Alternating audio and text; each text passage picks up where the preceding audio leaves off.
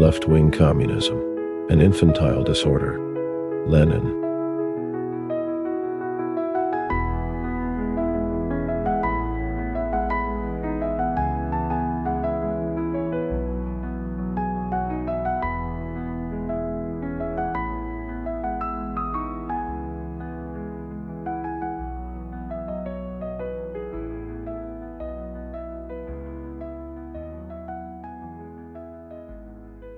Lenin wrote Left-Wing Communism, an Infantile Disorder in April 1920, and the appendix on May 12, 1920. The pamphlet appeared in Russian June 8-10, 1920, and then in German, French, and English in July. Lenin personally read the pamphlet's page proofs and machine proofs to ensure publication in time for the Second Congress of the Communist International. The pamphlet was circulated to all of the Congress delegates. Between July and November 1920, a German edition appeared in Leipzig, a French edition in Paris, and an English one in London. The manuscript of Left-Wing Communism bore the subtitle, Popular Exposition of Marxist Strategy and Tactics, which was omitted in all the editions brought out during Lenin's lifetime. The present translation follows the first Russian edition, the proofs of which were checked by Lenin. 1. Left-wing communism, an infantile disorder. In what sense can we speak of the international significance of the Russian Revolution? 2. The international significance of the Russian Revolution. In the first months following the conquest of political power by the proletariat in Russia, October 25, November 7, 1917, it might have seemed that the tremendous difference between backward Russia and the advanced countries of Western Europe would cause the proletarian evolution in these latter countries to have very little resemblance to ours. Now we already have very considerable international experience, which most definitely shows that certain fundamental features of our revolution have a significance which is not local, not peculiarly national, not Russian only, but international. I speak here of international significance, not in the broad sense of the term, not some, but all the fundamental and many of the secondary features of our revolution are of international significance in the sense that the revolution influences all countries. No, taking it in the narrowest sense. Understanding international significance to mean the international validity or the historical inevitability of a repetition on an international scale of what has taken place in our country. It must be admitted that certain fundamental features of our revolution do possess such a significance. Of course, it would be a very great mistake to exaggerate this truth, and to apply it not only to certain fundamental features of our revolution. It would also be a mistake to lose sight of the fact that after the victory of the proletarian revolution, in at least one of the advanced countries, things will in all probability take a sharp turn, viz. Russia will soon after cease to be the model country, and once again become a backward country, in the Soviet and the socialist sense. But at the present moment of history, the situation is precisely such that the Russian model reveals to all countries something, and something very essential, of their near and inevitable future. Advanced workers in every land have long understood this, and more often they have not so much understood it as grasped it, sensed it, by revolutionary class instinct. Herein lies the international significance, in the narrow sense of the term, of Soviet power, and of the fundamentals of Bolshevik theory and tactics. This, the revolutionary leaders of the Second International, such as Kautsky in Germany and Otto Bauer and Friedrich Adler in Austria, failed to understand, and therefore proved to be reactionaries and advocates of the worst kind of opportunism and social treachery. Incidentally, the anonymous pamphlet entitled The World Revolution, Weltrevolution, 3. Left-Wing Communism, an Infantile Disorder, which appeared in 1919 in Vienna, Sozialistische Bücherei, Heft 11, Ignaz Brand, very clearly reveals their whole process of thought and their whole circle of ideas, or rather, the full depth of their stupidity, pedantry, baseness, and betrayal of working-class interests, and moreover, under the guise of defending the idea of world revolution. Let's see. But we shall have to discuss this pamphlet in greater detail some other time. Here we shall note only one more point.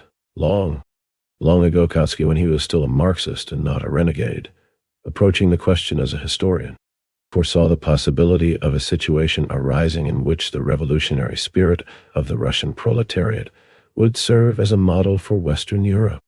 This was in 1902, when Kautsky wrote an article for the revolutionary Iskra entitled "The Slavs and Revolution." This is what he wrote in the article. At the present time, in contrast to 1848, it would seem that not only have the Slavs entered the ranks of the revolutionary nations, but that the center of revolutionary thought and revolutionary action is shifting more and more to the Slavs. The revolutionary center is shifting from the west to the east. In the first half of the 19th century, it was in France, times in England. In 1848, Germany joined the ranks of the revolutionary nations. The new century opens with events which suggests the thought that we are approaching a further shift of the revolutionary center, namely to Russia. Russia, which has borrowed so much revolutionary initiative from the West, is now perhaps herself ready to serve as a source of revolutionary energy for the West. The Russian revolutionary movement that is now flaring up will perhaps prove to be the most potent means of exercising that spirit of flabby philistinism and tempered politics which is beginning to spread in our midst, and it may cause the thirst for battle and the far passionate devotion to our great ideals to flare up in bright flames again. Russia has long ceased to be merely a bulwark of reaction and absolutism for Western Europe. It might be said that today the very opposite is the case. Western Europe is becoming a bulwark of reaction and absolutism in Russia. The international significance of the Russian Revolution. The Russian revolutionaries might perhaps have coped with the Tsar long ago had they not been compelled at the same time to fight his European capital. Let us hope that this time they will succeed in coping with both enemies, and that the new Holy Alliance will collapse more quickly than its more predecessors. But however the present struggle in Russia may end, the blood and felicity of the martyrs whom, unfortunately, it will produce in too great numbers, will not have been sacrificed in vain. They will nourish the shoots of social revolution throughout the civilized world, and make them grow more luxuriantly and rapidly. In 1848, the Slavs were a black frost which blighted the flowers of the people's spring. Perhaps they are now destined to be the storm that will break the ice of reaction and irresistibly bring with it a new and hot, happy spring for the nations. Karl Kautsky, The Slavs and Revolution, Iskra, Russian Social Democratic Revolutionary Newspaper, No. 18, March 10, 1902. 1. Karl Kautsky wrote well 18 years ago. 1. Karl Kautsky, The Slavs and Revolution, in Witnesses to Permanent Revolution. The Documentary Record. Brill Publishers, Leiden, 2009, pp. 63-65. 5. Left-Wing Communism, an Infantile Disorder. One of the fundamental conditions for the Bolsheviks' success. 6. 2. One of the fundamental conditions for the Bolshevik success. Certainly, almost everyone now realizes that the Bolsheviks could not have maintained themselves in power for 2.5 months, let alone 2.5 years, unless the strictest, truly iron discipline had prevailed in our party, and unless the latter had been rendered the fullest and unreserved support of the whole mass of the working class, that is, of all thinking, honest, self-sacrificing and influential elements who are capable of leading or of carrying with them the backward strata. The dictatorship of the proletariat is a most determined and most ruthless war waged by the new class against a more powerful enemy, the bourgeoisie, whose resistance is increased tenfold by its overthrow, even if only in one country, and whose power lies not only in the strength of international capital, in the strength and durability of the international connections of the bourgeoisie, but also in the force of habit, in the strength of small production. For, unfortunately, small production is still very, very widespread in the world, and small production engenders capitalism, and the bourgeoisie continuously, daily, hourly, spontaneously, and on a mass scale. For all these reasons, the dictatorship of the proletariat is essential, and victory over the bourgeoisie is impossible without a long, stubborn, and desperate war of life and death, a war demanding perseverance, discipline, firmness, indomitableness, and unity of will. I repeat, the experience of the victorious dictatorship of the proletariat in Russia has clearly shown even to those who are unable to think, or who have not had occasion to ponder over this question, that absolute centralization and the strictest discipline of the proletariat constitute one of the fundamental conditions for victory over the bourgeoisie. This is often discussed, but not nearly enough thought is given to what it means, and under what conditions it is possible. Would it not be better if greetings in honor of Soviet power and the Bolsheviks were more frequently attended by a profound analysis of the reasons why the Bolsheviks were able to build up the discipline the revolutionary proletariat needs? As a trend of political thought and as a political party, Bolshevism exists since 1903. Only the history of Bolshevism during the whole period of its existence can satisfactorily explain why it was able to build up and to maintain under most difficult conditions the iron discipline needed for the victory of the proletariat. 7. Left-wing communism, an infantile disorder. And first of all, the question arises, how is the discipline of the revolutionary party of the proletariat maintained? How is it tested? How is it reinforced?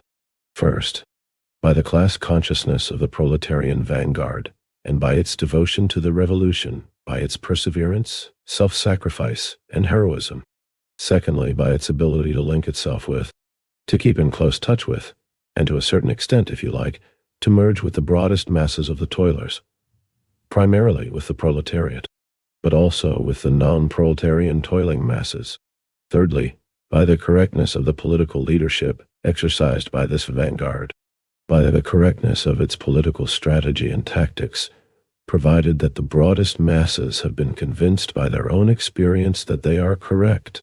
Without these conditions, discipline in a revolutionary party that is really capable of being the party of the advanced class, whose mission it is to overthrow the bourgeoisie and transform the whole of society, cannot be achieved.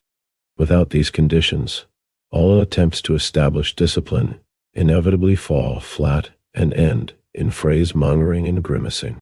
On the other hand, these conditions cannot arise all at once. They are created only by prolonged effort and hard-won experience. Their creation is facilitated by a correct revolutionary theory, which, in its turn, is not a dogma, but assumes final shape only in close connection with the practical activity of a truly mass and truly revolutionary movement. That Bolshevism was able, in 1917-20, under unprecedentedly difficult conditions, to build up and successfully maintain the strictest centralization and iron discipline was simply due to a number of historical peculiarities of Russia. On the one hand, Bolshevism arose in 1903 on the very firm foundation of the theory of Marxism, and the correctness of this, and only this, revolutionary theory has been proved not only by world experience throughout the 19th century, but particularly by the experience of the wanderings and vacillations, the mistakes and disappointments of revolutionary thought in Russia. For nearly half a century, approximately from the 40s to the 90s, advanced thought in Russia, oppressed by an unparalleled, savage and reactionary tsardom, eagerly sought for a correct revolutionary theory, and followed with astonishing diligence and thoroughness each and every last word in this realm in Europe and America. Russia achieved Marxism, the only correct revolutionary theory. 8. 2.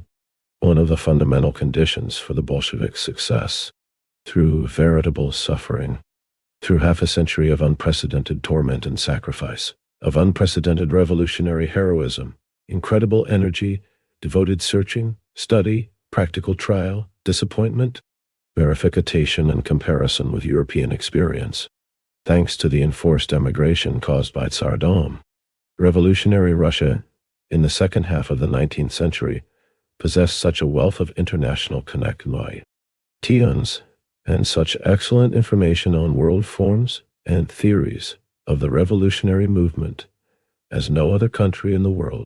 On the other hand, having arisen on this granite theoretical foundation, Bolshevism passed through 15 years, 1903 to 17, of practical history, which in wealth of experience has no equal anywhere else in the world. For no other country during these 15 years had anything even approximating to this revolutionary experience. This rapid and varied succession of different forms of the movement, legal and illegal, peaceful and stormy, underground and open, circles and mass movements, parliamentary and terrorist. In no other country was there concentrated during so short a time such a wealth of forms, shades, and methods of struggle of all classes of modern society.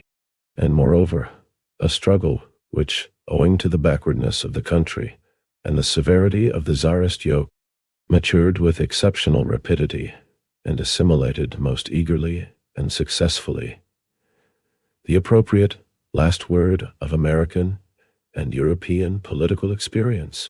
9. Left-wing communism, an infantile disorder. So there are the principal stages in the history of Bolshevism. 10. 3. The principal stages in the history of Bolshevism. The years of preparation of the revolution, 1903 to 5. The approach of a great storm is felt everywhere. All classes are in a state of ferment and preparation. Abroad, the press of the political exiles discusses the theoretical aspects of all the fundamental problems of the revolution. The representatives of the three main classes, of the three principal political trends, the liberal bourgeois, the petty bourgeois, democratic, concealed under the labels social democratic and social revolutionary, and the proletarian revolutionary trends, anticipate and prepare the approaching open class struggle by a most bitter battle on programmatic and tactical views. All of the issues on which the masses waged an armed struggle in 1905, 7 and 1917-20 can and should be studied in their embryonic form in the press of that time. Between these three main trends, there were of course a host of intermediate, transitional, halfway forms, or more correctly, in the struggle of the press, parties, factions, and groups, there were crystallizing those political and ideological trends which are actually class trends. The classes were forging the requisite political and ideological weapons for the impending battles. The years of revolution, 1905-7. All classes come out into the open. All programmatic and tactical views are tested by the action of the masses. The strike struggle is unparalleled anywhere in the world for its extent and acuteness. The economic strike grows into a political strike, and the latter into insurrection. The relations between the proletariat as the leader and the vacillating, unstable peasantry as the led are tested in practice. The Soviet form of organization is born in the spontaneous development of the struggle. The controversies of that time over the significance of the Soviets anticipate the great struggle of 1917-20.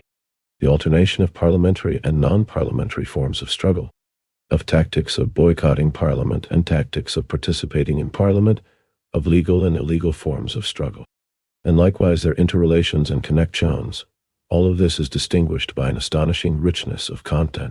As far as teaching the fundamentals of political science, to masses and letters, to classes and parties, was concerned, 1 month of this period was equivalent to a whole year of peaceful, constitutional development. Without the dress rehearsal of 1905, the victory of the October Revolution in 1917 would have been impossible. 11. Left-wing communism. An infantile disorder. The years of reaction 1907-10. Tsardom scored victory. All of the revolutionary and opposition parties have been defeated. Depression, demoralization, splits, discord, renegacy. Pornography take the place of politics. There is an increased drift toward philosophical idealism.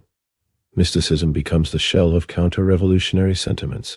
But at the same time, it is precisely this great defeat that gives the revolutionary parties and the revolutionary class a real and very valuable lesson. A lesson in historical dialectics, a lesson in the understanding of the political struggle, and in the skill and art of waging it. One gets to know one's friends in times of misfortune. Defeated armies learn well. Victorious Tsardom is compelled to accelerate the destruction of the remnants of the pre-bourgeois, patriarchal mode of life in Russia. The country's development along bourgeois lines proceeds with remarkable speed. Extra-class and above-class illusions. Illusions concerning the possibility of avoiding capitalism are scattered to the winds. The class struggle manifests itself in quite a new and more distinct form. The revolutionary parties must complete their education. They have learned to attack. Now they have to realize that this knowledge must be supplemented with the knowledge how to retreat properly. They have to realize, and the revolutionary class is taught to realize it by its own bitter experience, that victory is impossible unless they have learned both how to attack and how to retreat properly. Of all the defeated opposition and revolutionary parties, the Bolsheviks effected the most orderly retreat, with the least loss to their army, with its core best preserved, with the least, in respect to profundity and irremediability, splits with the least demoralization, and in the best condition to resume the work on the broadest scale and in the most correct and energetic manner. The Bolsheviks achieved this only because they ruthlessly exposed and expelled the revolutionary phrasemongers, who refused to understand that one had to retreat, that one had to know how to retreat, and that one had absolutely to learn how to work legally in the most reactionary parliaments, in the most reactionary trade unions, cooperative societies, insurance societies, and similar organizations. 12. 3. The principal stages in the history of Bolshevism. The years of rise, 1910-14. At first the rise was incredibly slow. Then, following the Lena events of 1912.2, it became somewhat more rapid. Overcoming unprecedented difficulties, the Bolsheviks pushed aside the Mensheviks, whose role as agents of the bourgeoisie in the working class movement was perfectly understood by the whole bourgeoisie after 1905, and who were therefore supported in 1,000 ways by the whole bourgeoisie against the Bolsheviks. But the Bolsheviks would never have succeeded in doing this had they not carried out a correct tactic of combining illegal work with the obligatory utilization of legal possibilities. The Bolsheviks won all the labor seats in the arch-reactionary Duma. The First Imperialist World War, 1914-17. Legal parliamentarism, with an extremely reactionary parliament, is a very useful service to the party of the revolutionary proletariat. The Bolsheviks. The Bolshevik deputies are exiled to Siberia. In the exile press abroad all shades of social imperialism, social chauvinism, social patriotism, inconsistent and consistent internationalism, pacifism, and the revolutionary repudiation of pacifist illusions find full expression.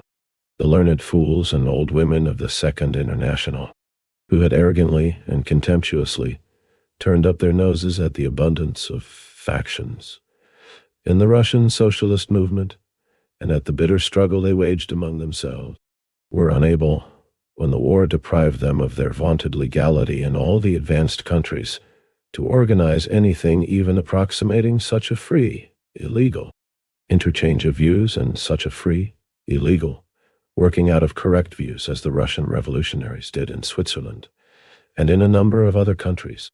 It was precisely because of this that both the avowed social patriots and the Trotskyites of all countries proved to be the worst traitors to the proletariat. And one of the principal reasons why Bolshevism was able to score victory in 1917-20 was that ever since the end of 1914, it had been ruthlessly exposing the baseness, loathsomeness, and vileness of social chauvinism and Trotskyism, to which Longuetism 3 in France. The reference is to the shooting of the workers of the Lena goldfields in Siberia by Tsarist troops in April 1912. The Lena workers had gone on strike in protest against brutal exploitation by the management. Workers in all parts of Russia replied to the Lena shooting by mass political strikes and demonstrations, which ushered in a new powerful rise of the revolutionary working class movement. 3. Longuetism, a centrist trend within the French Socialist Party headed by Jean Longuet. The Longuetites took a social pacifist stand in the First World War. Follow 13. Left-wing communism, an infantile disorder. Views of the leaders of the Independent Labour Party 4 and the Fabians 5 in England, of Cerati in Italy, etc., correspond, and the masses later became more and more convinced by their own experience of the correctness of the Bolshevik views. The Second Revolution in Russia, February to October 1917, the incredible senility and obsoleteness of Tsardom had created, with the aid of the blows and hardships of a most agonizing war, an incredibly destructive power directed against Tsardom. Within a few days, Russia was transformed into a democratic bourgeois republic, more free, under war conditions, than any other country in the world. The leaders of the opposition and revolutionary parties began to set up a government, just as is done in the most strictly parliamentary republics. And the fact that a man had been a leader of an opposition party in parliament, even in a most reactionary parliament, assisted him in his subsequent role in the revolution. In a few weeks, the Mensheviks and socialist revolutionaries thoroughly imbibed all the methods and manners, arguments and sophistries of the European heroes of the Second International, of the ministerialists and other opportunist scum. All that we now read about the Shai-de in the victory of the Great October Socialist Revolution in Russia. They proclaimed their support for the dictatorship of the proletariat, but in actual fact remained hostile to it, continuing their policy of reconciliation with the social chauvinists and supporting the predatory Peace of Versailles. In December 1920, the Longuetites, together with the avowed reformists, broke away from the French Socialist Party and affiliated to the so-called 2.5 International, and after the disintegration of that body, returned to the Second International. 4. The Independent Labour Party was formed in 1893 and was led by Keir Hardie, Ramsay MacDonald, and others. It claimed to be politically independent of the bourgeois parties. Actually, it was independent of socialism, but dependent upon liberalism. Lenin. 5. Fabians, members of the reformist and opportunist Fabian Society, formed by a group of British bourgeois intellectuals in 1884. The society took its name from the Roman general Fabius Cunctator, the delayer, famous for his procrastinating tactics and avoidance of decisive battles. The Fabian Society represented, as Lenin put it, the most finished expression of opportunism and liberal labor politics. The Fabians sought to deflect the proletariat from the class struggle and advocated the possibility of a peaceful, gradual transition from capitalism to socialism by means of reforms. During the Imperialist World War 1914-18, the Fabians took a social chauvinist stand. For a characterization of the Fabians, see Lenin's preface to the Russian edition of Letters by J. P. Becker, J. Dietzken, F. Engels, K. Marx and others to P. A. Sorga and others, V. I. Lenin, Collected Works, Folio. 12. The Agrarian Program of Social Democracy in the Russian Revolution. Void. 30. And English Pacifism and English dislike of theory. Collected works, vol. 14. 3. The principal stages in the history of Bolshevism. Mans and Nosks. About Kautsky and Hilferding, Renner and Austerlitz, Otto Bauer and Fritz Adler, Turati and Longuet. About the Fabians and the leaders of the Independent Labour Party of England. All this seems to us, and really is, a dreary repetition, a reiteration of an old and familiar refrain. We have already seen all this in the case of the Mensheviks. History played a joke and made the opportunists of a backward country anticipate the opportunists of a number of advanced countries. If the heroes of the Second International have all suffered bankruptcy and have disgraced themselves over the question of the significance and role of the Soviets and Soviet power, if the leaders of the three very important parties which have now left the Second International, namely, the German Independent Social Democratic Party, 6, the French Longtights, and the British Independent Labour Party, have disgraced and entangled themselves over this question in a most striking way, if they have all turned out to be slaves to the prejudices of petit bourgeois democracy, quite in the spirit of the petit bourgeois of 1848, who called themselves social democrats. We have already seen all this in the case of the Mensheviks. History played a joke. In Russia, in 1905, the Soviets were born. From February to October 1917, they were turned to a false use by the Mensheviks, who went bankrupt because of their inability to understand the role and significance of the Soviets. And now the idea of Soviet power has arisen all over the world and is spreading among the proletariat of all countries with extraordinary speed. And the old heroes of the Second International are also going bankrupt everywhere, like our Mensheviks, because they are not capable of understanding the role and significance of the Soviets. Experience has proved that on certain very essential questions of the proletarian revolution, all countries will inevitably have to perform what Russia has performed. Contrary to the views that are today not infrequently met with in Europe and America, the Bolsheviks began their victorious struggle against the parliamentary, factually, bourgeois republic and against the Menshua. 6. The German Independent Social Democratic Party, a centrist party formed in April 1917. The party split at its Halle Congress in October 1920, and in December of that year, a considerable part of its membership united with the Communist Party of Germany. The right wing formed a separate party which existed under the old name, Independent Social Democratic Party, until 1922, when the independents rejoined the German Social Democratic Party. 15. Left-wing communism, an infantile disorder. Vicks very cautiously, and the preparations they made for it were by no means simple. We did not call for the overthrow of the government at the beginning of the period mentioned, but explained that it was impossible to overthrow it without first changing the composition and the sentiments of the Soviets. We did not proclaim a boycott of the bourgeois parliament, the Constituent Assembly, but said, and from the April 1917 conference of our party onward began to say officially, in the name of the party, that a bourgeois republic with a constituent assembly is better than a bourgeois republic without a constituent assembly, but that a workers' and peasants' republic, a Soviet republic, is better than any bourgeois democratic, parliamentary republic. Without such careful, thorough, circumspect, and prolonged preparations, we could not have obtained victory in October 1917, nor have maintained that victory. 16. Turi.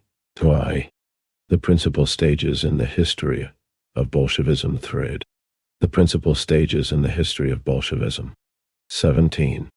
Left-wing communism, an infantile disorder.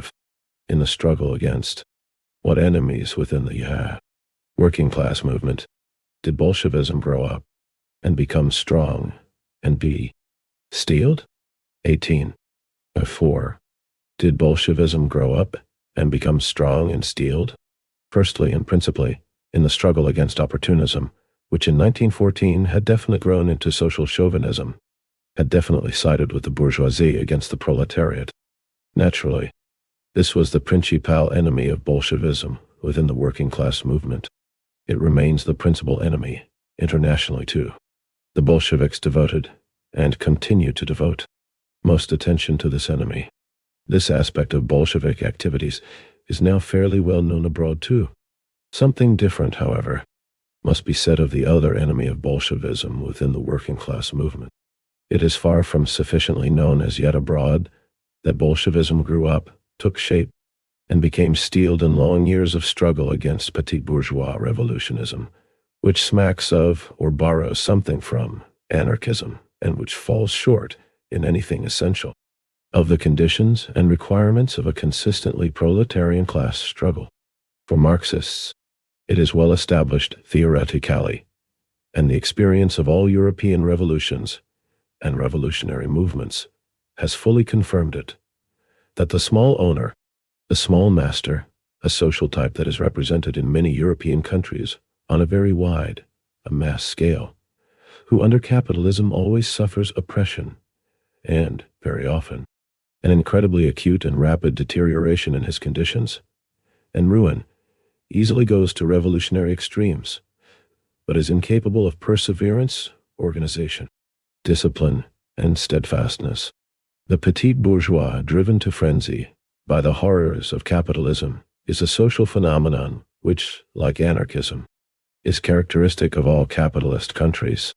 The instability of such revolutionism, its barrenness, its liability to become swiftly transformed into submission, apathy, fantasy, and even a frenzied infatuation with one or another bourgeois fad. All this is a matter of common knowledge, but a theoretical, abstract recognition of these truths does not at all free revolutionary parties from old mistakes, which always crop up at unexpected moments in a somewhat new form, in hitherto unknown vestments or surroundings, in a peculiar, more or less peculiar, situation. Anarchism was not infrequently a sort of punishment for the opportunist sins of the working class movement. The two monstrosities were mutually complementary, and the fact that in Russia, although her population is more petit bourgeois than that of the European countries, anarchism exercised a relatively negligible influence in the preparations for 19 left-wing communism and infantile disorder during both revolutions, 1905 and 1917, must undoubtedly be partly placed to the credit of Bolshevism, which has always combated opportunism ruthlessly and uncompromisingly. I say partly, for a still more important role in weakening the influence of anarchism in Russia was played by the fact that in the past, in the 70s of the 19th century, it had had the opportunity to develop with exceptional luxuriance and to display its utter fallaciousness and unfitness as a guiding theory for the revolutionary class. At its inception in 1903, Bolshevism took over the tradition of ruthless struggle against petit bourgeois, semi-anarchist, or dilettante anarchist revolutionism, the tradition which has always existed in revolutionary social democracy and became particularly strong in 1930, when the foundations for a mass party of the revolutionary proletariat were being laid in Russia. Bolshevism took over and continued the struggle against the party which more than any other expressed the tendencies of petit bourgeois revolutionism, namely, the Socialist Revolutionary Party, and waged this struggle on three main points. First, this party, rejecting Marxism, stubbornly refused, or, it would be more correct to say, was unable, to understand the need for a strictly objective appraisal of the class forces and their interrelations before undertaking any political action. Secondly, this party considered itself to be particularly revolutionary, or left, because of its recognition of individual terror, assassination, a thing which we Marxists emphatically rejected. Of course, we rejected individual terror only on grounds of expediency, whereas people who were capable of condemning, on principle, the terror of the Great French Revolution, or in general, the terror employed by a victorious revolutionary party which is besieged by the bourgeoisie of the whole world, were ridiculed and laughed to scorn already by Plekhanov in 1903, when he was a Marxist and a revolutionary. Thirdly, the socialist revolutionaries thought it very left to sneer at comparatively insignificant opportunist sins of the German Social Democratic Party, while they themselves imitated the extreme opportunists of that party, for example, on the agrarian question or on the question of the dictatorship of the proletariat. History, by the way, has now confirmed on a large worldwide historic scale the opinion we have always advocated, namely, that revolutionary German social democracy. Note that as far back as 1903, Plekhanov 2004, did Bolshevism grow up and become strong and steeled, demanded the expulsion of Bernstein from the party, and the Bolsheviks, always continuing this tradition, in 1913 exposed the utter baseness, violence, and treachery of Legend 7, came closest to being the party which the revolutionary proletariat required in order to attain victory. Now in 1920, after all the ignominious failures and crises of the war period and the early post-war years, it can be plainly seen that, of all the Western parties, German revolutionary social democracy produced the best leaders and recuperated, and gained new strength more rapidly than the others. This may be seen in the case both of the Spartacist Party 8 and the left, proletarian wing of the Independent Social Democratic Party of Germany, which is waging an incessant struggle against the opportunism and spinelessness of the Kotskis, Hilferdings, Ledeburs, and Crispians. If we now cast a general glance over a fully completed historical period, namely, from the Paris Commune to the first Socialist Soviet Republic, we shall find that the attitude of Marxism to anarchism in general stands out most definitely and unmistakably. In the final analysis, Marxism proved to be correct, and although the anarchists rightly pointed to the opportunist views on the state that prevailed among the majority of the socialist parties, it must be stated, firstly, that this opportunism was connected with the distortion and even deliberate suppression of Marx's views on the state. In my book, The State and Revolution, I pointed out that for 7 see Lenin's article, what should not be imitated in the German labor movement, collected works, vol. 24, 8 Spartacists, the members of the Spartacus League, formed during the First World War in January 1916. At the beginning of the war, the German left Social Democrats formed the international group led by Karl Liebknecht, Rosa Luxemburg, Franz Mehring, Clara Zetkin, and others. It also called itself the Spartacus League. No, the Spartacists conducted revolutionary propaganda among the masses against the imperialist war and exposed the predatory policy of German imperialism and the treachery of the opportunist social democratic leaders. But the Spartacists failed to free themselves of semi-Menshevik fallacies on cardinal questions of theory and policy. A criticism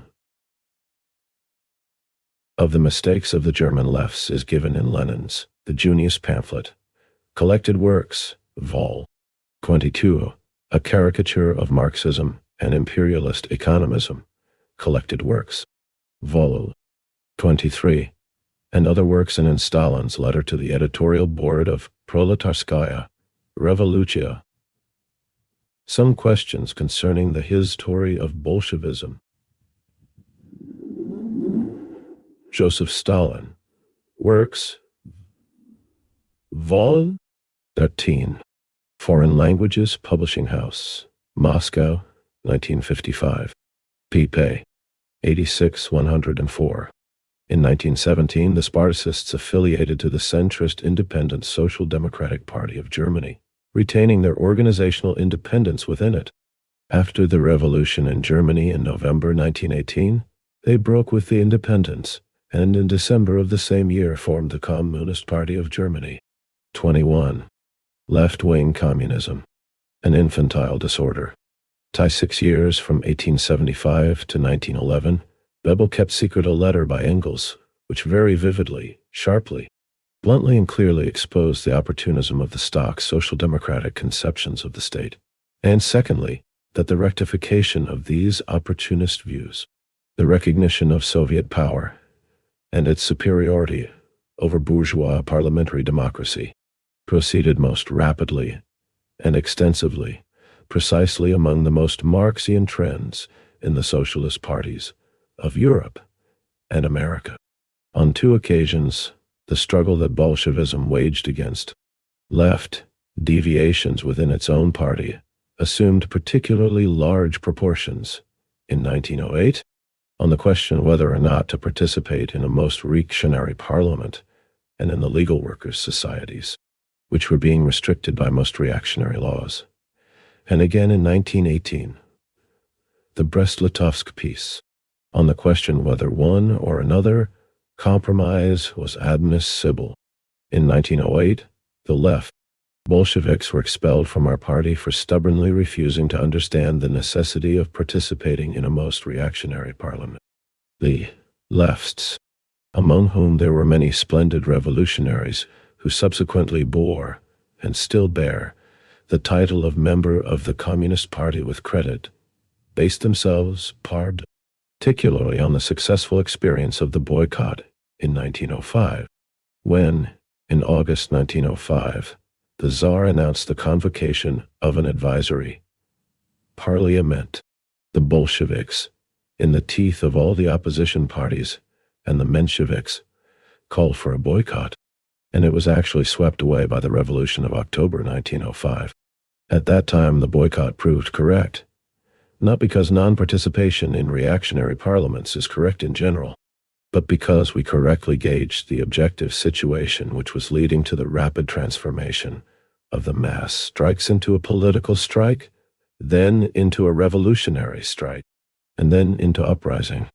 Moreover, the struggle at that time centered around the question whether to leave the convocation of the First Representative Assembly to the Tsar, or to attempt to wrest its convocation from the hands of the old regime, when there was no certainty, nor could there be, that the objective situation was analogous, and likewise no certainty of a similar trend and rate of development.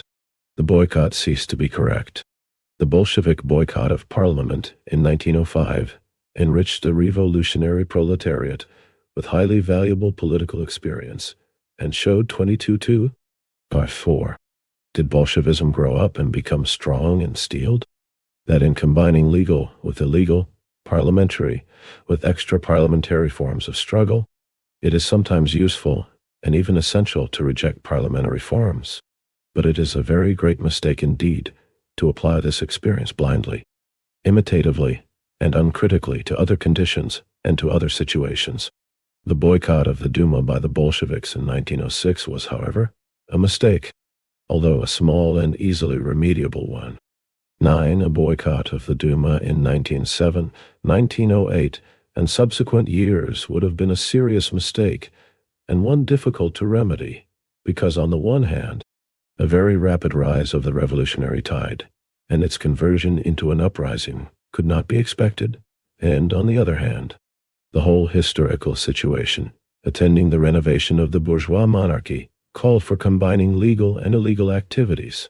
Today, when we turn back at this completed historical period, the connection of which with subsequent periods is fully revealed, it becomes particularly clear that the Bolsheviks could not have in 1908-14 preserved, let alone strengthened, developed and reinforced the firm core of the revolutionary party of the proletariat had they not upheld in strenuous struggle the viewpoint that it is obligatory to combine legal and illegal forms of struggle, that it is obligatory to participate even in a most reactionary parliament and in a number of other institutions restricted by reactionary laws, sick benefit societies, etc.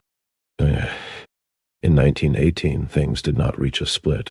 The left communists at that time only formed a separate group or faction within our party, and that not for long. In the same year, 1918, the most prominent representatives of left communism, for example, comrades Radek and Bukharin, openly admitted their mistake. It had seemed to them that the Brest-Litovsk peace was a compromise with the imperialists that was inadmissible on principle and harmful to the party of the revolutionary proletariat. It was indeed a compromise with the imperialists, but it was a compromise which, under the circumstances, was obligatory. Today, when I hear our tactics during the conclusion of the Brest-Litovsk peace, assailed by the socialist revolutionaries, for instance, or when I hear the remark made by Comrade Lansbury in conversation with a 9. What applies to individuals applies, with necessary modifications, to politics and parties.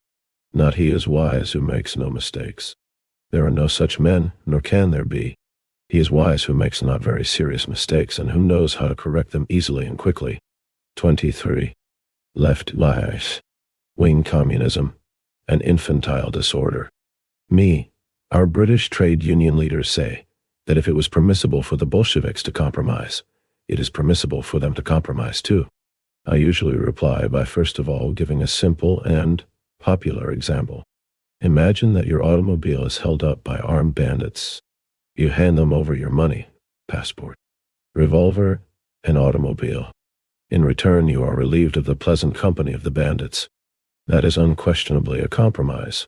Don't you des, I give you money, firearms, automobile, so that you give me the opportunity to depart in peace.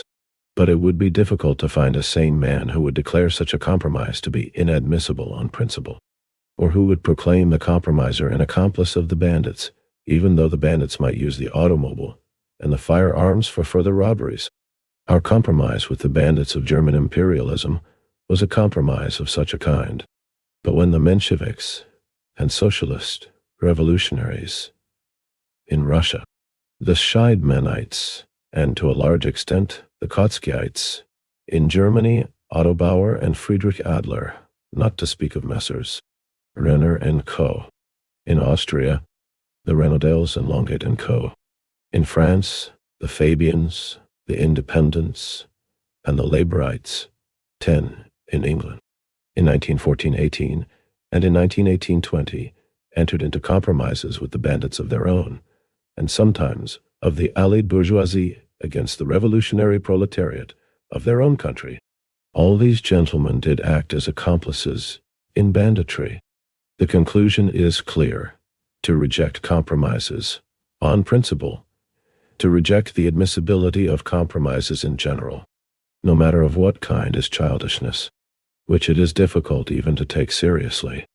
A political leader who desires to be useful to the revolutionary proletariat must know how to single out concrete cases when such compromises are inadmissible, when they are an expression of opportunism and treachery, and direct all the force of criticism, the full edge of merciless exposure and relentless war against those concrete compromises, and not allow the past masters at practical socialism and the parliamentary Jesuits to dodge and wriggle. 10 by Laborites, Lenin.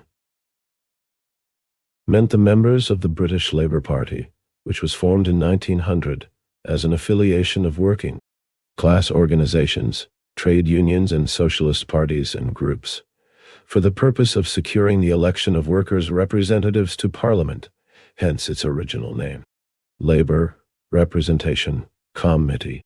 It assumed the name of Labour Party in 1906.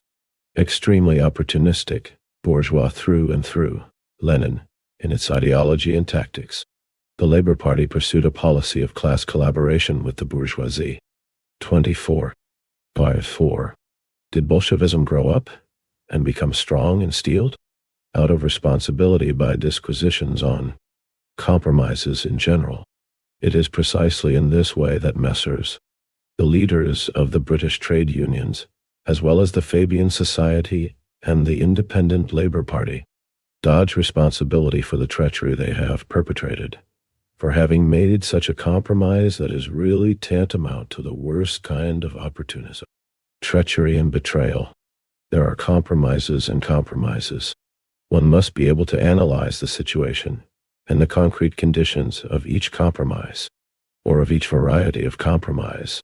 One must learn to distinguish between a man who gave the bandits money and firearms in order to lessen the damage they can do and facilitate their capture and execution, and a man who gives bandits money and firearms in order to share in the loot In politics, this is by no means always as easy as in this childishly simple example. But anyone who set out to invent a recipe for the workers that would provide, in advance, ready-made solutions for all cases in life, or who promised that the policy of the revolutionary proletariat would never encounter difficult or intricate situations, would simply be a charlatan. So as to leave no room for misinterpretation, I shall attempt to outline, if only very briefly, a few fundamental rules for analyzing concrete compromises. The party which concluded a compromise with the German imperialists by signing the Brest-Wine. Litovsk peace had been working out its internationalism in action ever since the end of 1914. It was not afraid to call for the defeat of the Tsarist monarchy and to condemn defense of the fatherland in a war between two imperialist robbers. The parliamentary representatives of this party took the road to Siberia, rather than the road leading to ministerial portfolios in a bourgeois government. The revolution that overthrew Tsardom and established a democratic republic put this party to a new and tremendous test. The party entered into no agreements with its own imperialists, but prepared and carried out their overthrow.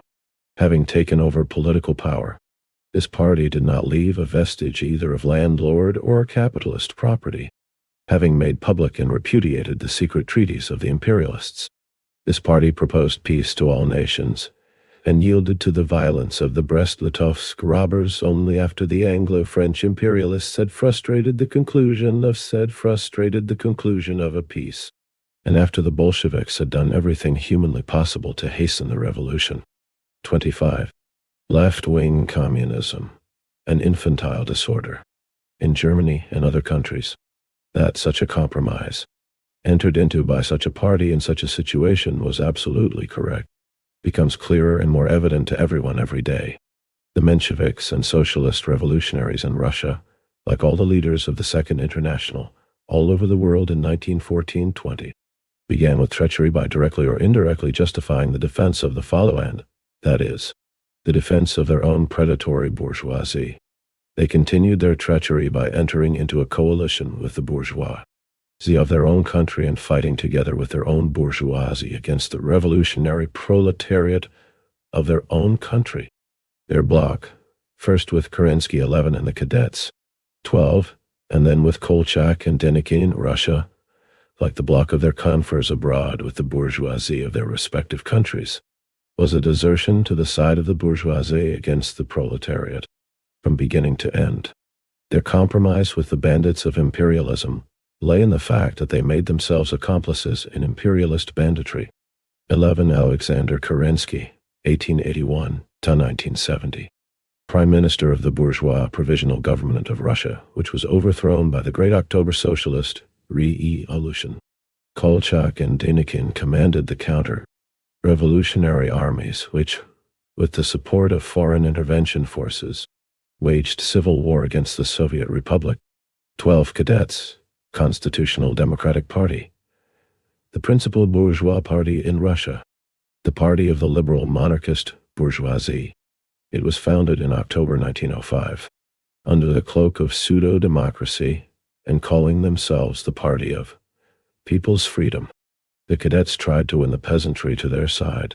They strove to preserve Tsarism in the form of a constitutional monarchy. Subsequently, the cadets became the party of the imperialist bourgeoisie. After the victory of the October Socialist Revolution, the cadets organized counter-revolutionary conspiracies and revolts against the Soviet Republic. 26. Did Bolshevism grow up and become strong and steeled? Did Bolshevism grow up and become strong and steeled? 27. Left-wing communism, an infantile disorder. Left-wing communism in Germany. Leaders, party, class, masses. 28. Left-wing communism in Germany. Leaders, party, class, masses. The German communists of whom we must now speak do not call themselves lefts, but, if I am not mistaken, the opposition unprincipally, but that they reveal all the symptoms of the infantile disorder of leftism will be seen from what follows. A pamphlet written from the standpoint of this opposition, and entailed the split in the Communist Party of Germany, the Spartacus League, published by the local group in Frankfurt am Main, sets forth the substance of the views of this opposition most saliently, precisely, clearly and briefly. A few quotations will suffice to acquaint the reader with the substance of their views. The Communist Party is the party of the most determined class struggle, politically. The transition period between capitalism and socialism is the period of the proletarian dictatorship. The question arises, who should be the vehicle of this dictatorship? The Communist Party or the proletarian class? Should we on principle strive for the dictatorship of the Communist Party or for the dictatorship of the proletarian class? All that italics in the original. Further, the author of the pamphlet accuses the SC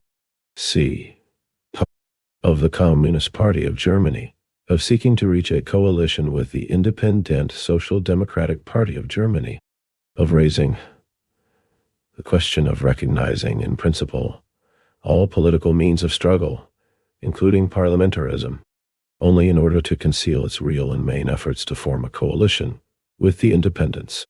And the pamphlet goes on to say, the opposition has chosen another road.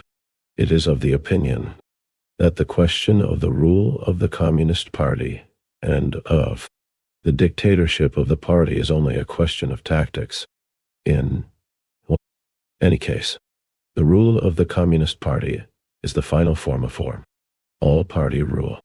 On principle, we must strive for the dictatorship of the proletarian class, and all the measures of the party, its organization, its methods of struggle, its strategy and tactics, should be directed to this end. Accordingly, one must emphasize 29. Left-wing communism, an infantile disorder. Equally reject all compromise with other parties, all reversion to parliamentary forms of struggle, which have become historically and politically obsolete. All policy of maneuvering and agreement, specifically proletarian methods of revolutionary struggle, must be strongly emphasized.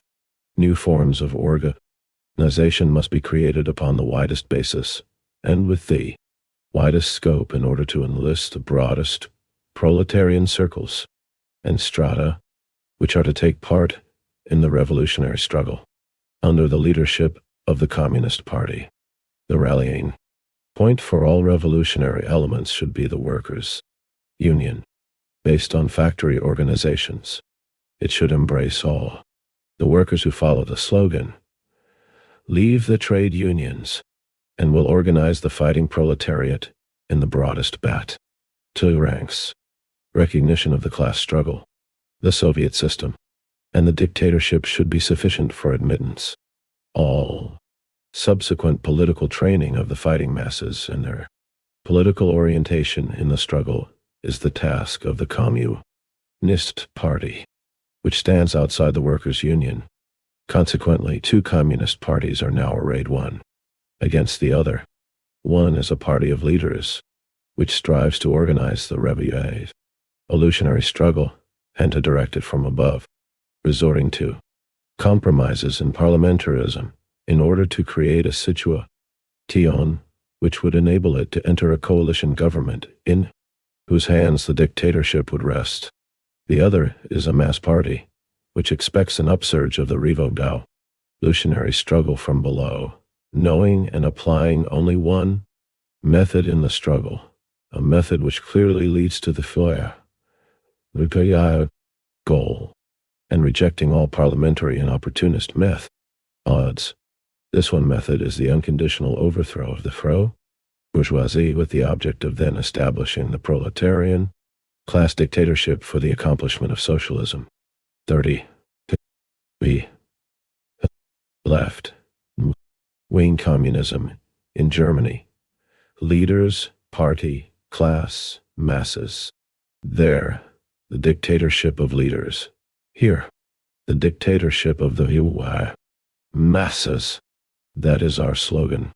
Such are the most essential points characterizing the views of the opposition in the German Communist Party. Any Bolshevik who has consciously participated in, or has closely observed, the development of Bolshevism since 1903 will at once say after reading these arguments, what old and familiar rubbish. What left childishness? But let us examine these arguments a little more closely. The mere presentation of the question, dictatorship of the party, or dictatorship of the class, dictatorship, party of the leaders, or dictatorship, party of the masses, testifies to the most incredible and hopeless confusion of mind. These people are straining to invent something quite out of the ordinary, and, in their effort to be clever, make themselves ridiculous. Everyone knows that the masses are divided into classes, that the masses can be contrasted to classes only by contrasting the vast majority in general. Regardless of division, according to status in the social system of production, to categories holding a definite status in the social system of production, that usually, and in the majority of cases, at least in modern civilized countries, classes are led by political parties, that political parties, as a general rule, are directed by more or less stable groups composed of the most authoritative, influential, and experienced members, who are elected to the most responsible positions and are called leaders. All this is elementary. All this is simple and clear. Why replace this by some rigmarole? By some new Volapük? 13. On the one hand, these people apparently got confused when they found themselves in difficult straits, when the party's abrupt changeover from legality to illegality disturbed the customary, normal, and simple relations between leaders, parties, and classes. In Germany, as in other European countries, people had become too accustomed to legality, to the free and proper election of leaders at regular party congresses, to the convenient method of testing the class composition of parties through parliamentary elections, mass meetings, the press, the sentiments of the trade unions and other organizations, etc. 13 Volapük.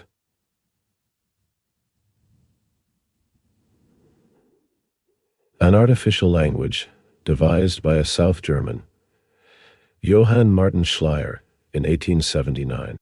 It did not gain popularity. 31. Left-wing communism, an infantile disorder. When, instead of this customary procedure, it became necessary, due to the stormy development of the revolution and the development of the Civil War, to pass quickly from legality to illegality, to combine the two, and to adopt the inconvenient and undemocratic methods of singling out, or forming, or preserving groups of leaders, people lost their heads and began to think up some supernatural nonsense. Probably the Dutch tribunists 14 who had the misfortune to be born in a small country where traditions and conditions of legality were particularly privileged and particularly stable, and who had never witnessed the changeover from legality to illegality, became confused, lost their heads, and helped to create these absurd inventions. On the other hand, we see a simply thoughtless and incoherent use of the now fashionable terms, masses and leaders. These people have heard and committed to memory a great many attacks on leaders, in which they are contrasted to the masses, but they were unable to think matters out and gain a clear understanding of what it was all about. The divergence between leaders and masses was brought out with particular clarity and sharpness in all countries at the end of and after the imperialist war. The principal reason for this phenomenon was explained many times by Marx and Engels between the years 1852 and 1892. By the example of England, that country's monopoly position led to the separation from the masses of a semi-petit bourgeois, opportunist, labor aristocracy. The leaders of this labor aristocracy constantly deserted to the bourgeoisie and were directly or indirectly in its pay. Marx earned the honor of incurring the hatred of these scoundrels by openly branding them as traitors. Modern 20th century. Imperialism created a privileged monopoly position for a few advanced countries, and this gave rise everywhere in the Second International to a certain type of traitor, opportunist, social chauvinist leaders who championed the interests of their own craft, their own section of the labor aristocracy. This divorced the 14 Dutch tribunists, the name given by Lenin to members of the Communist Party of Holland. The Tribunists originally made up the left wing of the Social Democratic Labour Party of Holland, taking their name from the newspaper De Tribune, founded in 1907. Expelled from the Social Democratic Labour Party in 1909, they organized their own independent party, the Social Democratic Party of Holland. The Tribunists represented the left wing of the working class movement in Holland, but were never a consistently revolutionary party. In 1918, they took part in the formation of the Communist Party of Holland. 32. V. Left-wing communism. In Germany, leaders, party, class, masses, opportunist parties from the masses, that is, from the broadest strata of the working people, from their majority, from the lowest paid workers. The victory of the revolutionary proletariat is impossible unless this evil is combated, unless the opportunist social traitor leaders are exposed, discredited, and expelled. And that is the policy on which the Third International embarked. To go so far in this connection as to contrast, in general, dictatorship of the masses to dictatorship of the leaders is ridiculously absurd and stupid. What is particularly curious is that actually, in place of the old leaders, who hold the common human views on ordinary matters, new leaders are put forth under cover of the slogan, "Down with the leaders," who talk unnatural stuff and nonsense. Such are Laufenberg, Wolfheim, Horner 15, Karl Schröder, Friedrich Wendel, and Karl Erler 16 in Germany. Erler's attempts to render the question more profound and to proclaim that political parties are generally unnecessary and bourgeois represent such Herculean pillars of absurdity that one can only shrug one's shoulders. It goes to confirm the truth that a little mistake can always be turned into a monstrous one if it is persisted in, if profound justifications are sought for it, and if it is carried to its logical conclusion. Repudiation of the party principle and of party discipline. Such is the opposition's net result, and this is tantamount to completely disarming the proletariat in the interest of the bourgeoisie. It is tantamount to that petit bourgeois, diffuseness, instability, incapacity for sustained effort, unity, and organized action, which, if indulged in, must inevitably destroy every proletarian revolutionary movement. From the standpoint of communism, the repudiation of the party principle means trying to leap from 15 Horner, the pseudonym of Anton Pannekoek, 16 Karl Erler, the dissolution of the party, Kommunistische Arbeiterzeitung, Hamburg, February 7, 1920. No. 32.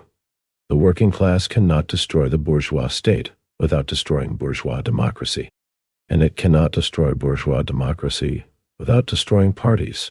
The more muddle-headed of the syndicalists and anarchists of the Latin countries may derive satisfaction from the fact that solid Germans, who evidently consider themselves Marxists, Erler and K.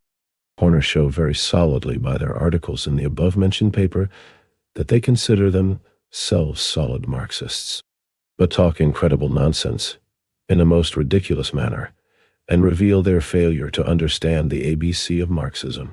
Go to the length of making utterly inept statements. The mere acceptance of Marxism does not save one from mistakes.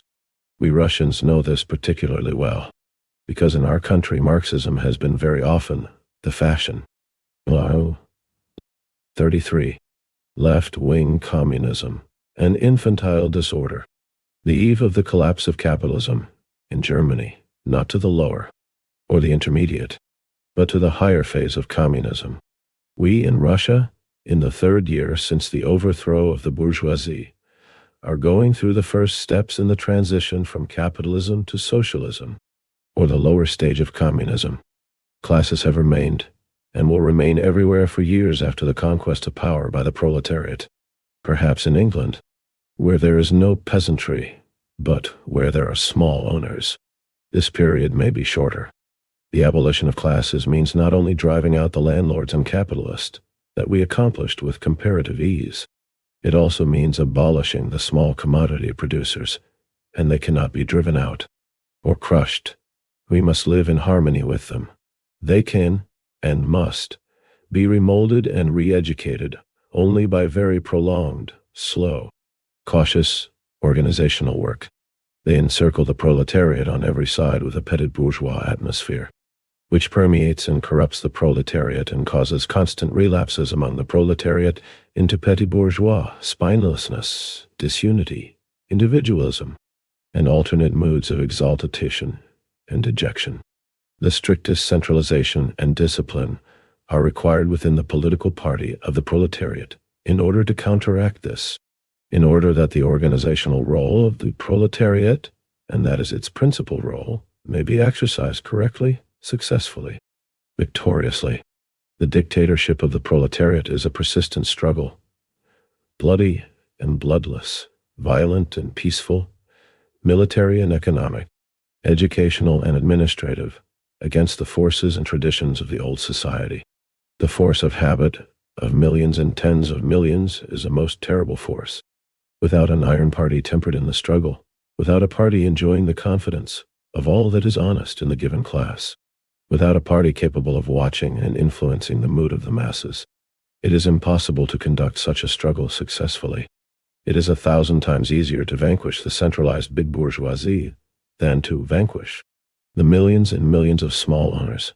Yet they, by their ordinary, everyday, imperceptible, elusive, demoralizing activity, achieve the very results which the bourgeoisie need and which tend to restore the bourgeoisie. Whoever weakens ever so little the iron discipline of the party of the proletariat, especially during the time of its dictatorship, actually aids the bourgeoisie against the proletariat. Side by side with the question of leaders, party, class, masses, we must discuss the question of the reactionary trade unions. But first 34. V. Left-wing communism.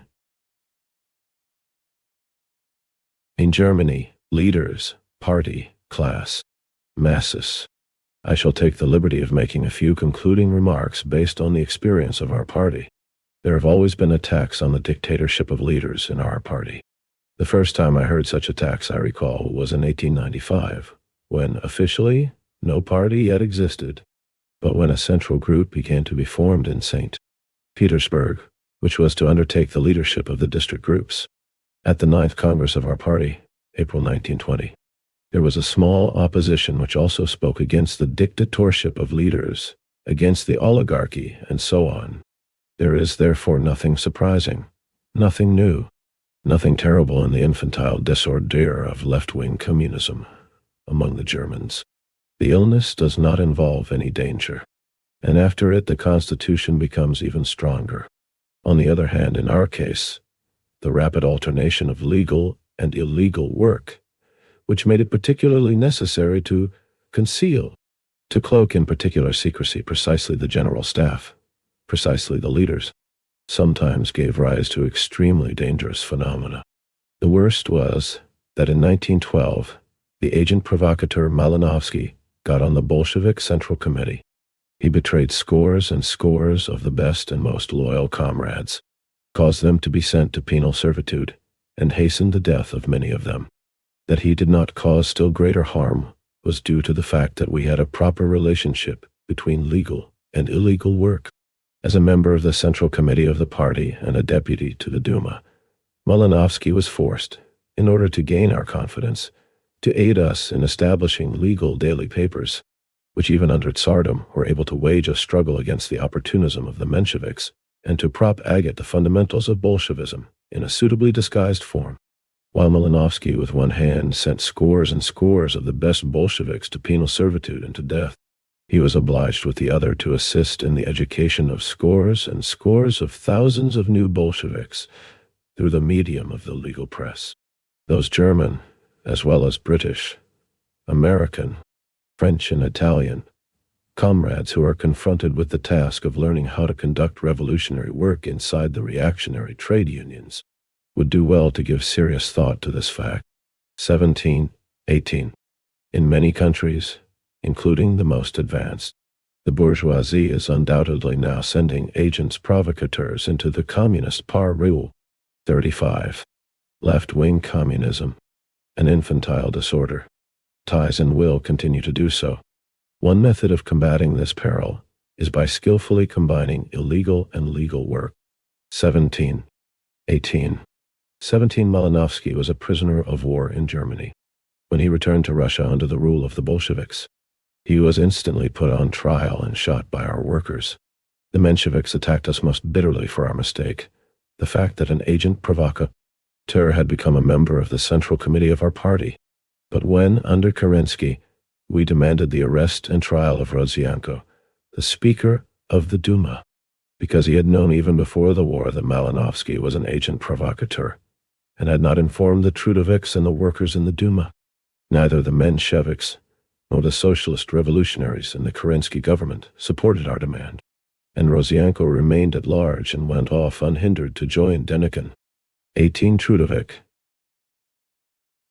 A group of petty bourgeois Democrats formed in April 1906 of peasant members of the First State Duma. The Trudovik group existed in all four Dumas.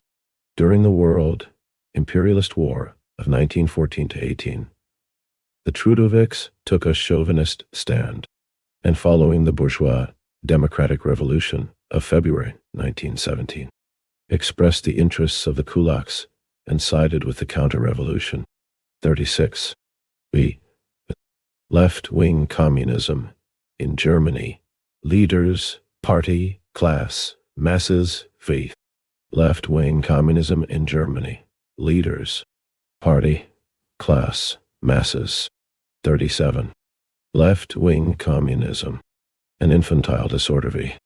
Should revolutionaries work in reactionary trade unions? 38. VC. Should revolutionaries work in reactionary trade unions? The German lefts consider that as far as they are concerned, the reply to this question is an unqualified negative. In their opinion, declamations and angry ejaculations, such as uttered by K.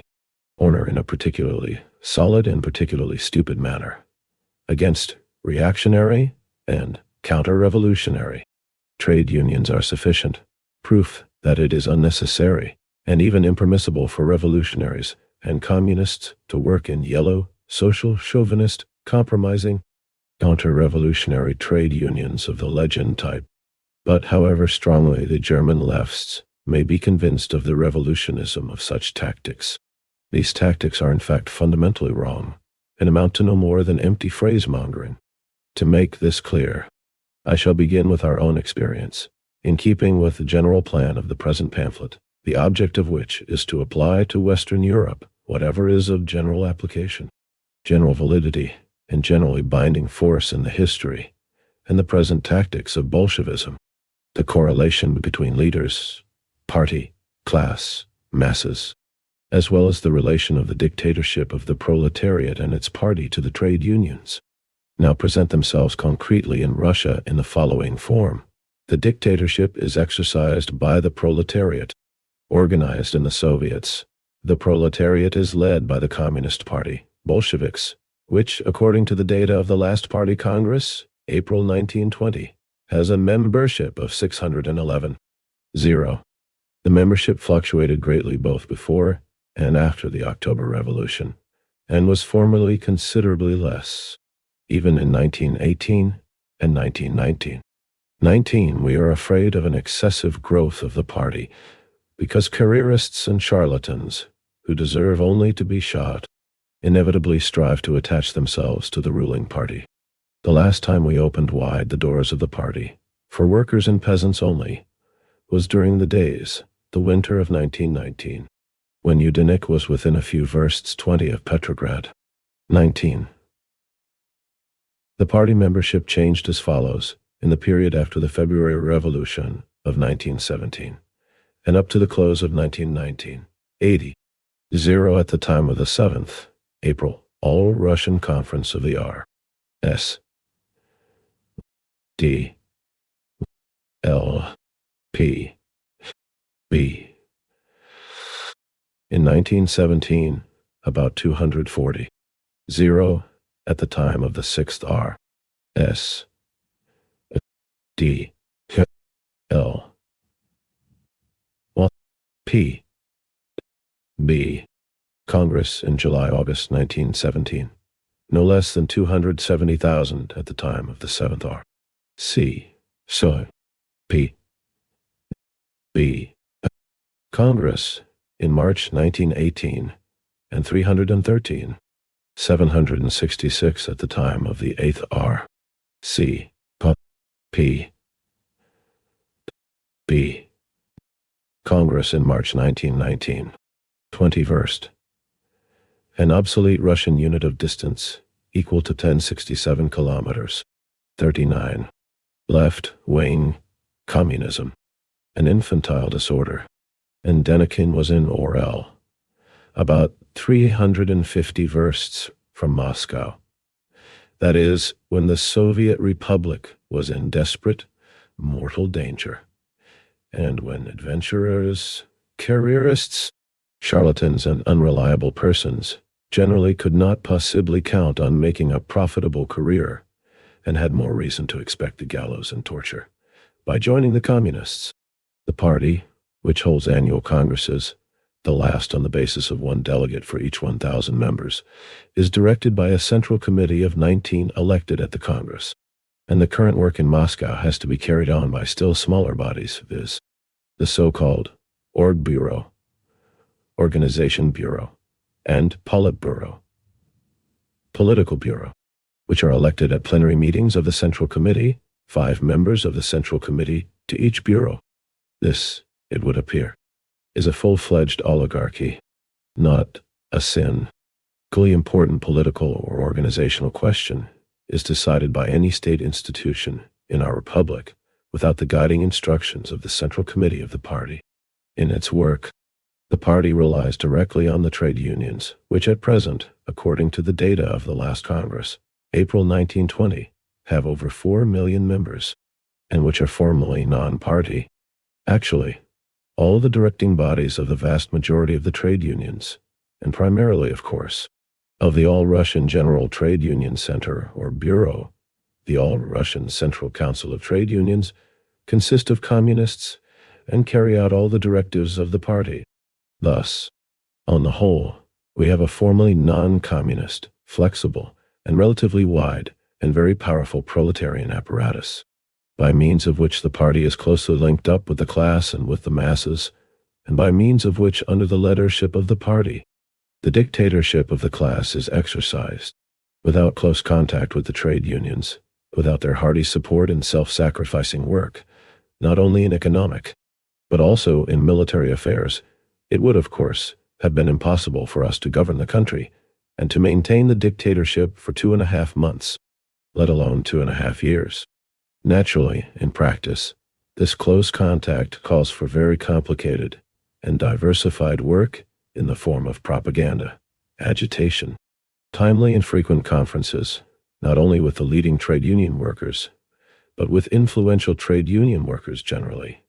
It calls for a determined struggle against the Bolsheviks, who still have a certain, though very small, number of adherents, whom they teach all possible counter-revolutionary 40. This much should revolutionaries work in reactionary trade unions? Tricks, from ideologically defending democracy, bourgeois, and preaching independence of the trade unions, independent of the proletarian state power, to sabotaging proletarian discipline, etc. etc. We consider that contact with the masses through trade unions is not enough. In the course of the revolution, practical activities have given rise to non-rise.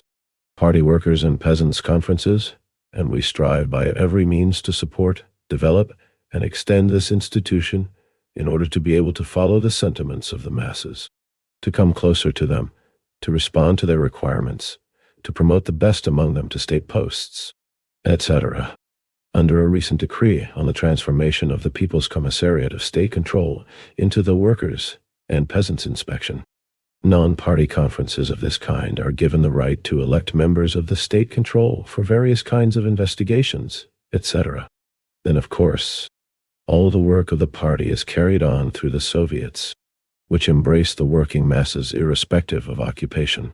The district congresses of Soviets are democratic institutions, the like of which even the best of the democratic republics of the bourgeois world has never known. And through these congresses, whose proceedings the party endeavors to follow with the closest attention, as well as by continually appointing class-conscious workers to various posts in the rural districts, the role of the proletariat as leader of the peasantry is exercised. The dictatorship of the urban proletariat is realized. A systematic struggle against the rich bourgeois, exploiting and profiteering peasantry is waged, etc. Such is the general mechanism of the proletarian state power viewed from above, from the standpoint of the practical realization of the dictatorship. It can be hoped that the reader will understand why the Russian Bolshevik who is acquainted with this mechanism, and who for 25 years has watched it growing out of small, illegal, underground circles, cannot help regarding all this talk about, from above or from below, about the dictatorship of leaders or the dictatorship of the masses, etc. As ridiculous and childish nonsense, something like discussing whether a man's left leg or right arm is more useful to him, and we cannot but regard as equally ridiculous and childish nonsense the pompous, very learned, and frightfully revolutionary disquisitions of the German lefts to the effect that communists cannot and should not work in reactionary trade unions, that it is permissible to turn. 41.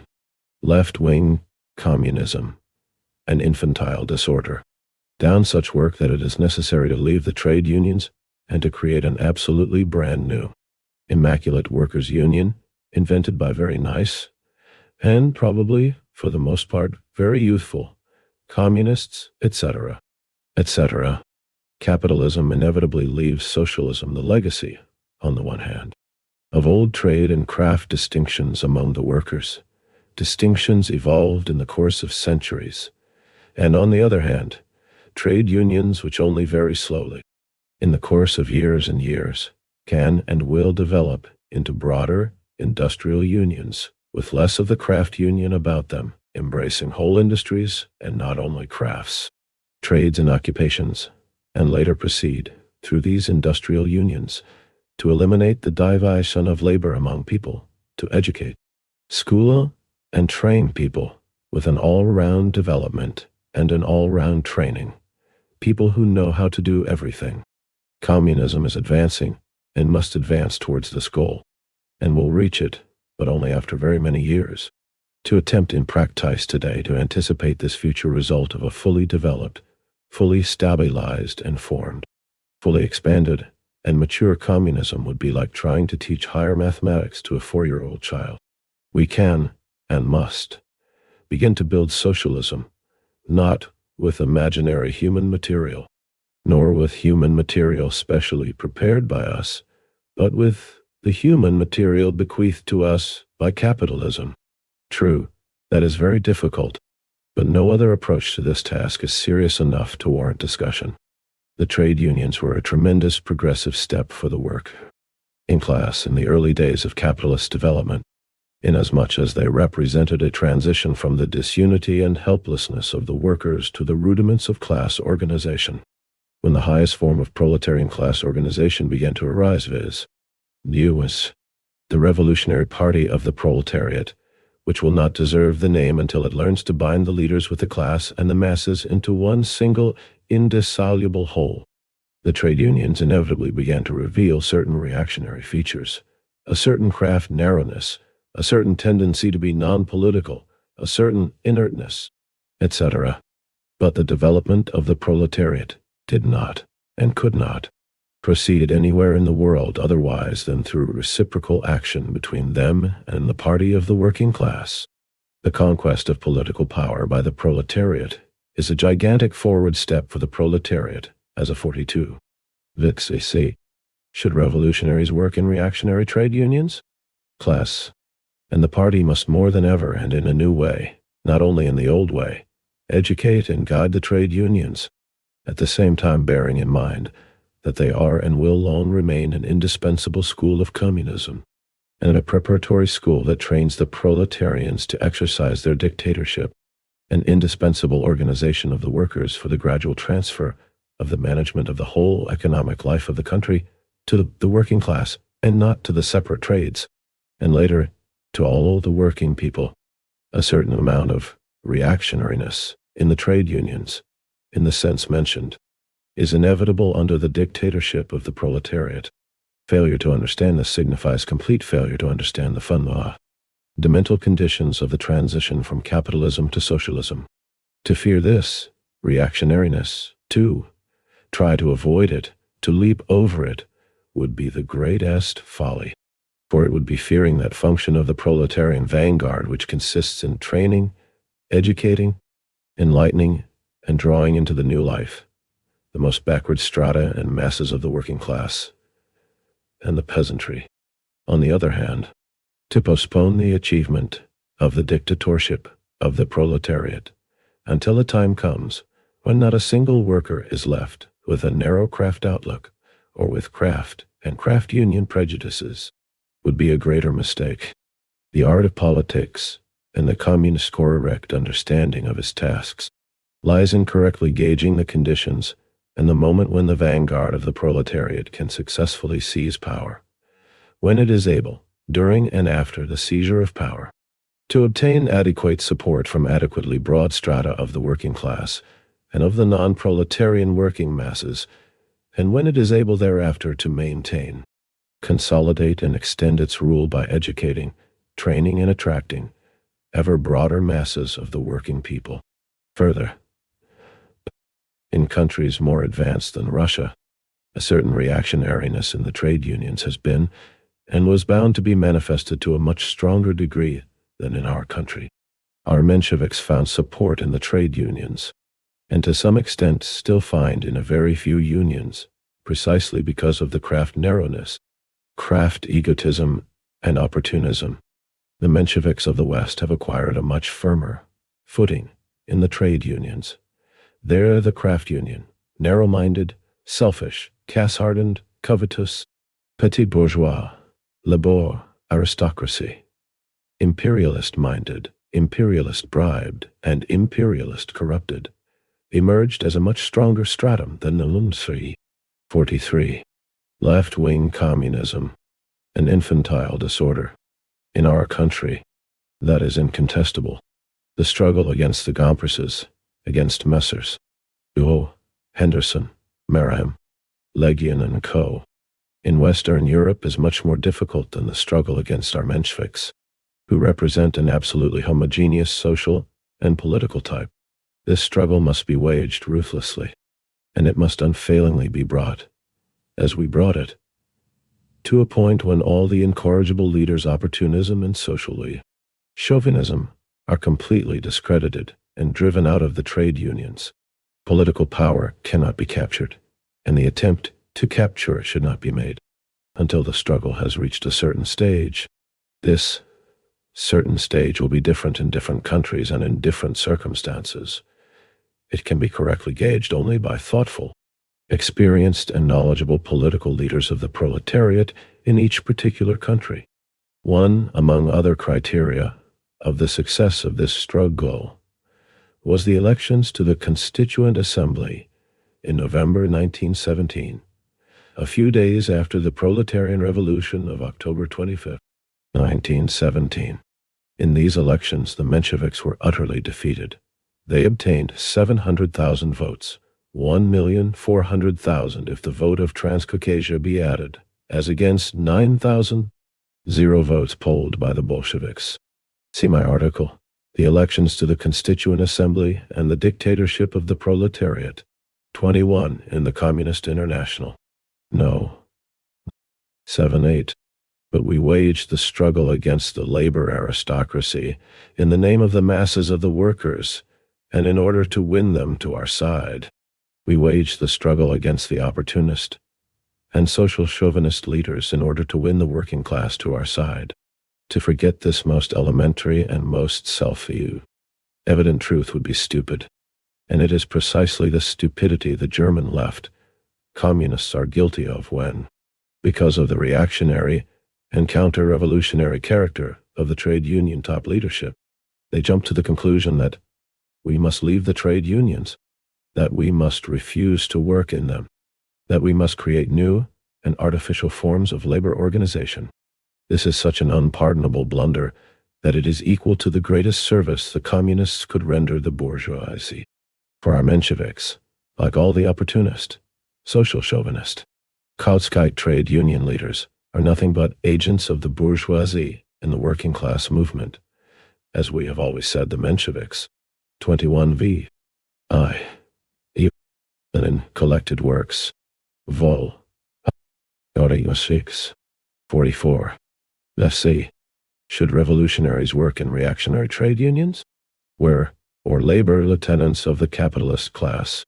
To use the splendid and profoundly true expression of the followers of Daniel de Leon in America, to refuse to work in the reactionary trade unions means leaving the insufficiently developed or backward masses of workers under the influence of the reactionary leaders, the agents of the bourgeoisie, the labor aristocrats, or the workers who have become completely bourgeois. Cf. Engels' letter to Marx in 1858 about the British workers, 22. It is precisely this absurd theory that communists must not work in reactionary trade unions that brings out with the greatest clarity how frivolous is the attitude of the left communists towards the question of influencing the masses and to what abuses they go in their vociferation about the masses.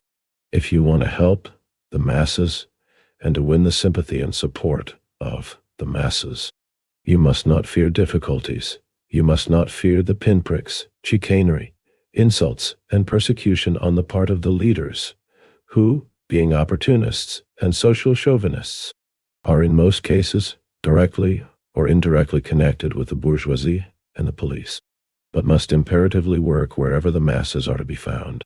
You must be capable of every sacrifice, of overcoming the greatest obstacles in order to carry on agitation and propaganda systematically, perseveringly, persistently, and patiently, precisely in those institutions, societies, and associations, even the most ultra-reactionary, in which proletarian or semi-proletarian masses are to be found, and the trade unions and workers' cooperatives, the latter sometimes at least, are precisely organizations where the masses are to be found. According to figures quoted in the Swedish paper Folkets Dagblad Politiken on March 10, 1920, trade union membership in Great Britain increased from 5,500,000 at the end of 1917 to 6,600,000 at the end of 1918, an increase of 19%. Towards the close of 1919, the membership was estimated at 7,500,000. I have not at hand the corresponding figures for France and Germany, but absolutely incontestable and generally known facts testify to a rapid growth of trade union membership in these countries too. These facts make crystal clear what is confirmed by thousands of other symptoms, namely, that class consciousness and the desire for organization are growing precisely among the proletarian masses, among the 22. See Karl Marx and Frederick Engels, Selected Correspondence, Progress Publishers, Moscow, 1965, pp. 102-103, 45. Left-wing communism and infantile disorder, rank and file, among the backward elements. Millions of workers in Great Britain, France and Germany are for the first time passing from a complete lack of organization to the elementary, lowest, most simple, and, for those still thoroughly imbued with bourgeois democratic prejudices, most easily comprehensible form of organization, namely, the trade unions, yet the revolutionary but imprudent left communists stand by shouting, the masses, and refuse to work within the trade unions, refuse on the pretext that they are reactionary, and invent a brand new, immaculate little workers' union, which is guiltless of bourgeois democratic prejudices and innocent of craft or narrow craft union sins, which, they claim, will be a broad organization, and the only condition of membership of which will be recognition of the Soviet system and the dictatorship, see passage quoted above, greater foolishness and greater damage to the revolution than that caused by the left revolutionaries cannot be imagined. Why, if we in Russia today, after 2.5 years of unprecedented victories over the bourgeoisie of Russia and the Entente, were to make recognition of the dictatorship a condition of trade union membership, we should be committing a folly. We should be damaging our influence over the masses. We should be helping the Mensheviks. For the whole task of the communists is to be able to convince the backward elements, to work among them, and not to fence themselves off from them by artificial and childishly left slogans. There need be no doubt that Messrs.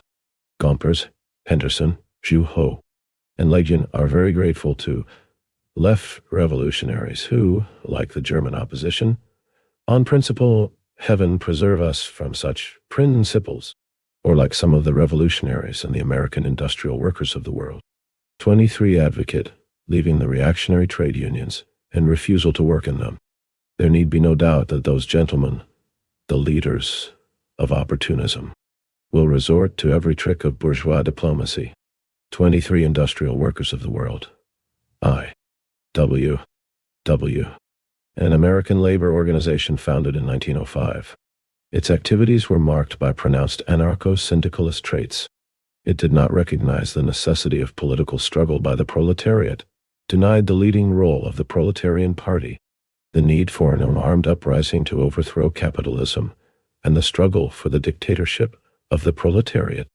The IWW refused to work in the American Federation of Labor Unions, and subsequently degenerated into a sectarian anarcho-syndicalist group, exerting no influence whatsoever on the workers. 46. Should revolutionaries work in reactionary trade unions? To the aid of bourgeois governments, the priests, the police, and the courts, to prevent communists joining the trade unions, to force them out by every means, to make their work in the trade unions as unpleasant as possible, to insult, bait, and persecute them? We must be able to withstand all this, to agree to all and every sacrifice, and even, if need be, to resort to various stratagems, artifices, illegal methods, to evasions and subterfuges, only so as to get into the trade unions, to remain in them, and to carry on communist work within them at all costs. Under Tsardom we had no legal possibilities whatever until 1905. But when Zhubatov, a secret police agent, organized Black Hundred Workers' assemblies and workingmen's societies for the purpose of trapping revolutionaries and combating them, we sent members of our party to these assemblies and into these societies. I personally remember one of them, Comrade Babushkin, a prominent St. Petersburg worker, who was shot by the Tsar's generals in 1906.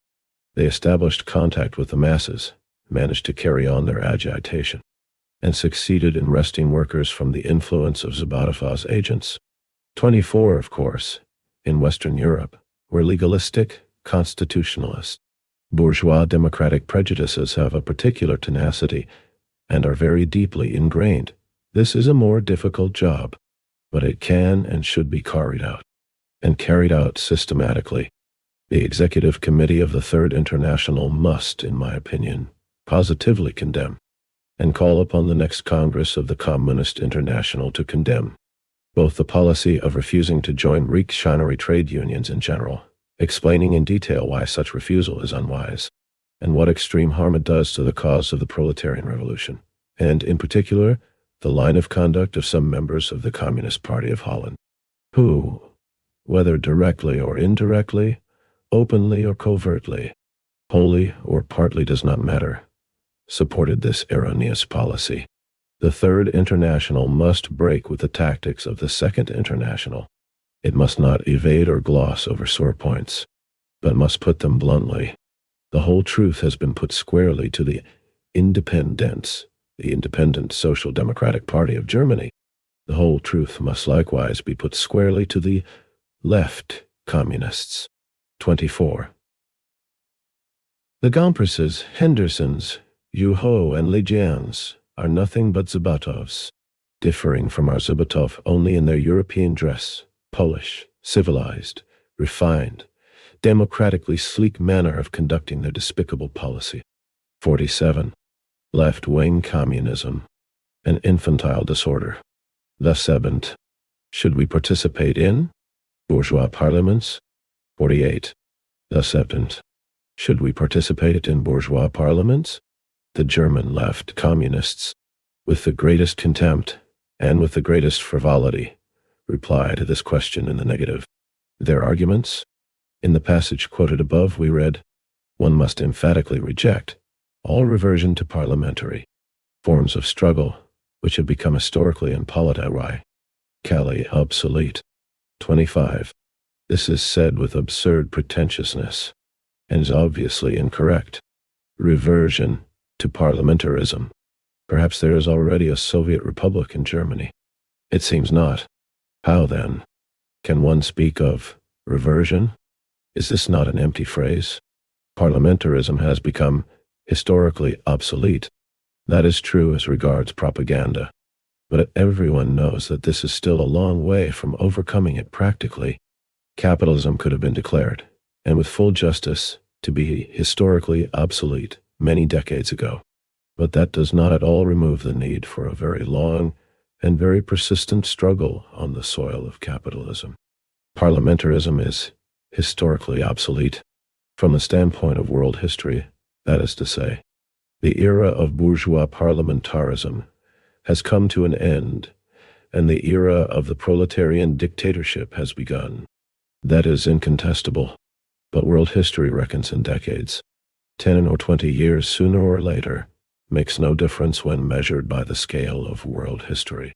From the standpoint of world history, it is a trifle that cannot be calculated, even approximately. But precisely for that reason, it is a howling theoretical blunder to apply the scale of world history to practical politics. Is parliamentarism politically obsolete? That is quite another matter. Were that true, the position of the lefts would be a strong one, but it has to be proved by a most searching analysis, and the lefts do not even know how to approach it. In the Theses on Parliamentarism, published in the Bulletin of the Provisional Bureau in Amsterdam of the Communist International. No. 1. February 1920, and obviously expressing the Dutch left or left Dutch strivings, the analysis, as we shall see, is also hopelessly bad. In the first place, contrary to the opinion of such outstanding political leaders as Rosa Luxemburg and Karl Liebknecht, the German lefts, 25c, the split in the Communist Party of Germany quoted in this book, pp. 2931, 49. Left-wing communism, an infantile disorder, as we know, considered parliamentarism to be politically obsolete. Even in January 1919, we know that the lefts were mistaken. This fact alone utterly destroys, at a single stroke, the proposition that parliamentarism is politically obsolete. The obligation falls upon the lefts of proving why their error, indisputable at that time, has now ceased to be in error. They do not, and cannot produce even a shadow of proof. The attitude of a political party towards its own mistakes is one of the most important and surest ways of judging how earnest the party is, and how it in practice fulfills its obligations towards its class and the toiling masses. Frankly admitting a mistake, ascertaining the reasons for it, analyzing the conditions which led to it, and thoroughly discussing the means of correcting it, that is the earmark of a serious party. That is the way it should perform its duties. That is the way it should educate and train the class, and then the masses. By failing to fulfill this duty, by failing to give the utmost attention, care and consideration to the study of their obvious mistake, the lefts in Germany and in Holland have proved that they are not a party of the class, but a circle, not a party of the masses, but a group of intellectuals and of a few workers who imitate the worst features of intellectualism. Secondly, in the same pamphlet of the Frankfurt group of lefts that we have already cited in detail, we read, "The millions of workers who still follow the policy of the Sen. Catholic Center Party are counter-revolutionary. The rural proletarians provide the legions of counter-revolutionary troops." Page 3 of the pamphlet. 26.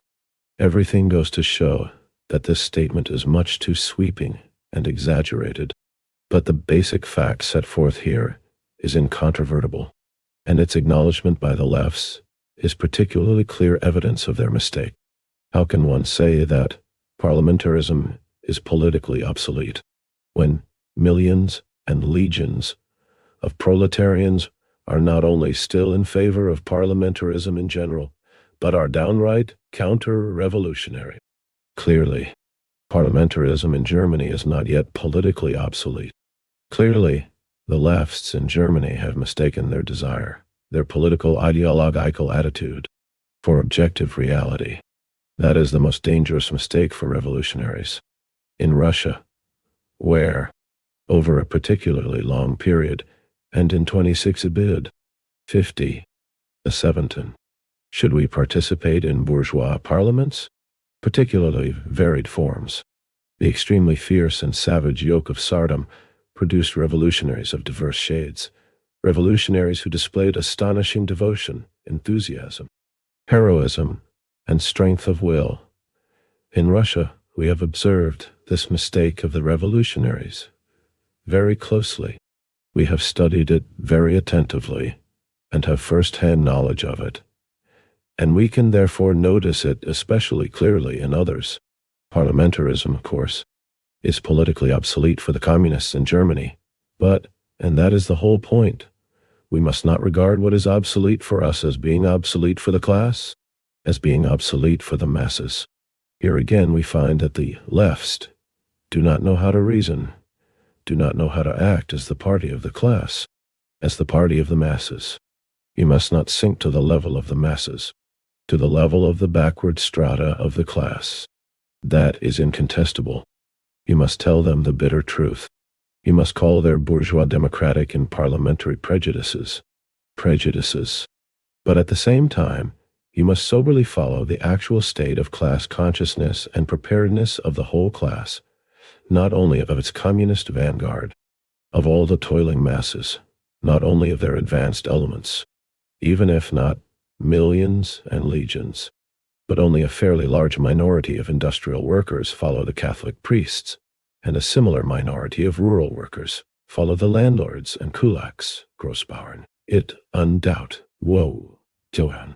Edley follows that parliamentarism in Germany is not yet politically obsolete, that participation in parliamentary elections and in the struggle on the parliamentary rostrum is obligatory for the party of the revolution, right? Proletariat, precisely for the purpose of educating the backward strata of its own class, precisely for the purpose of awakening and enlightening the undeveloped, downtrodden, ignorant rural masses. As long as you are unable to disperse the bourgeois parliament and every other type of reactionary institution, you must work inside them precisely because there you will still find workers who are doped by priests and the dreariness of rural life. Otherwise, you risk becoming mere babblers. Thirdly, the left communists have a great deal to say in praise of us Bolsheviks. One sometimes feels like telling them to praise us less and try to understand the tactics of the Bolsheviks more, to familiarize themselves with them more. We took part in the elections to the Russian bourgeois parliament, the Constituent Assembly, in September-November 1917. Were our tactics correct or not? If not, then this should be clearly. 51. Left-wing communism, an infantile disorder, stated and proved, for it is essential in working out correct tactics for international communism. If they were correct, then we must draw certain conclusions. Of course, there can be no question of regarding conditions in Russia on a par with conditions in Western Europe, but as regards the special question of the meaning of the concept that parliamentarism has become politically obsolete, it is essential to take careful account of our experience. For unless concrete experience is taken into account, such concepts very easily turn into empty phrases. Did not we, the Russian Bolsheviks, have more right in September-November 1917 than any Western communists to consider that parliamentarism was politically obsolete in Russia? Of course we did. For the point is not whether parliaments have existed for a long time or a short time, but how far the broad masses of the working people are prepared, ideologically, politically, and practically, to accept the Soviet system and to disperse the bourgeois democratic parliament, or allow it to be dispersed. That, owing to a number of special conditions, the urban working class and the soldiers and peasants of Russia were in September, November 1917, exceptionally well prepared to accept the Soviet system and to disperse the most democratic of bourgeois parliaments, is an absolutely incontestable and fully established historical fact. Nevertheless, the Bolsheviks did not boycott the Constituent Assembly, but took part in the elections both before the proletariat conquered political power and after. That these elections yielded exceedingly valuable and, for the proletariat, highly useful political results I have proved, I make bold to hope, in the above-mentioned article, which analyzes in detail the figures of the elections to the Constituent Assembly in Russia. The conclusion which follows from this is absolutely incontrovertible. It has been proved that participation in a bourgeois democratic parliament, even a few weeks before the victory of a Soviet republic, and even after such a victory, not only does not harm the revolutionary proletariat, but actually helps it to prove to the backward masses why such parliaments deserve to be dispersed. It helps their successful dispersal and helps to make bourgeois parliamentarism politically obsolete. To refuse to heed this experience, and at the same time to claim affiliation to the Communist International, which must work out its tactics internationally, not as narrow or one-sided national tactics, but as international tactics, is 252.7. Should we participate in bourgeois parliaments, commit the gravest blunder, and actually to retreat from internationalism while recognizing it in words? Now let us examine the Dutch left arguments in favor of non-participation in parliaments. The following is the text of the most important of the above-mentioned Dutch theses. Thesis no. 4. And when the capitalistic system of production has broken down, and society is in a state of revolution, parliamentary activity gradually loses importance as compared with the action of the masses themselves. When then, Parliament becomes the center and organ of the counter-revolution, whilst on the other hand, the laboring class builds up the instruments of its power. In the Soviets, it may even prove necessary to abstain from all and any participation in parliamentary action. 27. The first sentence is obviously wrong, since the action of the masses, a big strike, for instance, is more important than parliamentary activity at all times, and not only during a revolution or in a revolutionary situation. This obviously untenable and historically and politically incorrect argument only very clearly shows that the authors absolutely ignore both the general European experience, the French experience before the revolutions of 1848 and 1870, the German experience of 1878 to 90, etc., and the Russian experience, see above. As to the importance of combining legal with illegal struggle, this question is of immense importance in general, and in particular, because in all civilized and advanced countries, the time is rapidly approaching when such a combination will more and more become, in part it has already become, obligatory for the party of the revolutionary proletariat, owing to the fact that civil war between the proletariat and the bourgeoisie is maturing and approaching, owing to the fierce persecution of the communists by republican governments and bourgeois governments generally, which resort to any violation of legality. Witness the example of America alone, and so on. This very important question the Dutch, and the lefts in general, have utterly failed to understand. As for the second sentence, In the first place, it is wrong historically. We Bolsheviks participated in the most counter-revolutionary parliaments. 27. Theses on parliamentarism. In Die Kommunistische Internationale, No.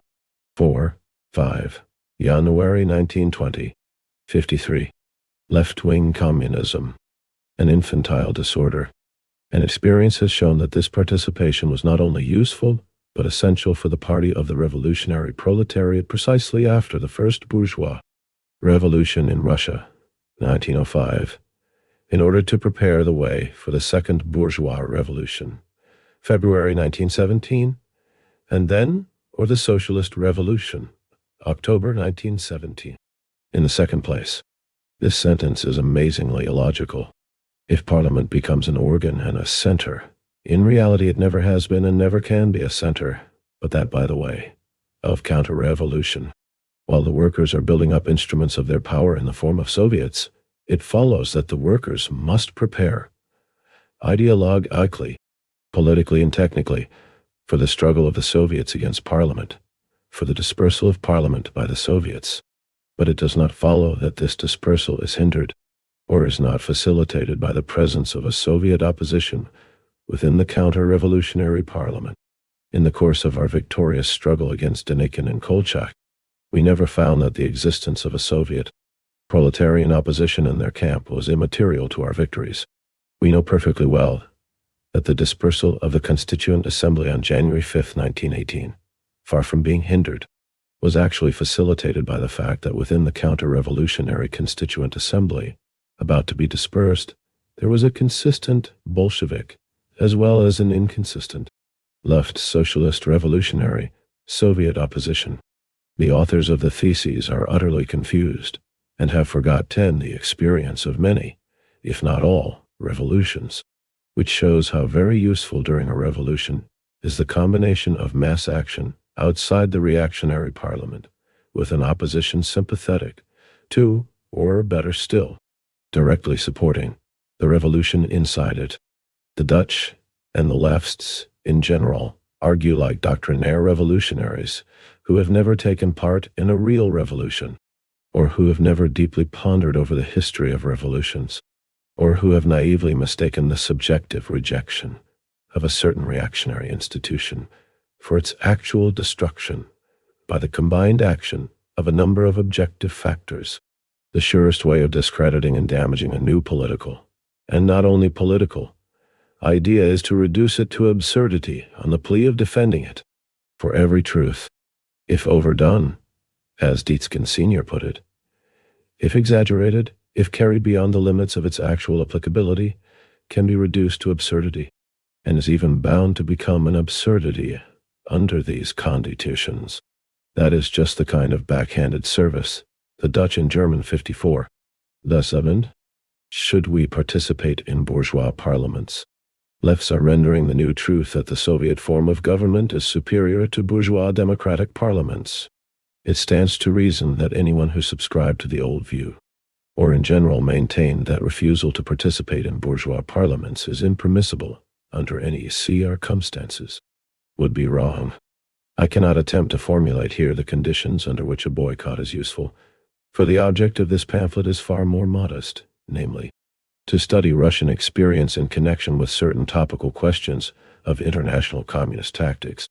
Russian experience has given us one successful and correct, 1905, and one incorrect, 1906, example of the application of the boycott by the Bolsheviks.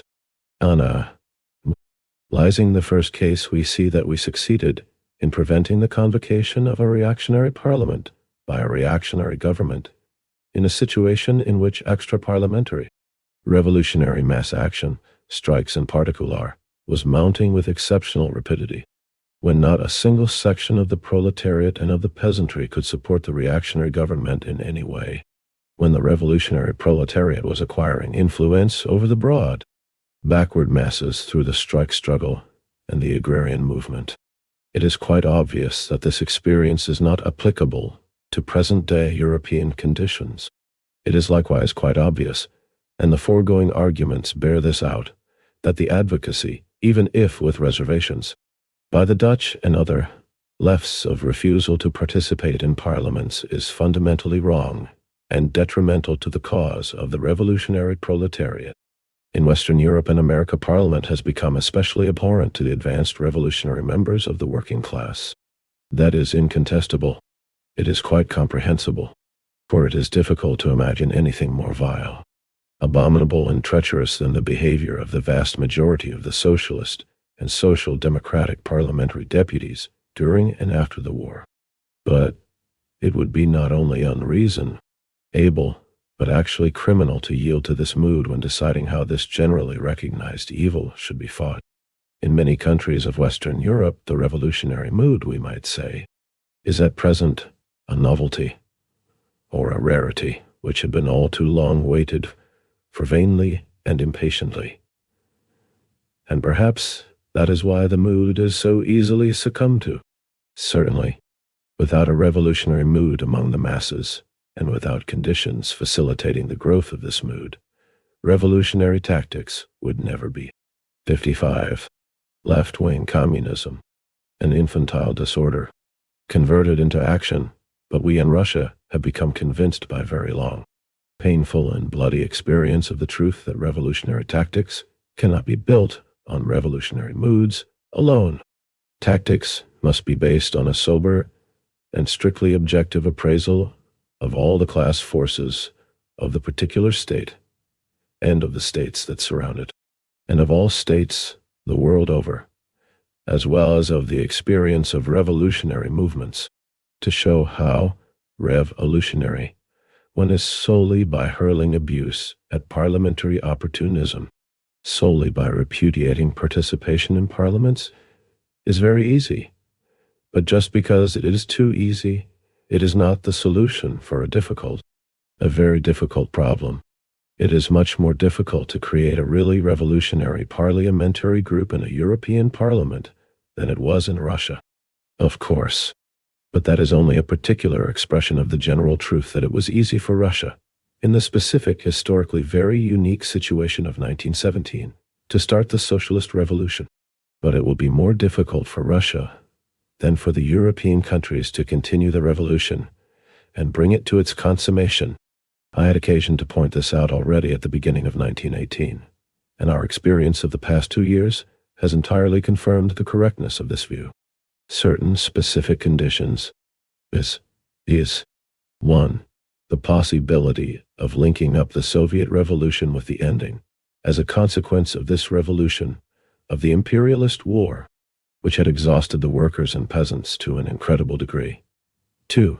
The possibility of taking advantage for a certain time of the mortal conflict between two worldwide powerful groups of imperialist robbers who were unable to unite against their Soviet enemy.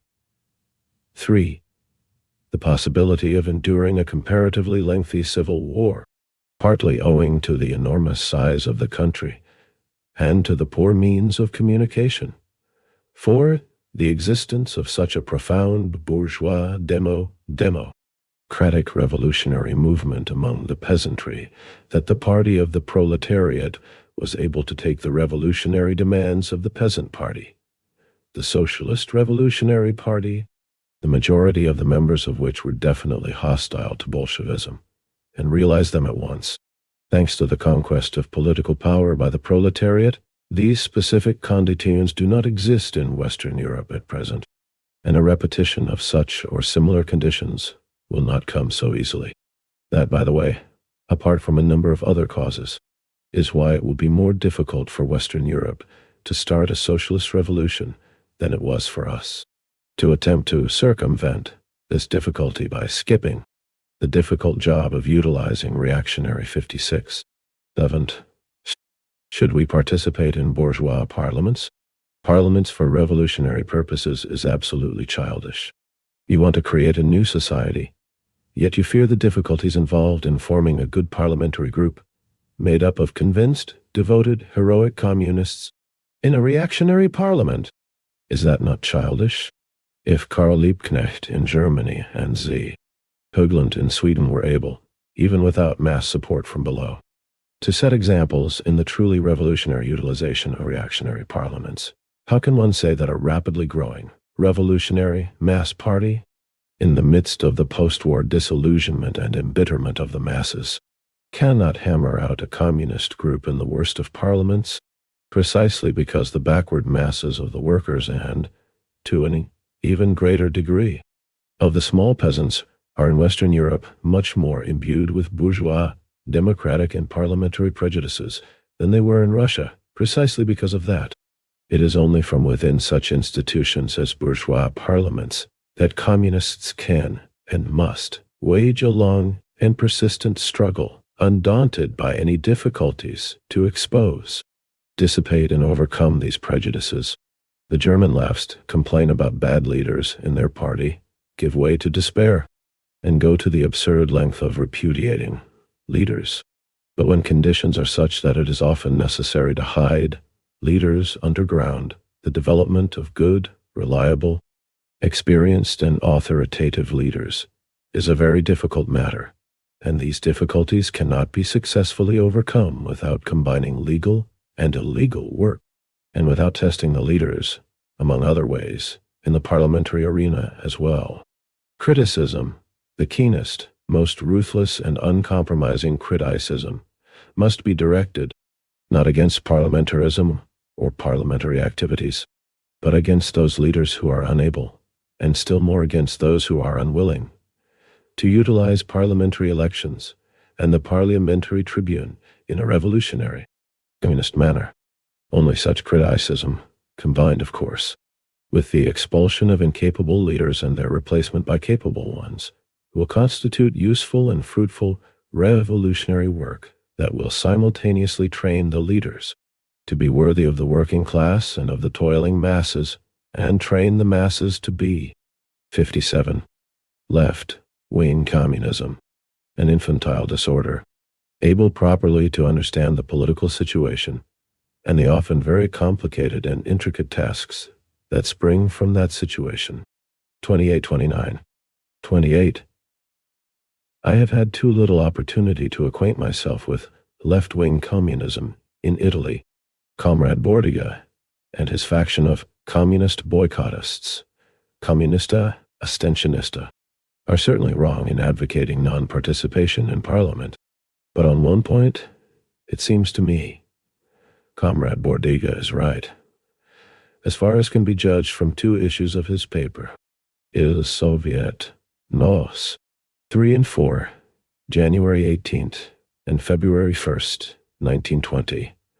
From 4 issues of Comrade Serrata's excellent periodical, Communismo, OS, 1-4, October 1, November 30th, 1919, and from isolated issues of Italian bourgeois papers which I have come across. Comrade Bordiga and his faction are right in attacking Turati and his followers, who remain in a party which has recognized Soviet power and the dictatorship of the proletariat, yet continue their former pernicious and opportunist policy as members of Parliament. Of course, in tolerating this, Comrade Serrati and the whole Italian Socialist Party are committing a mistake which threatens to do as much harm and give rise to the same dangers as it did in Hungary, where the Hungarian Turatists sabotaged both the party and Soviet government from within. Such a mistaken, inconsistent, or spineless attitude towards the opportunist parliamentarians gives rise to left-wing communism, on the one hand, and to a certain extent justifies its existence. On the other, Comrade Serrati is obviously wrong when he accuses Deputy Turati of being inconsistent, comunismo, no. 3. For it is precisely the Italian Socialist Party itself that is inconsistent in tolerating such opportunist parliamentarians as Turati and co. 29.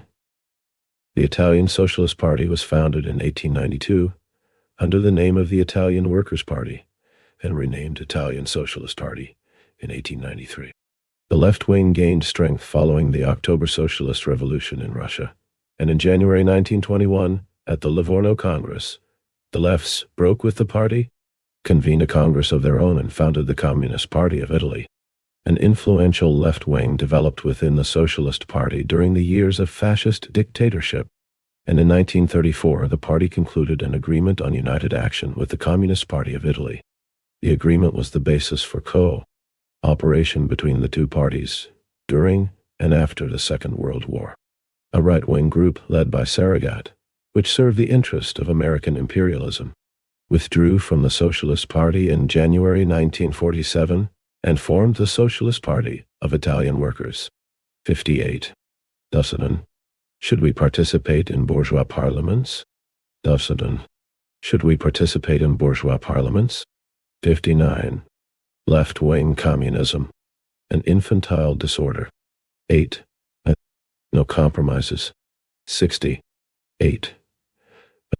No compromises. In the quotation from the Frankfurt pamphlet, we saw how emphatically lefts advanced this slogan.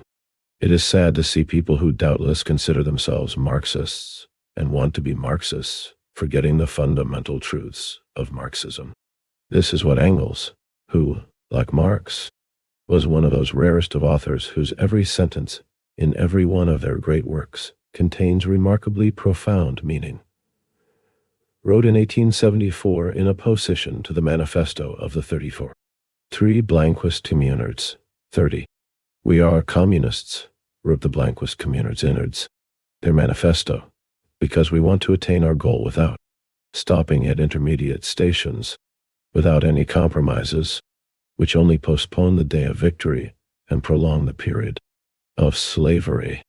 Oh, the German communists are communists because through all of the intermediate stations and all compromises created, not by them, but by the course of historical development, they clearly perceive and constantly pursue the final aim, viz. The abolition of classes and the creation of a society in which there will no longer be private ownership of land or of the means of production. The 3 Blanquists are communists because they imagine that merely because they want to skip the intermediate stations and compromises, that settles the other matter. And if it begins in the next few days, which they take for granted, and they come to the helm, communism will be introduced the day after tomorrow. If that is not immediately possible, they are not communists. 30. The Blanquists were followers of the French revolutionary Louis-Auguste Blanqui, 1805-81. The classics of Marxism-Leninism, while regarding Blanqui as an outstanding revolutionary and adherent of socialism, criticized him for his sectarianism and conspiratorial methods of activity. Blanquism, wrote Lenin, is a theory that repudiates the class struggle. Blanquism expects that mankind will be emancipated from wage slavery, not by the class struggle of the proletariat, but through a conspiracy of a small minority of intellectuals, CV. Lenin, the Congress summed up, collected works of all XX 61. Left-wing communism, an infantile disorder. What childish innocence it is to present impatience as a theoretically convincing argument. 31. In the same article, Engels expresses his profound esteem for Vaillant, and speaks of the undeniable merits of the latter, who, like Guesde, was one of the most prominent leaders of international socialism, up to August 1940, when they both turned traitor to socialism. But Engels does not allow an obvious mistake to pass without a detailed analysis. Of course, to very young and inexperienced revolutionaries, as well as to petit bourgeois revolutionaries, of even a very respectable age and very experienced, it seems exceedingly dangerous, incomprehensible, and incorrect to allow compromises, and many sophists, being unusually or excessively experienced politicians, reason exactly in the same way as the British leaders of opportunism mentioned by Comrade Lansbury. If the Bolsheviks may make a certain compromise, why may we not make any kind of compromise? But proletarians schooled in numerous strikes to take only this manifestation of the class struggle usually understand quite well the very profound, philosophical, historical, political, and psychological truth expounded by Engels. Every proletarian has been through strikes and has experienced compromises with the hated oppressors and exploiters. When the workers had to go back to work, either without having achieved anything or agreeing to only a partial satisfaction of their demands. Every proletarian, owing to the conditions of the mass struggle and the sharp intensification of class antagonisms in which he lives, notices the difference ends between a compromise enforced by objective conditions, such as lack of strike funds, no outside support, extreme hunger, and exhaustion. A compromise which in no way diminishes the revolutionary devotion and readiness for further struggle on the part of the workers who have agreed to such a compromise. And a compromise by traitors who try to ascribe to outside causes their own selfishness. Strike breakers also enter into compromises. Cowardice, desire to toady to the capitalists, and readiness to yield to intimidation, sometimes to persuasion, sometimes to sops, and sometimes to flattery on the part of the capitalists. The history of the British labor movement offers especially many instances of such treacherous 31. Frederick Engels. Refugee literature. Teuton. The program of the Blanquist refugees from the Paris Commune. Karl Marx and Frederick Engels. Collected Works, Vol. 24, Lawrence and Wishart, 2010. pp. 1218. 62. 8. No compromises. Compromises by British trade union leaders. But in one form or another, nearly all workers in all countries have witnessed the same sort of thing.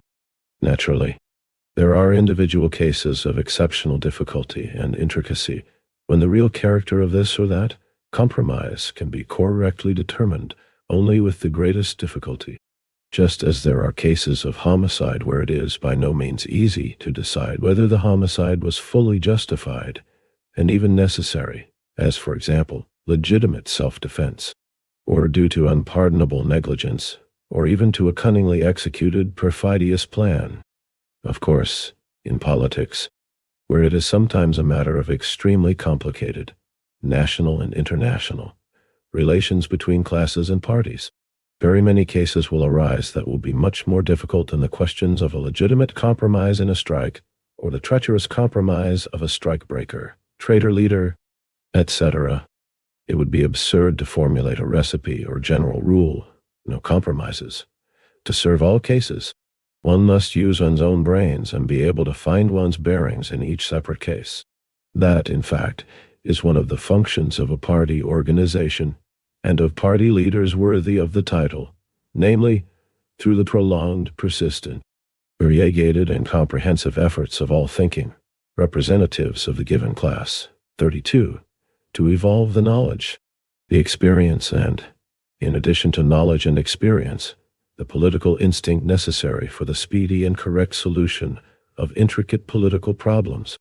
Naive and utterly inexperienced people imagine that it is sufficient to admit the permissibility of compromises in general in order to obliterate the dividing line between opportunism, against which we wage and must wage an irreconcilable struggle, and revolutionary Marxism, or communism.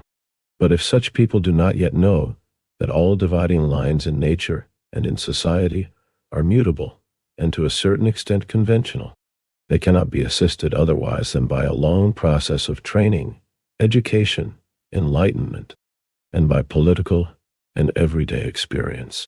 It is important to single out from the practical questions of the politics of each separate 32 within every class, even in the conditions prevailing in the most enlightened countries, even within the most advanced class, and even when the circumstances of the moment have roused all its spiritual forces to an exceptional degree. There always are, and inevitably will be as long as classes exist, as long as classless society has not fully entrenched and consolidated itself, and has not developed on its own foundations, representatives of the class who do not think and are incapable of thinking. Were this not so, capitalism would not be the oppressor of the masses it is. 63. Left-wing communism, an infantile disorder, or specific historical moment, those which reveal the principal type of impermissible, treacherous compromises, compromises embodying the opportunism that is fatal to the revolutionary class, and to exert all efforts to explain them and combat them. during the imperialist war of 1914-18 between two groups of equally predatory and rapacious countries. The principal, fundamental type of opportunism was social chauvinism, that is, support of defense of the fatherland, which in such a war was really equivalent to defense of the predatory interests of one's own bourgeoisie. After the war, the defense of the robber, League of Nations, the defense of direct or indirect alliances with the bourgeoisie of one's own country against the revolutionary proletariat and the Soviet movement, and the defense of bourgeois democracy and bourgeois parliamentarism against Soviet power became the principal manifestations of those impermissible and treacherous compromises, the sum total of which constituted the opportunism that is fatal to the revolutionary proletariat and its cause. One must emphatically reject all compromise with other parties, ties, all policy of maneuvering and compromise. 33. Write the German lefts in the Frankfurt pamphlet. It is a wonder that, holding such views, these lefts do not emphatically condemn Bolshevism. For the German lefts must know that the whole history of Bolshevism, both before and after the October Revolution, is full of instances of maneuvering, temporizing, and compromising with other parties, bourgeois parties included, to carry on a war for the overthrow of the international bourgeoisie, a war which is 100 times more difficult, protracted and complicated than the most stubborn of ordinary wars between states, and to refuse beforehand to maneuver, to utilize the conflict of interests, even though temporary, among one's enemies, to refuse to temporize and compromise with possible, even though temporary, unstable, vacillating and conditional allies. Is not this ridiculous in the extreme? Is it not as though, when making a difficult ascent of an unexplored and heretofore inaccessible mountain, we were to refuse beforehand ever to move in zigzags, ever to retrace our steps, ever to abandon the course once selected, and to try others? And yet we find that people so immature and inexperienced. 33. The split in the Communist Party of Germany. OP. Sit. Mo. 64. 8. A. No compromises.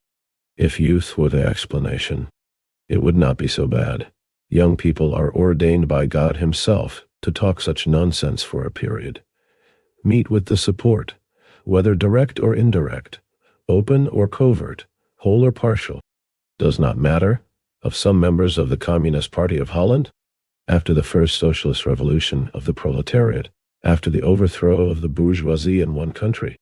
The proletariat of that country for a long time remains weaker than the bourgeoisie, simply because of the latter's extensive international connections, and also because of the spontaneous and continuous restoration and regeneration of capitalism and the bourgeoisie by the small commodity producers of the country which has overthrown the bourgeoisie.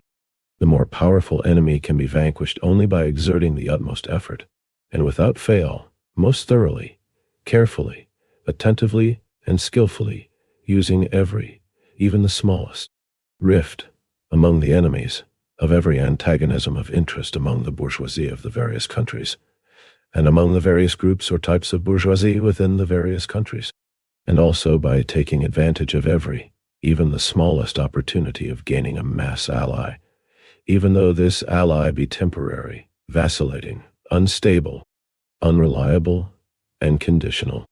Those who fail to understand this, fail to understand even a particle of Marxism, or of scientific, modern socialism in general. Those who have not proved by deeds, over a fairly considerable period of time, and in fairly varied political situations, their ability to apply this truth in practice have not yet learned to assist the revolutionary class in its struggle to emancipate all toiling humanity from the exploiters. And this applies equally to the period before and after the proletariat has conquered political power.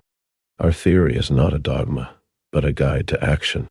34, said Marx and Engels, and it is the greatest mistake, the greatest crime on the part of such patented Marxists as Karl Kautsky, Otto Bauer, etc., that they have not understood this. have been unable to apply it at crucial moments of the proletarian revolution. Political activity is not the pavement of the Nevsky Prospect. 35. The clean, broad, smooth pavement of the perfectly. 34. Lenin is referring to the passage in Engels' letter to P. A.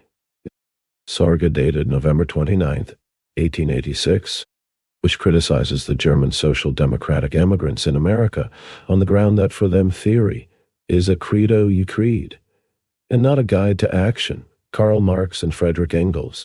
O.P. Sit. P. 373. 35 N. B. Chernyshevsky, Selected Economic Writings, Russ, ed. 1948, Volosol. 2. P. 550. 65. Left-wing Communism, an Infantile Disorder, Straight Principal Street of St. Petersburg, N. G. Chernyshevsky, the great Russian socialist of the pre-Marxian period, used to say, "Since Chernyshevsky's time, Russian revolutionaries have paid the price of numerous sacrifices for ignoring or forgetting this truth.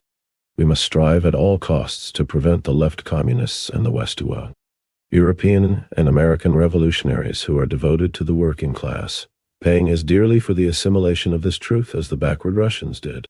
The Russian revolutionary social Democrats repeatedly utilized the services of the bourgeois liberals prior to the downfall of Tsardom. That is, they concluded numerous practical compromises with them, and in 1901, too, even prior to the appearance of Bolshevism, the old editorial board of Iskra, consisting of Plekhanov, Axelrod, Sazalish, Martov, Patrasov, and myself, concluded, not for long, it is true, a formal political alliance with Struve, the political leader of bourgeois liberalism, while at the same time it was able to wage an unremitting and most merciless ideological and political struggle against bourgeois liberalism and against the slightest manifestation of its influence in the working class movement. The Bolsheviks have always adhered to this policy.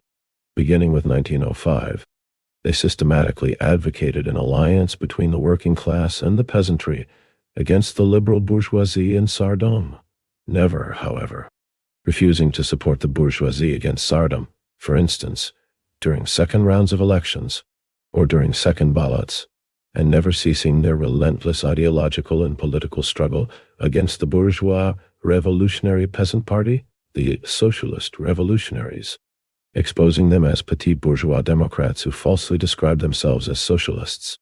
During the Duma elections in 1907, the Bolsheviks for a brief period entered into a formal political bloc with the socialist revolutionaries. Between 1903 and 1912, there were periods of several years in which we were formally united with the Mensheviks in one social democratic party. But we never ceased our ideological and political struggle against them as opportunists and vehicles of bourgeois influence among the proletariat. During the war, we concluded certain compromises with the Trotskyites, with the left Mensheviks, Martov, and with a section of the socialist revolutionaries, Chernov and Natanson. We were together with them at Zimmerwald and Kienthal and issued joint manifestos. But we never ceased and never relaxed our ideological and political struggle against the 66. 8. No compromises. Trotskyites, Martov and Chernov. Natanson died in 1919. Revolutionary communist. Narodnik, he was very close to and almost in agreement with us. At the very moment of the October Revolution, we entered into an informal but very important and very successful political bloc with the petit bourgeois peasantry by adopting the socialist revolutionary agrarian program in its entirety, without a single alteration.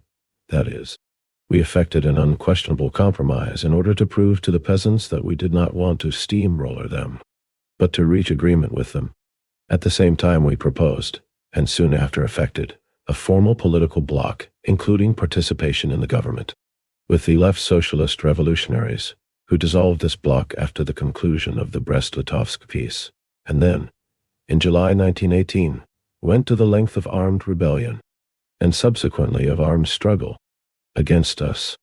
It is therefore understandable why attacks of the German lefts on the Central Committee of the Communist Party of Germany for entertaining the idea of a bloc with the independence, the Independent Social Democratic Party of Germany, the Trotskyites, appear to us to be utterly frivolous and a clear proof that the lefts are in the wrong.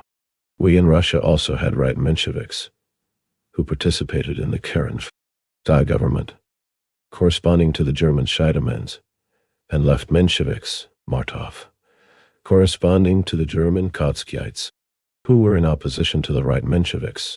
A gradual shift of the worker masses from the Mensheviks to the Bolsheviks was to be clearly observed in 1917. At the first all Russian Congress of Soviets held in June 1917, we had only 13% of the votes. The Socialist Revolutionaries and the Mensheviks had the majority. At the Second Congress of Soviets, October 25, 1917, we had 51% of the votes. Why is it that in Germany the same absolutely identical movement of the workers from right to left did not immediately strengthen the communists, but first strengthened the intermediate, independent party? Although this party never had independent political ideas or an independent policy, and only wavered between the Scheidemans and the communists, evidently, one of the reasons was the mistaken tactics of the German communists, who must fearlessly admit this mistake and learn to rectify it. The mistake lay in their denial of the need to take part in the reaction. Airy bourgeois parliaments and in the reactionary trade unions. The mistake, 67.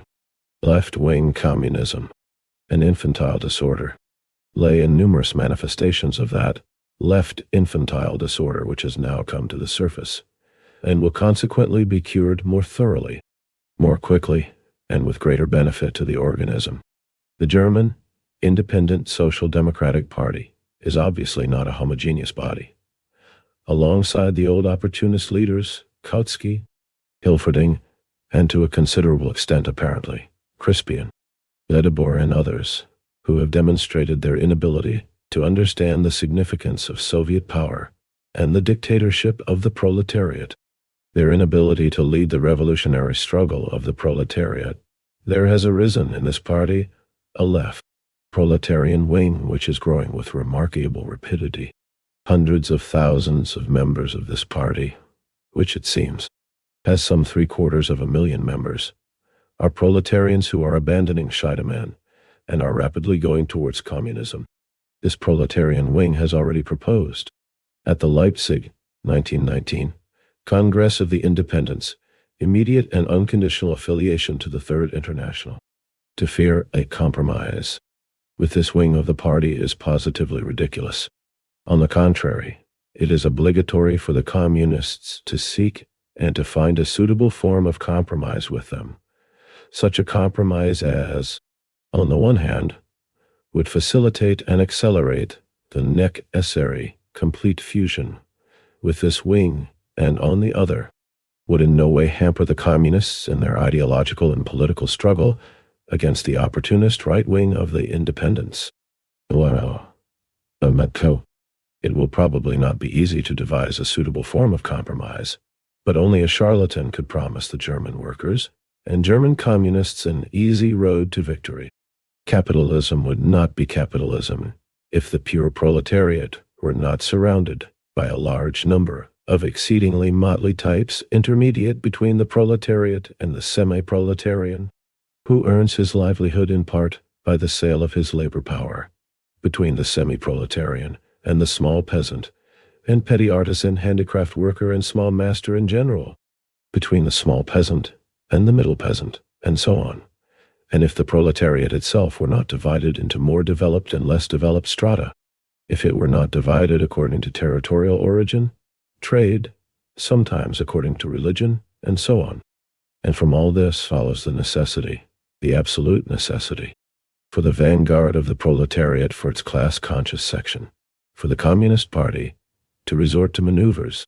68. 8. No compromises. Arrangements and compromises with the various groups of proletarians. with the various parties of the workers and small masters. The whole point lies in knowing how to apply these tactics in order to raise, and not lower, the general level of proletarian class consciousness, revolutionary spirit, and ability to fight and win. Incidentally, it should be noted that the victory of the Bolsheviks over the Mensheviks demanded the application of tactics of maneuvers, arrangements and compromises not only before, but also after the October Revolution of 1917. But such maneuvers and compromises, of course, as would assist, accelerate, consolidate and strengthen the Bolsheviks at the expense of the Mensheviks. The petty bourgeois Democrats, including the Mensheviks, inevitably vacillate between the bourgeoisie and the proletariat, between bourgeois democracy and the Soviet system, between reformism and revolutionism, between love for the workers and fear of proletarian dictatorship, etc. The proper tactics for the communists must be to utilize these vacillations, not to ignore them, and utilizing them calls for concessions to those elements which are turning towards the proletariat, whenever and to the extent that they turn towards the proletariat, in addition to fighting those who turn towards the bourgeoisie. The result of the application of correct tactics is that Menshevism has disintegrated, and is disintegrating more and more in our country, that the stubbornly opportunist leaders are being isolated, and that the best of the workers and the best elements among the petit bourgeois Democrats are being brought into our camp. This is a long process, and the hasty décision, no compromises, no maneuvers, can only injure the work of strengthening the influence of the revolutionary proletariat and enlarging its forces. Lastly, one of the undoubted mistakes of the lefts in Germany is their outright insistence on non-recognition of the Versailles Peace. The more weightily and pompously, the more emphatically and dogmatically this viewpoint is formulated by K. Horner, for instance, the less sensible does it appear. It is not enough, under the present conditions of the international proletarian revolution, to repudiate the preposterous absurdities of National Bolshevism, Laufenberg and others, which has gone to the length of advocating a bloc with the German bourgeoisie for a war against the intent. One must understand that the tactics of not admitting that it would be imperative for a Soviet Germany, if a German, 69, left-wing communism, an infantile disorder, Soviet Republic were to arise soon, to recognize the Versailles Peace for a time and to submit to it are fundamentally wrong. It does not follow from this that the independence, at a time when the Scheidemans were in the government, when Soviet government in Hungary had not yet been overthrown, and when the possibility of a Soviet revolution in Vienna, supporting Soviet Hungary, was not yet precluded, were right in putting forward, under those circumstances, the demand that the Versailles Peace be signed. At that time the independents tacked and maneuvered very clumsily, for they more or less accepted responsibility for the Scheidemann traitors, and more or less sank from the level of advocating a merciless and most cold-blooded class war against the Scheidemans to the level of advocating a classless or above-class standpoint. But the position is now obviously such that the German communists should not tie their hands and promise positively and categorically to repudiate the Versailles Peace in the event of the victory of communism. That would be stupid, they must say. The Scheidemans and the Kotskyites have perpetrated a number of acts of treachery which hindered, and in part directly ruined, the chances of an alliance with Soviet Russia and Soviet Hungary.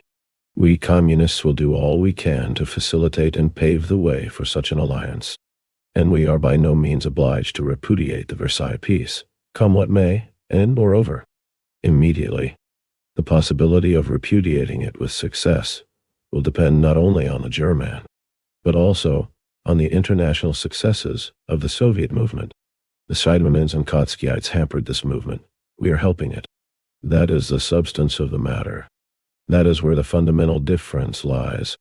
And if our class enemies, the exploiters, and their lackeys, the Scheidemans and Kotskyites, have missed many an opportunity for strengthening both the German and the international Soviet movement, of strengthening both the German and the international Soviet revolution.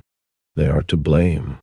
The Soviet revolution in Germany will strengthen the international Soviet movement, which is the strongest bulwark and the only reliable, invincible and worldwide bulwark against the Versailles peace and against international imperialism in general, to give prime place absolutely, categorically and immediately to liberation from the Versailles peace, to give it precedence over the question of liberating other countries oppressed by imperialism from the yoke of imperialism, is Philistine 70.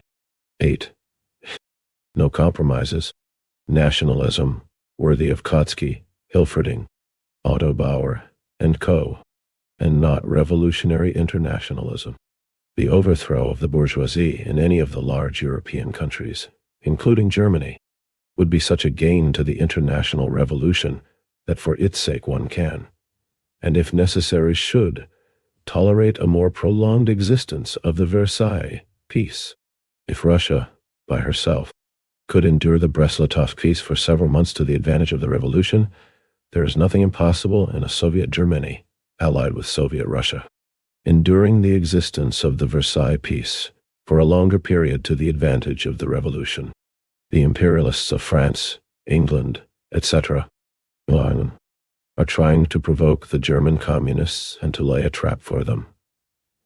Say that you will not sign the Versailles peace, and the left communists childishly fall into the trap laid for them, instead of skillfully maneuvering against the crafty, and at the present moment, stronger enemy, and instead of telling him, now we will sign the Versailles peace, to tie our hands beforehand, openly to tell the enemy, who is at present better armed than we are, whether we shall fight him, and win, is stupidity and not revolutionism. To accept battle at a time when it is obviously advantageous to the enemy, and not to us, is a crime. And the political leader of the revolutionary class, who is unable to tack, maneuver, and compromise in order to avoid an obviously disadvantageous battle, is absolutely worthless. 71. Left-wing communism, an infantile disorder. Left-wing communism in Great Britain. 72. Left-wing communism in Great Britain.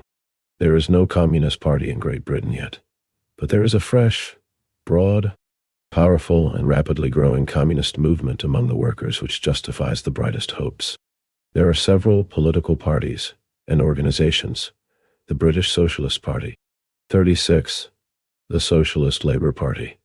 The South Wales Socialist Society.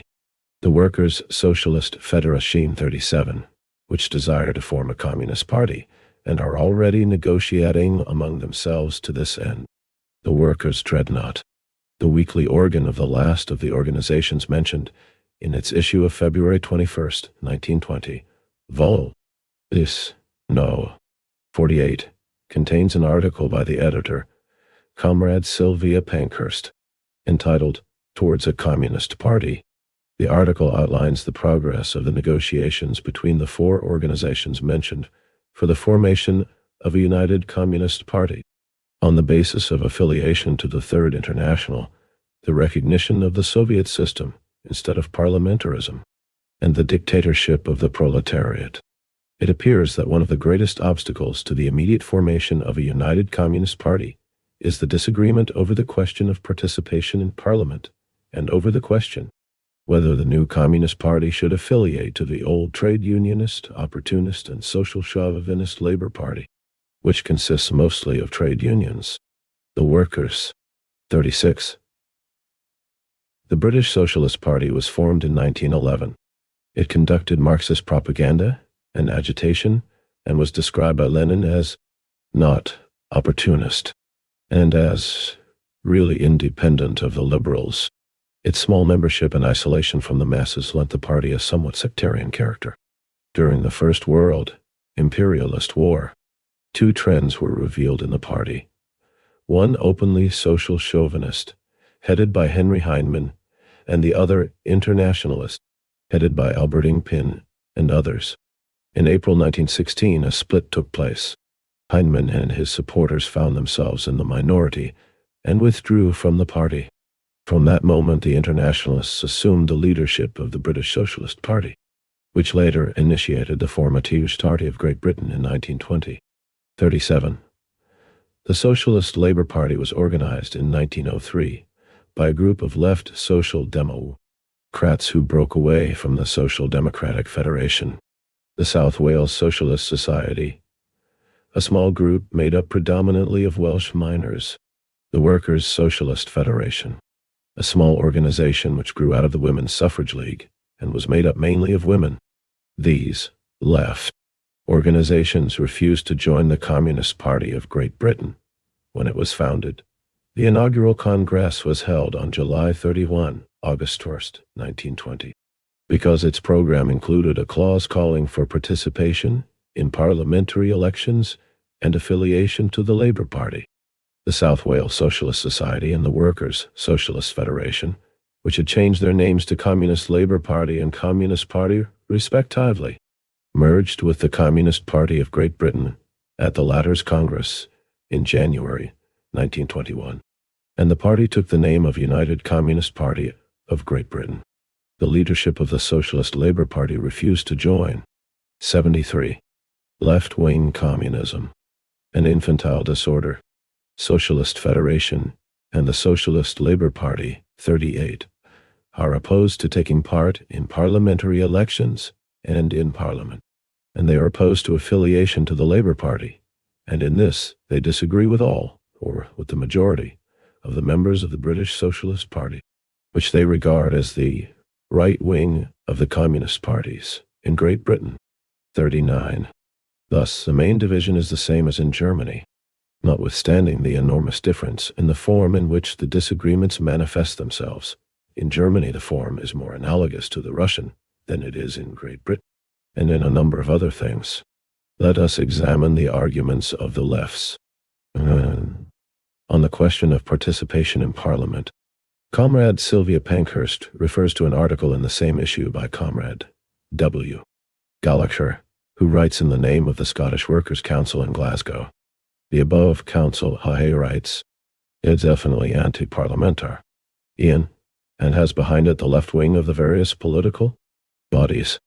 We represent the revolutionary movement in Scotland, striving continually to build up a revolutionary organization within the industries and a communist party based on social committees throughout the country.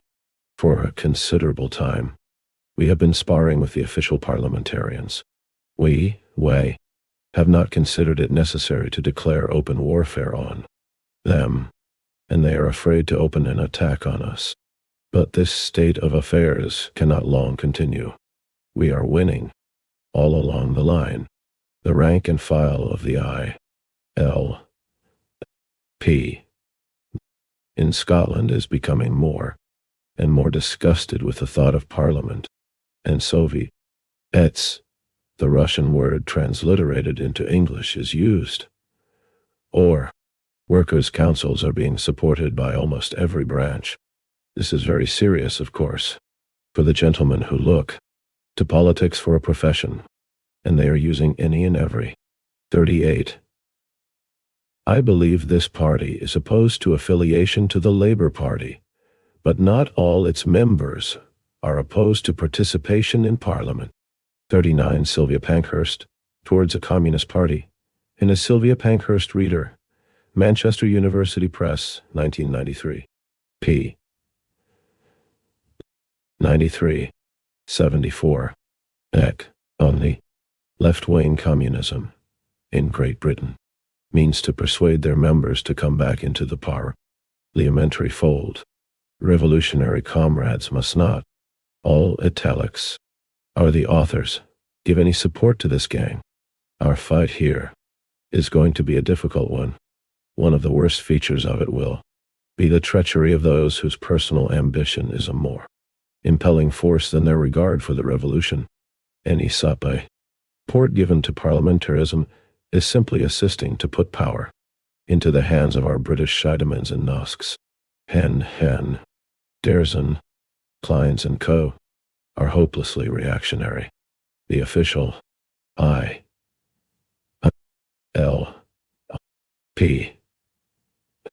is more and more coming under the control of middle-class liberals, who have found their spiritual home in the fair camp of Messrs.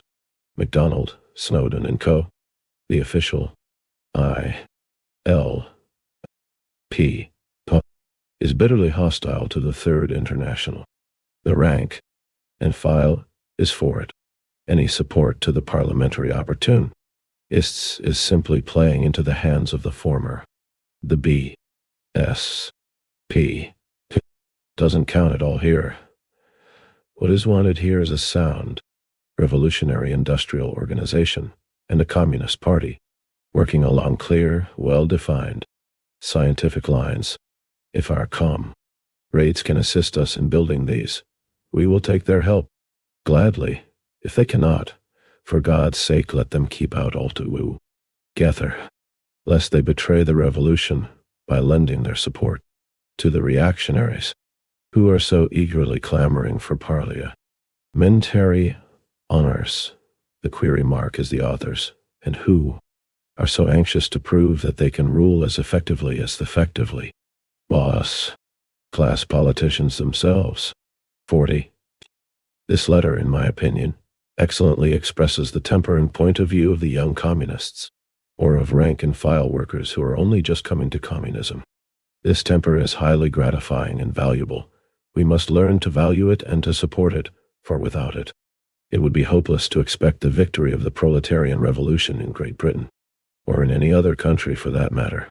People who can give expression to this temper of the masses, who can rouse such a temper, which is very often dormant, unrealized and unaroused, among the 40 William Gallagher, Parliamentary Action, in Workers' Dreadnought, February 21st, 1920, p. 2. 75. Left-wing communism, an infantile disorder. Masses must be valued and every assistance must be given them. And at the same time we must openly and frankly tell them that temper alone is not enough to lead the masses in a great revolutionary struggle, and that such and such mistakes that very loyal adherents of the cause of the revolution are about to commit or are committing may damage the cause of the revolution. Comrade Gallagher's letter undoubtedly betrays the germs of all the mistakes that are being committed by the German left communists and that were committed by the Russian left Bolsheviks in 1908 and 1918. The writer of the letter is imbued with a noble proletarian hatred for the bourgeois class politicians, a hatred understood and shared, however, not only by the proletarian but by all working people, by all small folk. To use a German expression, this hatred of a representative of the oppressed and exploited masses is verily the beginning of all wisdom, the basis of every socialist and communist movement, and of its success. But the writer apparently does not appreciate that politics is a science and an art that does not drop from the skies, that it is not obtained gratis, and that the proletariat, if it wants to conquer the bourgeoisie, must train its own proletarian class politicians, and such as will be no worse than the bourgeois politicians. The writer of the letter is perfectly clear in the point that only workers' Soviets, and not Parliament, can be the instrument whereby the aims of the proletariat will be achieved. And of course, those who have failed to understand this up to now are inveterate reactionaries. Even if they are most highly educated people, most experienced politicians, most sincere socialists, most erudite Marxists, and most honest citizens and family men. But the writer of the letter does not even ask. It does not occur to him to ask whether it is possible to bring about the victory of the Soviets over Parliament without getting pro-Soviet politicians into Parliament, without disintegrating parliamentarism from within, without working within Parliament for the success of the Soviets in their forthcoming task of dispersing Parliament. And yet the writer of the letter expresses the absolutely correct idea that the Communist Party in Great Britain must act on scientific principles. Science demands, firstly, that the experience of other countries be taken into account, especially if these other, also capitalist, countries are undergoing, or have recently undergone, a very 76 and left-wing communism, in Great Britain. Similar experience. Secondly, it demands that account be taken of all the forces, groups, parties, classes and masses operating in the given country, and that policy should not be determined only by the desires and views, by the degree of class consciousness, and the readiness for battle of only one group or party. That the Hendersons, the Kleins, the MacDonalds, and the Snowdens are hopelessly reactionary is true. It is equally true that they want to take power in their own hands, though they prefer a coalition with the bourgeoisie, that they want to rule on the old bourgeois lines, and that when they do get into power, they will unfailingly behave like the Scheidemans and Noskas. All that is true, but it by no means follows that to support them is treachery to the revolution, but rather that in the interests of the revolution, the working-class revolutionaries should give these gentlemen a certain amount of parliamentary support. To explain this idea, I shall take two contemporary British political documents. One, the speech delivered by the Prime Minister, Lloyd George, on March 18, 1920, reported in the Manchester Guardian of March 19, 1920. And two, the arguments of a left communist, Comrade Sylvia Pankhurst, in the article mentioned above, arguing against Asquith, who was especially invited to this meeting but declined to attend, and against those liberals who want not a coalition with the Conservatives, but closer relations with the Labour Party. Comrade Gallagher, in his letter, also points to the fact that liberals are joining the Independent Labour Party. Lloyd George said that a coalition, and a close coalition at that, between the Liberals and Conservatives was essential. Otherwise there might be a victory for the Labour Party, which Lloyd George prefers to call socialist, and which is striving for the collective ownership of the means of production. No. In France this was called Communism, the leader of the British bourgeoisie said, putting it popularly for his auditors, the liberal members of Parliament, who probably had not known it before. In Germany it was called socialism, and in Russia it is called Bolshevism. To liberals, this is unacceptable on principle, explained Lloyd George, because they stand in principle for private property. Civilization is in danger, declared the speaker, and therefore the liberals and the conservatives must unite. 77. Left-wing communism and infantile disorder. If you go to the agricultural areas, said Lloyd George, I agree, that you have the old party divisions as strong as ever. They are removed from the danger. It does not walk their lanes. But when they see it, they will be as strong as some of those industrial constituencies are now. 4/5 of this country is industrial and commercial. Hardly 1/5 is agricultural.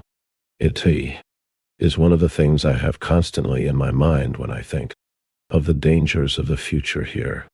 In France, the population is agricultural, and you have a solid body of opinion which does not move very rapidly, and which is not very easily excited by revolutionary movements. That is not the case here.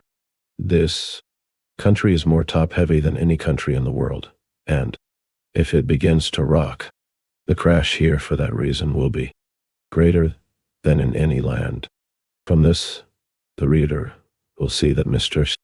Lloyd George is not only a very clever man, but that he has also learned a great deal from the Marxists. It would be no sin for us to learn something from Lloyd George. It is interesting to note the following episode which occurred in the course of the discussion that followed Lloyd George's speech. Mr. Wallace, M.P. I should like to ask what the Prime Minister considers the effect might be in the industrial constituencies upon the industrial workers, so many of whom are liberals at the present time and from whom we get so much support. Would not a possible result be to cause an immediate, overwhelming accession of strength to the Labour Party from men who at present are our cordial supporters? The Prime Minister. I take a totally different view. The fact that liberals are fighting among themselves undoubtedly drives a very considerable number of liberals in despair to the Labour Party, where you get a considerable body of liberals very able men, whose business it is to discredit the government.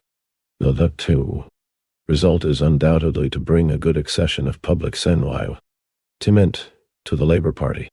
It does not go to the Liberals who, 78, 9, 1, left-wing communism in Great Britain are outside. It goes to the Labour Party. The by-elections show that. It may be said in passing that this argument shows in particular how muddled even the cleverest members of the bourgeoisie have become, and how they cannot help committing irreparable stupidities that in fact will cause the downfall of the bourgeoisie. But our people may commit stupidities, provided, of course, that they are not too serious and are rectified in time, and yet, in the long run, come out the victors. The second political document is the following argument advanced by a left communist, Comrade Sylvia Pankhurst. Comrade Inkpin, the General Secretary of the British Socialist Party, refers to the Labour Party as the main body of the working-class movement. Another comrade of the British Socialist Party, at the conference of the Third International, just held, put the British Socialist Party position more strongly. He said, "We regard the Labour Party as the organized workerized in class. As we do not take this view of the Labour Party. The Labour Party is very large numerically, though its membership is to a great extent quiescent and apathetic, consisting of men and women who have joined the trade unions because their work union mates are trade unionists, and to share the friendly benefits. But we recognize that the great size of the Labour Party is also due to the fact that it is the creation of a school of thought beyond which the majority of the British working class has not yet emerged, though great changes are at work in the mind of the people which will presently alter this state of affairs. The British Labour Party, like the social patriotic organizations of other countries, will, in the natural development of society, inevitably come into power. It is for the communists to build up the forces that will overthrow the social patriots, and in this country we must not delay or falter in that work. 79. Left-wing communism, an infantile disorder. We must not dissipate our energy in adding to the strength of the Labour Party. Its rise to power is inevitable. We must concentrate on making a communist movement that will vanquish it. The Labour Party will soon be forming a government. The revolutionary opposition must make ready to attack it. 41.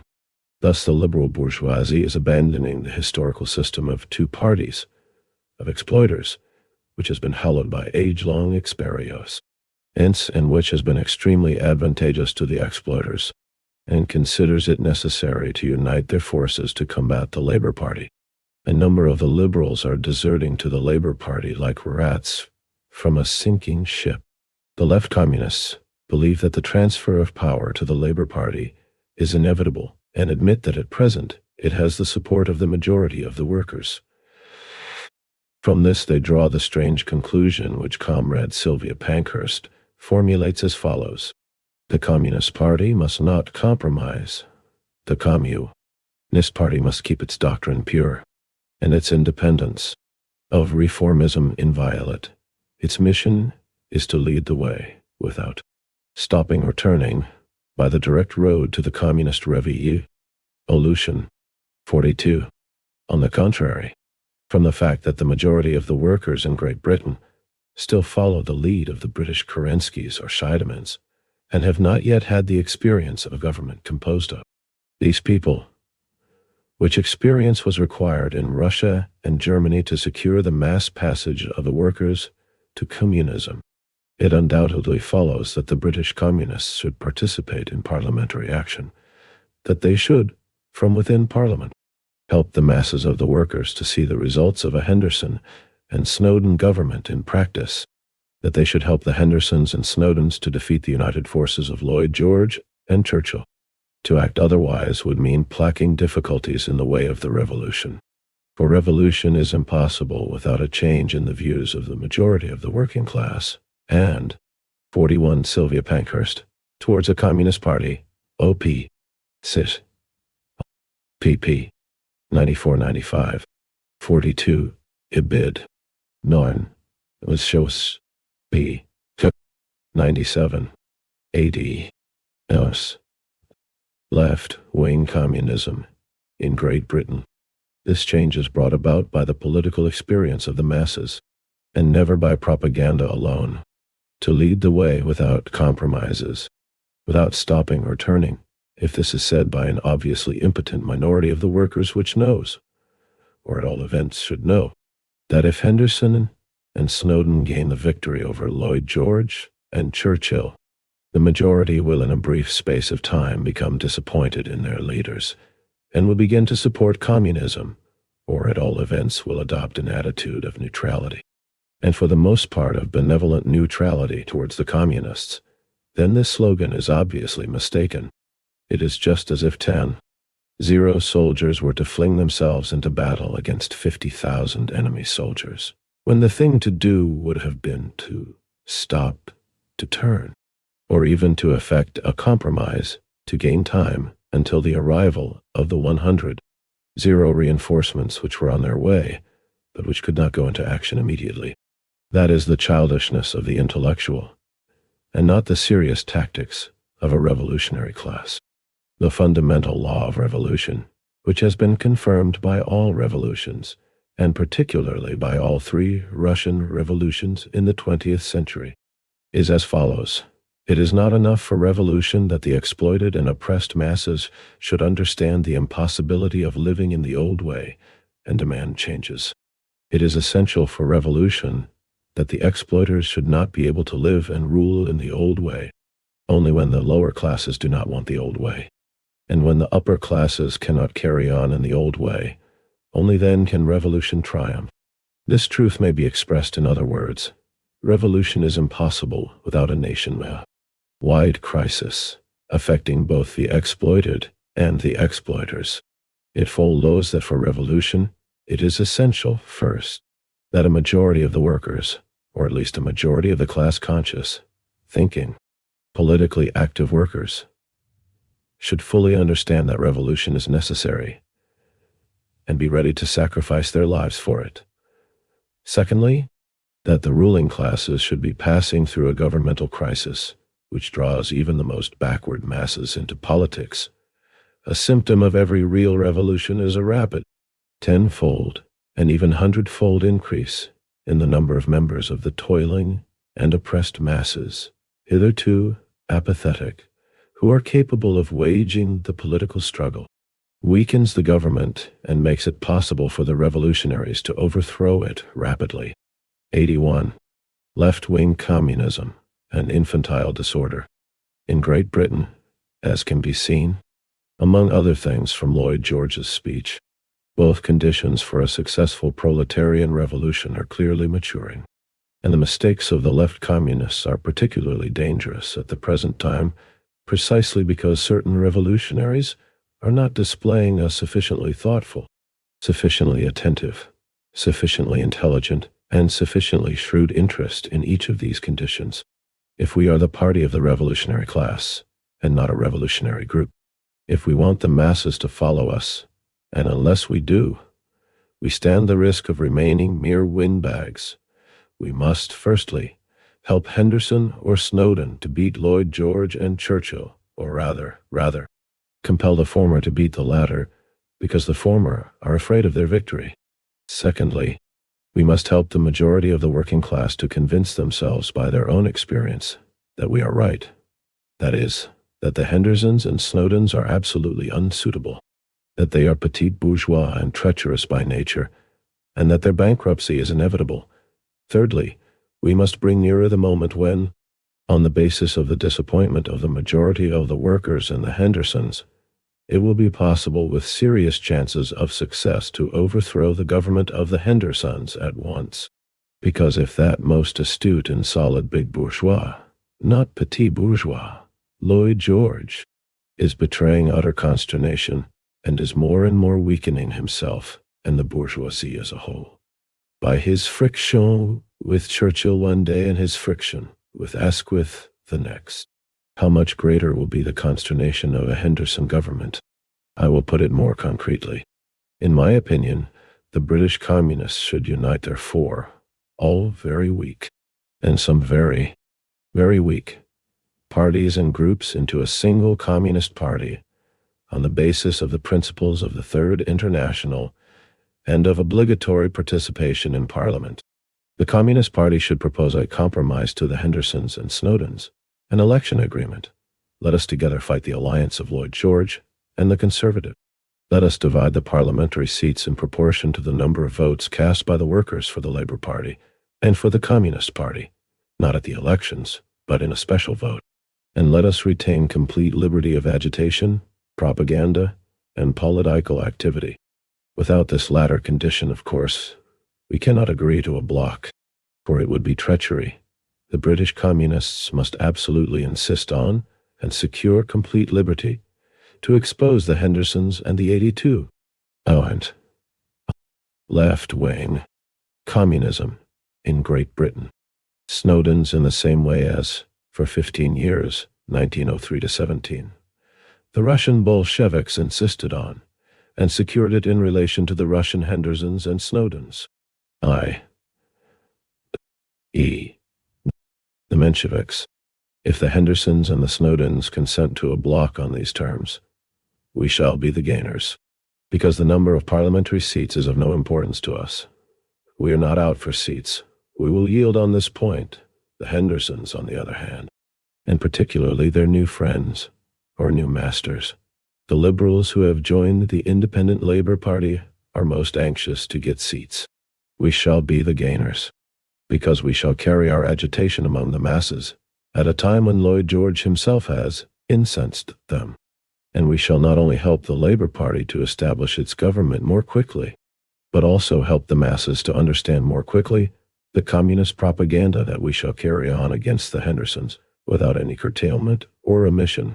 If the Hendersons and the Snowdens reject a bloc with us on these terms, we shall gain still more, for we shall have at once shown the masses.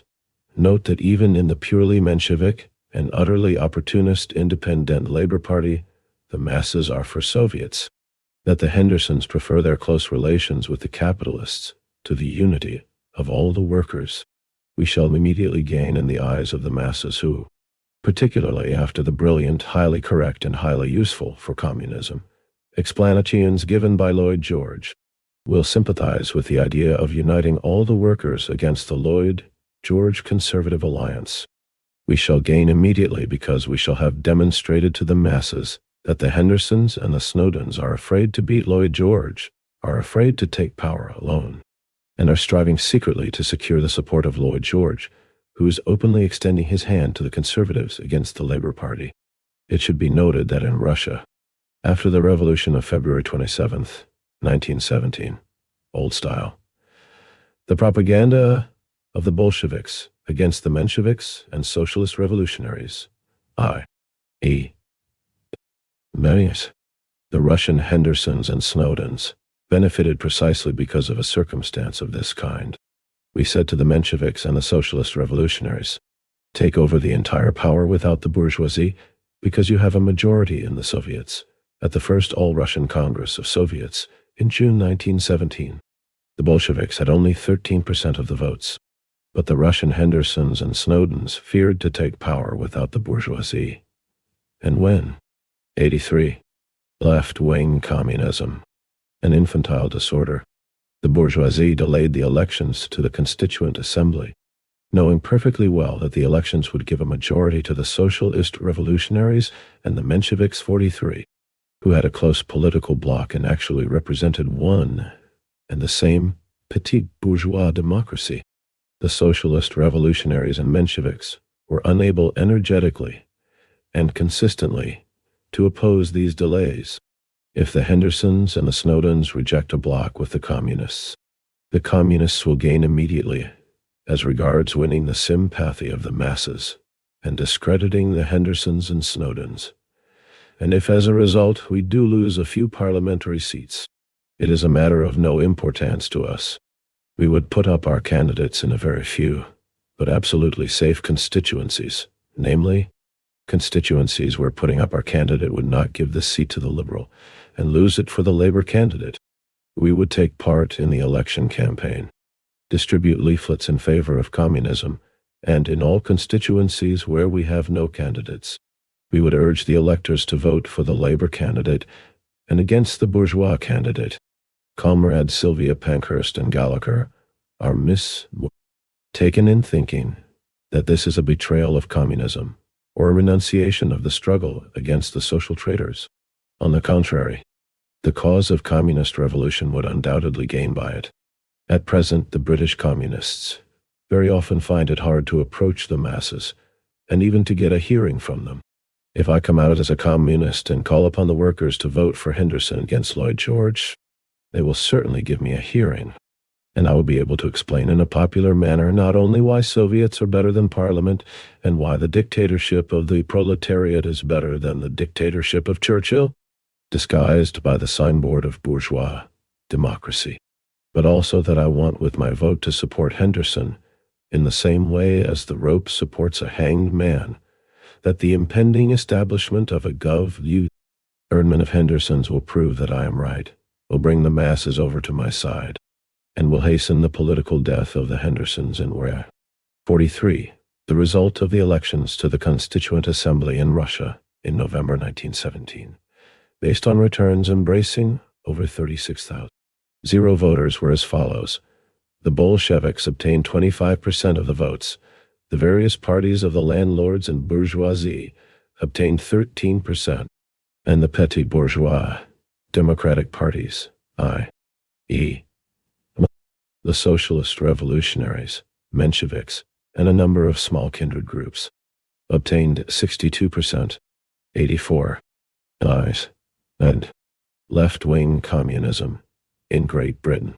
The Snowdens, just as was the case with their kindred spirits in Russia and Germany, and if the objection is raised that these tactics are too subtle or too complicated, that the masses will not understand them, that these tactics will split and scatter our forces, will prevent us concentrating them on the Soviet Revolution, etc. I will reply to the lefts who raise this objection. Don't ascribe your doctrinarism to the masses. The masses in Russia are probably no better educated than the masses in England. If anything, they are less so. Yet the masses understood the Bolsheviks, and the fact that on the eve of the Soviet Revolution in September 1917, the Bolsheviks put up their candidates for a bourgeois parliament, the Constituent Assembly, and on the morrow of the Soviet Revolution in November 1917, took part in the elections to this Constituent Assembly, which they dispersed on January 5, 1918. This did not hamper the Bolsheviks, but on the contrary, helped them. I cannot deal here with the second point of disagreement among the British communists, the question of affiliating or not affiliating to the Labour Party. I have too little material at my disposal on this question, which is a particularly complex one in view of the quite unique character of the British Labour Party, the very structure of which is so unlike the political parties common to the continent. It is beyond doubt, however, first, that on this question, too, those who try to deduce the tactics of the revolutionary proletariat from principles like, the Communist Party must keep its doctrine pure, and its independence of reformism inviolate. Its mission is to lead the way, without stopping or turning, by the direct road to the communist revolution, will inevitably fall into error, for such principles are merely a repetition of the mistakes committed by the French Blanquist communards who, in 1874, repudiated all compromises and all intermediate stations. Secondly, it is beyond doubt that in this question too, as always, the task is to learn to apply the general and basic principles of communism to the peculiar relations between classes and parties, to the peculiar features of the objective development towards communism, which are characteristic of each country, and which must be studied, discovered, divined. But this must be discussed not in connection with British communism alone, but in connection with the general conclusions concerning 85. Left-wing communism, an infantile disorder. the development of communism in all capitalist countries. We shall now proceed to deal with this theme. 86x. Some conclusions. 10. Some conclusions.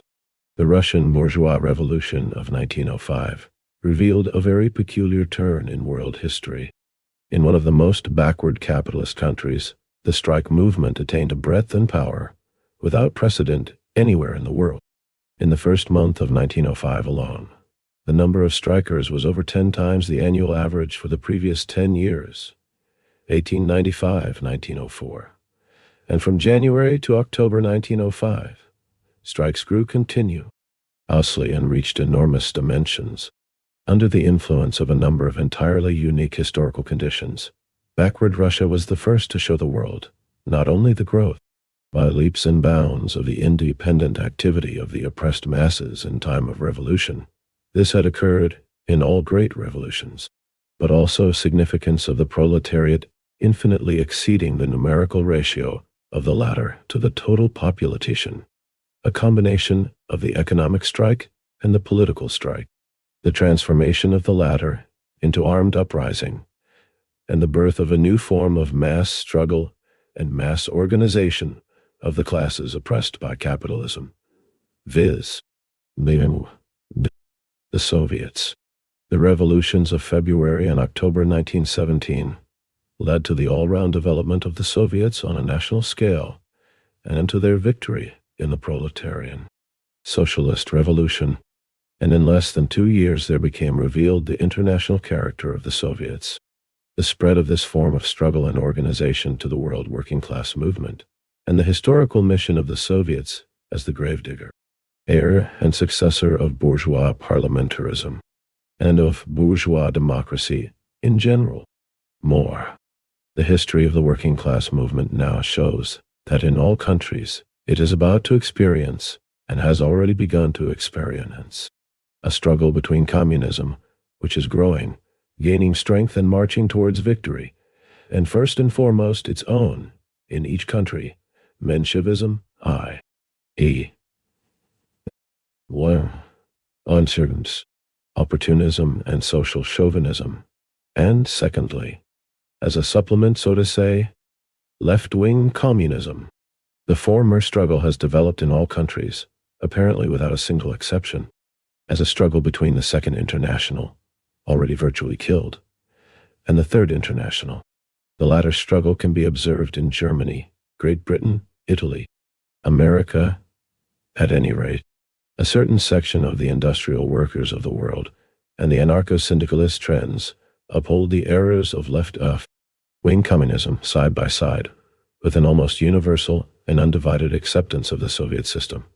And France, 89.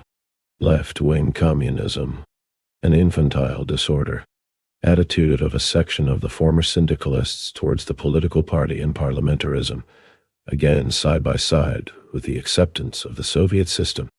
In other words, the struggle is undoubtedly being waged not only on an international, but even on a worldwide scale. But while the working-class movement is everywhere passing through what is actually the same kind of preparatory school for victory over the bourgeoisie, it is in each country achieving this development in its own way. The big, advanced capitalist countries are marching along this road much more rapidly than did Bolshevism, which history granted 15 years to prepare itself as an organized political trend for victory. In the short space of 1 year, the Third International has already scored a decisive victory. It has defeated the Second, yellow, social chauvinist International, which only a few months ago was incomparably stronger than the Third International, seemed to be stable and powerful, and enjoyed the all-round support, direct and indirect, material, cabinet posts, passports, the press, and ideological, of the world bourgeoisie. The whole point now is that the communists of every country should quite consciously take into account both the main fundamental tasks of the struggle against opportunism and left doctrinarism, and the specific features which this struggle assumes and inevitably must assume in each separate country in conformity with the peculiar features of its economics, politics, culture, national composition, Ireland, etc., its colonies, religious divisions, and so on and so forth. Everywhere we can feel that dissatisfaction with the Second International is spreading and growing, both because of its opportunism and because of its inability, or incapacity, to create a really centralized, a really leading center that would be capable of directing the international tactics of the revolutionary proletariat in its struggle for a world Soviet republic. We must clearly realize that such a leading center cannot under any circumstances be built up on stereotype, mechanically equalized and identical tactical rules of struggle, as long as national and state differences exist among peoples and countries. And these differences will continue to exist for a very long time, even after the dictatorship of the proletariat has been established on a world scale. The unity of international tactics of the communist working class movement of all countries demands not the elimination of variety, not the abolition of national differences. That is a foolish dream at the present moment. But 90x. Some conclusions. Such an application of the fundamental principles of communism, Soviet power, and the dictatorship of the proletariat, as will correctly modify these principles in certain particulars, correctly adapt and apply them to national and national state differences. Investigate, study, seek, divine, grasp that which is peculiarly national, specifically national, in the concrete manner in which each country approaches the fulfillment of the single international task, in which it approaches the victory over opportunism and left doctrinarism within the working class movement, the overthrow of the bourgeoisie, and the establishment of a Soviet republic and a proletarian dictatorship. Such is the main task of the historical period through which all the advanced countries, and not only the advanced countries, are now passing. The main thing, not everything by a very long way, of course, but the main thing has already been achieved in that the vanguard of the working class has been won over, in that it has ranged itself on the side of Soviet government against parliamentarism, on the side of the dictatorship of the proletariat against bourgeois democracy. Now all efforts, all attention, must be concentrated on the next step, which seems, and from a certain standpoint really is, less fundamental, but which, on the other hand, is actually closer to the practical carrying out of the task, namely, seeking the forms of transition or approach to the proletarian revolution. The proletarian vanguard has been won over ideologically. That is the main thing. Without this, not even the first step towards victory can be made. But it is still a fairly long way from victory. Victory cannot be won with the vanguard alone. To throw the vanguard alone into the decisive battle, before the whole class, before the broad masses have taken up a position either of direct support of the vanguard, or at least of benevolent neutrality towards it, and one in which they cannot possibly support the enemy, would be not merely folly, but a crime. And in order that actually the whole class, that actually the broad masses of the working people and those oppressed by capital may take up such a position, propaganda and agitation alone are not enough. For this, the masses must have their own political experience. Such is the fundamental law of all great revolutions, now confirmed with astonishing force and vividness, not only in Russia but also in Germany. Not only the uncultured, often illiterate, masses of Russia, but the highly cultured, entirely literate masses of Germany had to realize through their own painful experience the absolute impotence. 91. Left-wing communism, an infantile disorder, spinelessness, the absolute helplessness and servility to the bourgeoisie, the utter vileness of the government of the Knights of the Second Infernal, the absolute inevitability of a dictatorship of the extreme reactionaries, Kornilov, in Russia, Kapp and Co. In Germany, as the only alternative to a dictatorship of the proletariat, in order to turn them resolutely toward communism.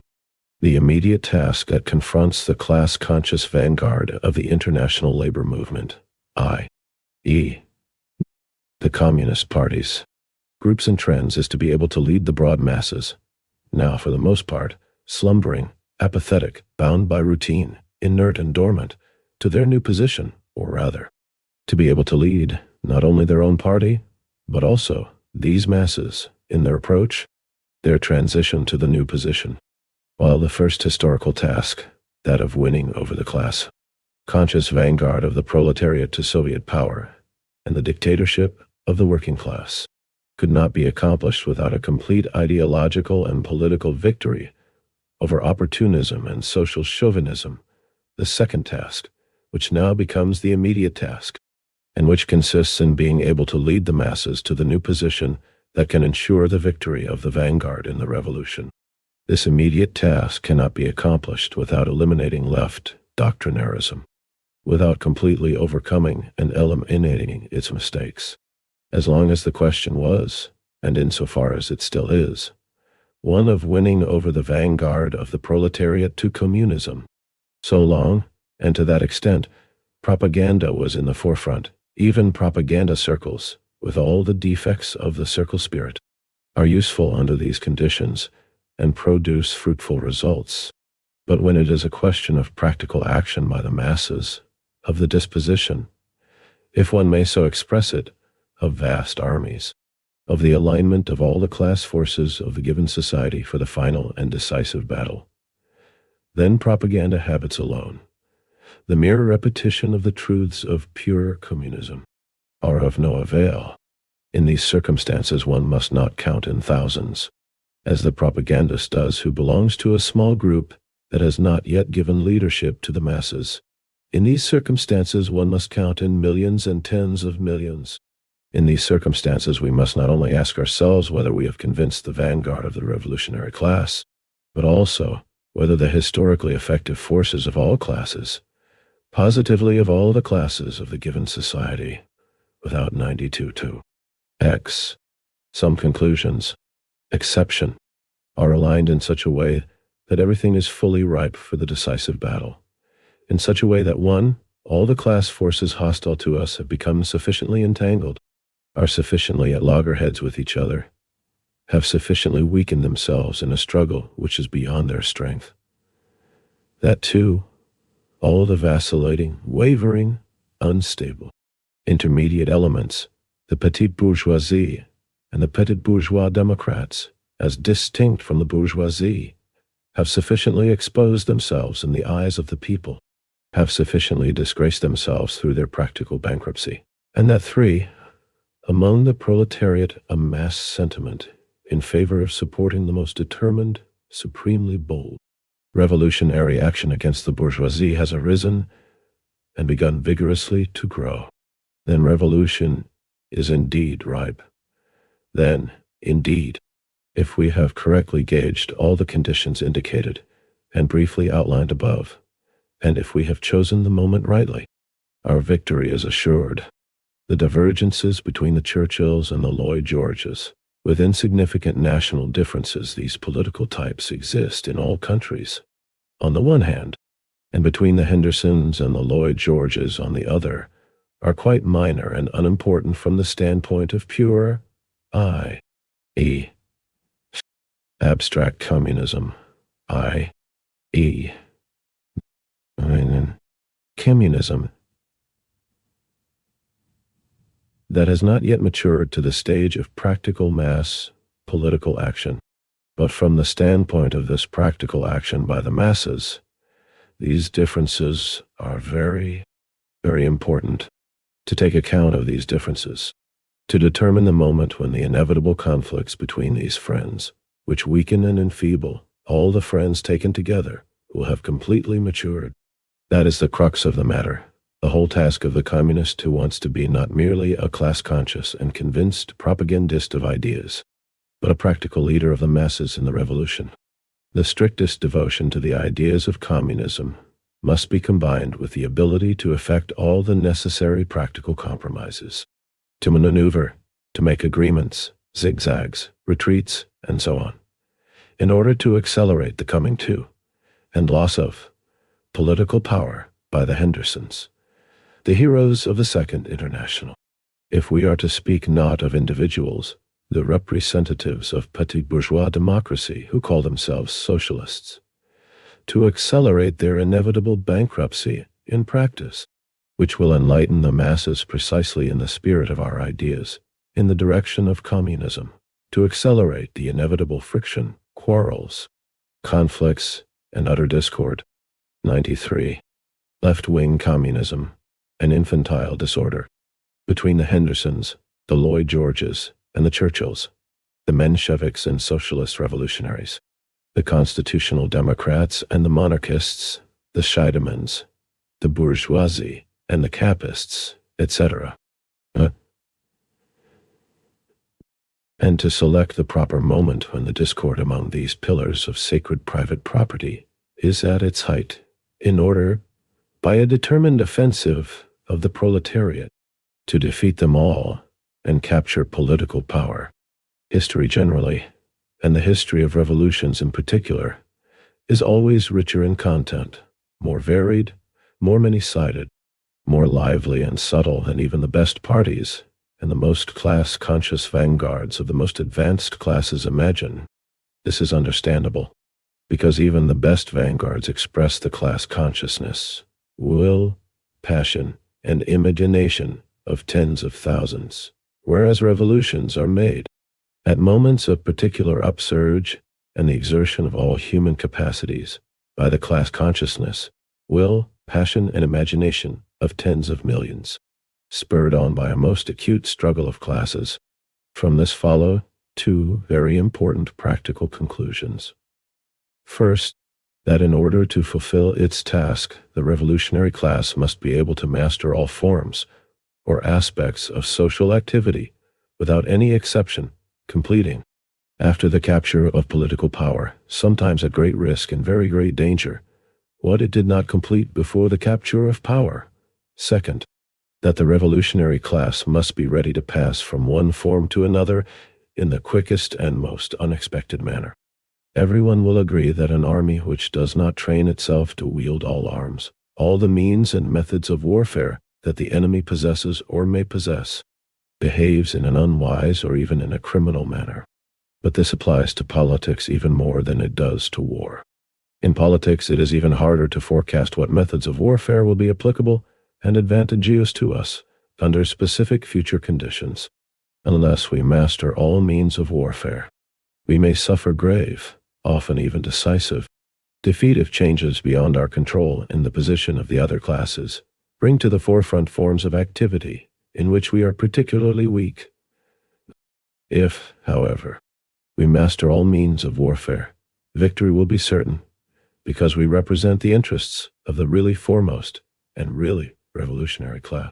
Even if circumstances do not permit us to bring into play the weapons that are most dangerous to the enemy, weapons that deal the swiftest mortal blows, inexperienced revolutionaries often think that legal methods of struggle are opportunist, because in this field the bourgeoisie has especially frequently, particularly 94 x, some conclusions, in peaceful, non-revolutionary times, deceived and fooled the workers, and that illegal methods of struggle are revolutionary.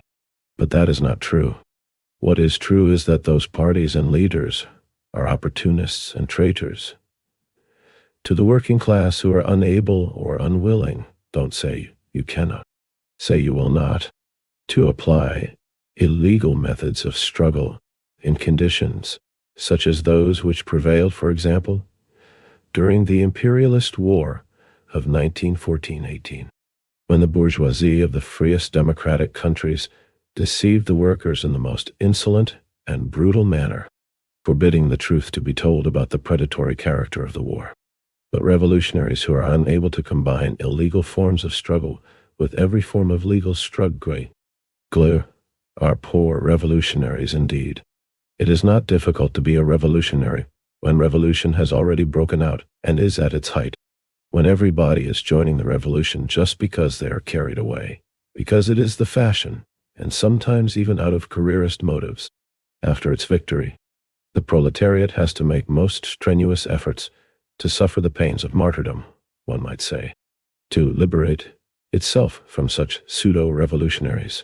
It is far more difficult, and of far greater value, to be a revolutionary when the conditions for direct, open, really mass, and really revolutionary struggle do not yet exist to be able to champion the interests of the revolution by propaganda, agitation, and organization in non-revolutionary bodies, and often enough in downright reactionary bodies in a non-revolutionary situation, among masses who are incapable of immediately appreciating the need for revolutionary methods of action, to be able to find, to probe for, to correctly determine the specific path or the particular turn of events that will lead the masses to the real, last, decisive, and great revolutionary struggle. Such is the main task of communism in Western Europe and America today. Great Britain offers an example. We cannot tell, and no one can tell beforehand, how soon a real proletarian revolution will flare up there, and what immediate cause will most serve to rouse, kindle, and impel into the struggle the very wide masses who are at present dormant. Hence, it is our duty to carry on all our preparatory work in such a way as to be well shod on all 4 feet, as the late Plekhanov, when he was a Marxist and revolutionary, was fond of saying. It is possible that the breach will be forced, the ice broken by a parliamentary crisis, or by a crisis arising out of the colonial and imperialist contradictions, which are hopelessly 95. Left-wing communism, an infantile disorder, entangled, and are becoming increasingly painful and acute, or perhaps by some third cause, etc. We are not discussing the kind of struggle that will determine the fate of the proletarian revolution in Great Britain. Not a single communist has any doubt on that score.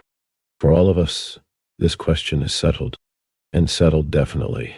What we are discussing is the immediate cause that will bring into motion the at present dormant proletarian masses and lead them directly to revolution. Let us not forget that in the French bourgeois republic, for example, in a situation which from both the international and national aspect was 100 times less revolutionary than the present, such an unexpected and petty immediate cause as one of the many thousands of fraudulent tricks of the reactionary military caste, the Dreyfus Case 44, was enough to bring the people to the verge of civil war. The communists in Great Britain should constantly, unremittingly and undeviatingly utilize parliamentary elections, and all the vicissitudes of the Irish, colonial, and world imperialist policy of the British government, and all other fields, spheres and facets of public life, and work in all of them in a new way, in a communist way, in the spirit of the third, and not of the second, international.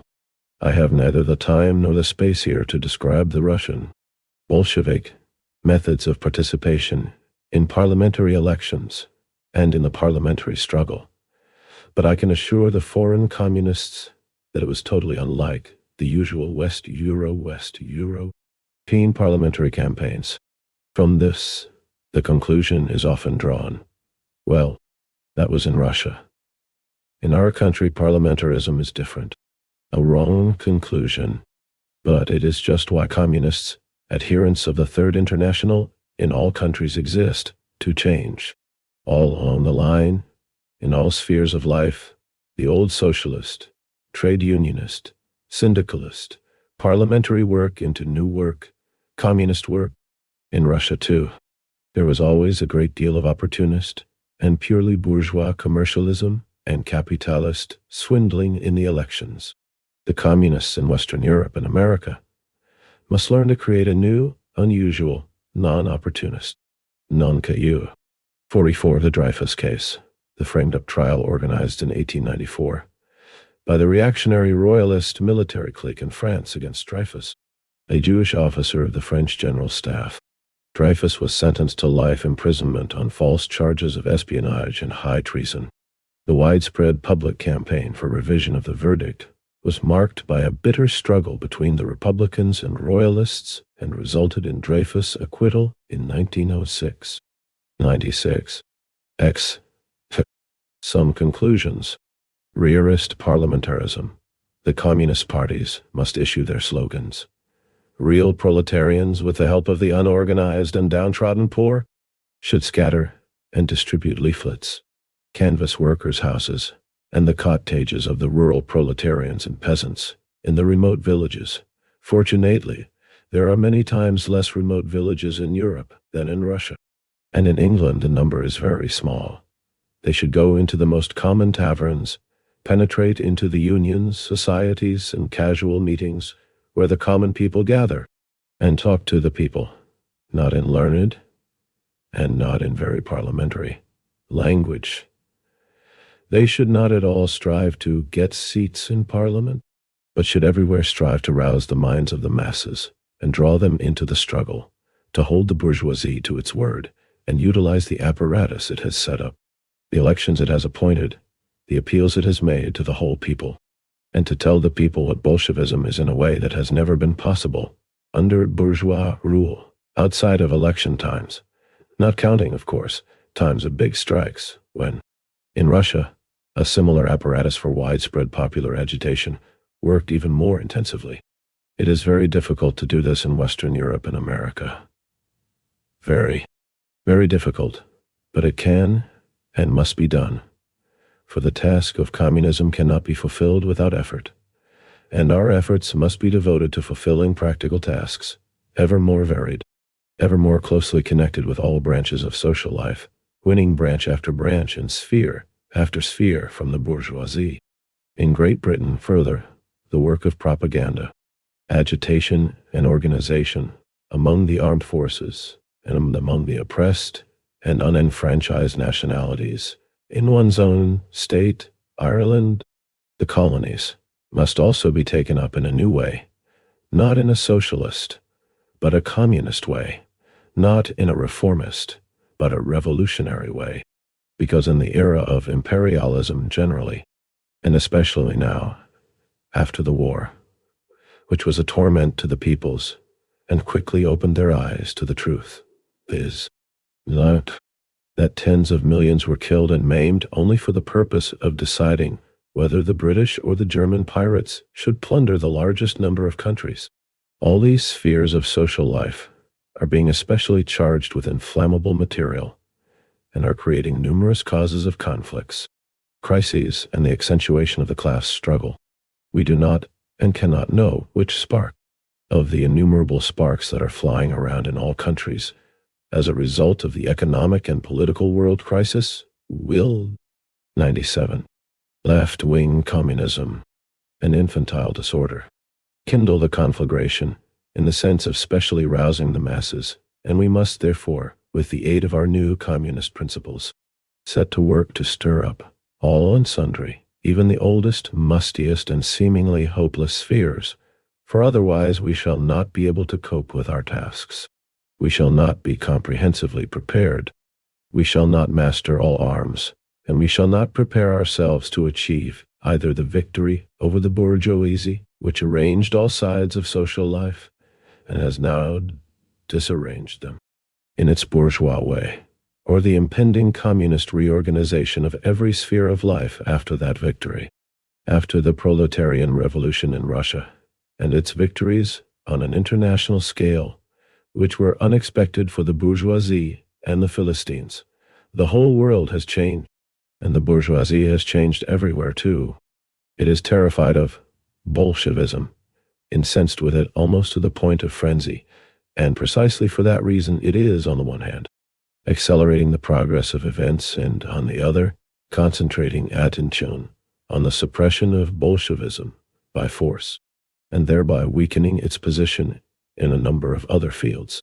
The communists in all advanced countries must take into account both these circumstances in their tactics. When the Russian cadets in Kerensky launched a furious campaign against the Bolsheviks, especially after April 1917, and more particularly in June and July 1917, they overdid it. Millions of copies of bourgeois papers, shrieking in every key against the Bolsheviks, helped to induce the masses to appraise Bolshevism, and apart from the newspapers, all public life was being permeated with discussions about Bolshevism, just because of the zeal of the bourgeoisie. Now, on an international scale, the millionaires of all countries are behaving in a way that deserves our heartiest thanks. They are hounding Bolshevism with the same zeal as did Kerensky and co. They, too, are overdoing it and helping us just as Kerensky did when the French bourgeoisie makes Bolshevism the central issue at the elections and accuses the comparatively moderate or vacillating socialists of being Bolsheviks. When the American bourgeoisie, having completely lost its head, seizes thousands and thousands of people on suspicion of Bolshevism, creates an atmosphere of panic and broadcasts stories of Bolshevik plots, when the British bourgeoisie, the most solid in the world, despite all its wisdom and experience, commits incredible 98 some conclusions, follies, founds richly endowed, anti-Bolshevik societies, creates a special literature on Bolshevism, and hires an extra number of scientists, agitators and parsons to combat it, we must bow and thank the capitalist gentry. They are working for us. They are helping us to get the masses interested in the nature and significance of Bolshevism, and they cannot do otherwise, for they have already failed to stifle Bolshevism, to ignore it. But at the same time, the bourgeoisie sees practically only one side of Bolshevism, viz., insurrection, violence, terror. It therefore strives to prepare itself for resistance and opposition, particularly in this field. It is possible that in certain instances, in certain countries, and for certain brief periods, it will succeed in this. We must reckon with such a possibility, and there will be absolutely nothing terrible for us if it does succeed. Communism springs from positively every sphere of public life. Its shoots are to be seen literally everywhere. The contagion, to use the favorite metaphor of the bourgeoisie and the bourgeois police, the one most pleasant to them, has very thoroughly permeated the organism and has completely impregnated it. If special efforts are made to stop up one of the channels, the contagion will find another, sometimes a very unexpected channel. Life will assert itself. Let the bourgeoisie rave, work itself into a frenzy, go to extremes, commit follies, take vengeance on the Bolsheviks in advance, and endeavor to kill off, in India, Hungary, Germany, etc., more hundreds, thousands, and hundreds of thousands of yesterdays and tomorrows Bolsheviks. In acting thus, the bourgeoisie is acting as all classes doomed by history have acted. Communists should know that the future, in any case, belongs to them. Therefore, we can, and must, combine the most intense passion in the great revolutionary struggle with the coolest and most sober estimation of the frenzied ravings of the bourgeoisie. The Russian Revolution was cruelly defeated in 1905. The Russian Bolsheviks were defeated in July 1917. Over 15,000 German communists were killed as a result of the wily provocation and cunning maneuvers of Scheidemann and Noski, working hand in glove with the bourgeoisie and the monarchist generals. White terror is raging in Finland and Hungary. But in all cases, and in all countries, communism is becoming steeled and is growing. Its roots are so deep that persecution does not weaken it, does not debilitate it, but strengthens it. Only one thing is lacking to enable us to march forward more confidently and firmly to victory, namely, the universal and Thor, 99, left-wing communism, an infantile disorder. Oddly thought-out appreciation by all communists in all countries of the necessity of displaying the utmost flexibility in their tactics. The communist movement, which is developing magnificently, especially in the advanced countries, now lacks this appreciation and the ability to apply it in practice. What happened to such leaders of the Second International, such highly erudite Marxists devoted to socialism as Kautsky, Otto Bauer, and others, could and should serve as a useful lesson. They fully appreciated the need for flexible tactics. They learned themselves and taught others Marxist dialectics, and much of what they have done in this respect will forever remain a valuable contribution to socialist literature. But in the application of these dialectics, they committed such a mistake, or proved in practice to be so undialectical, so incapable of taking into account the rapid change of forms and the rapid acquiring of new content by the old forms, that their fate is not much more enviable than that of Heinemann, Gesde, and Plekhanov. The principal reason for their bankruptcy was that they were enchanted by one definite form of growth of the working class movement and socialism. They forgot all about the one-sidedness of this form. They were afraid of seeing the sharp break which objective conditions made inevitable, and continued to repeat simple, routine, and, at a first glance, incontestable truths, such as 3 is more than 2. But politics is more like algebra than arithmetic, and still more like higher mathematics than elementary mathematics. In reality, all the old forms of the socialist movement have acquired a new content, and consequently a new sign, the minus sign, has appeared in front of all the figures. But our wiseacres stubbornly continued, and still continue, to persuade themselves and authors that -3 is more than -2. We must see to it that communists do not make the same mistake, only the other way round. Or rather, we must see to it that the same mistake, only the other way round, made by the left communists, is corrected as soon as possible and overcome as quickly and painlessly as possible. It is not only right doctrinarism that is a mistake. Left doctrinarism is also a mistake. Of course, the mistake of left doctrinarism in communism is at present 1,000 times less dangerous and less significant than the mistakes of right doctrinarism. Social chauvinism and Trotskyism. 100x on some conclusions. But, after all, that is only due to the fact that left communism is a very young trend, is only just coming into being. It is only for this reason that, under certain conditions, the disease can be easily cured, and we must set to work to cure it with the utmost energy.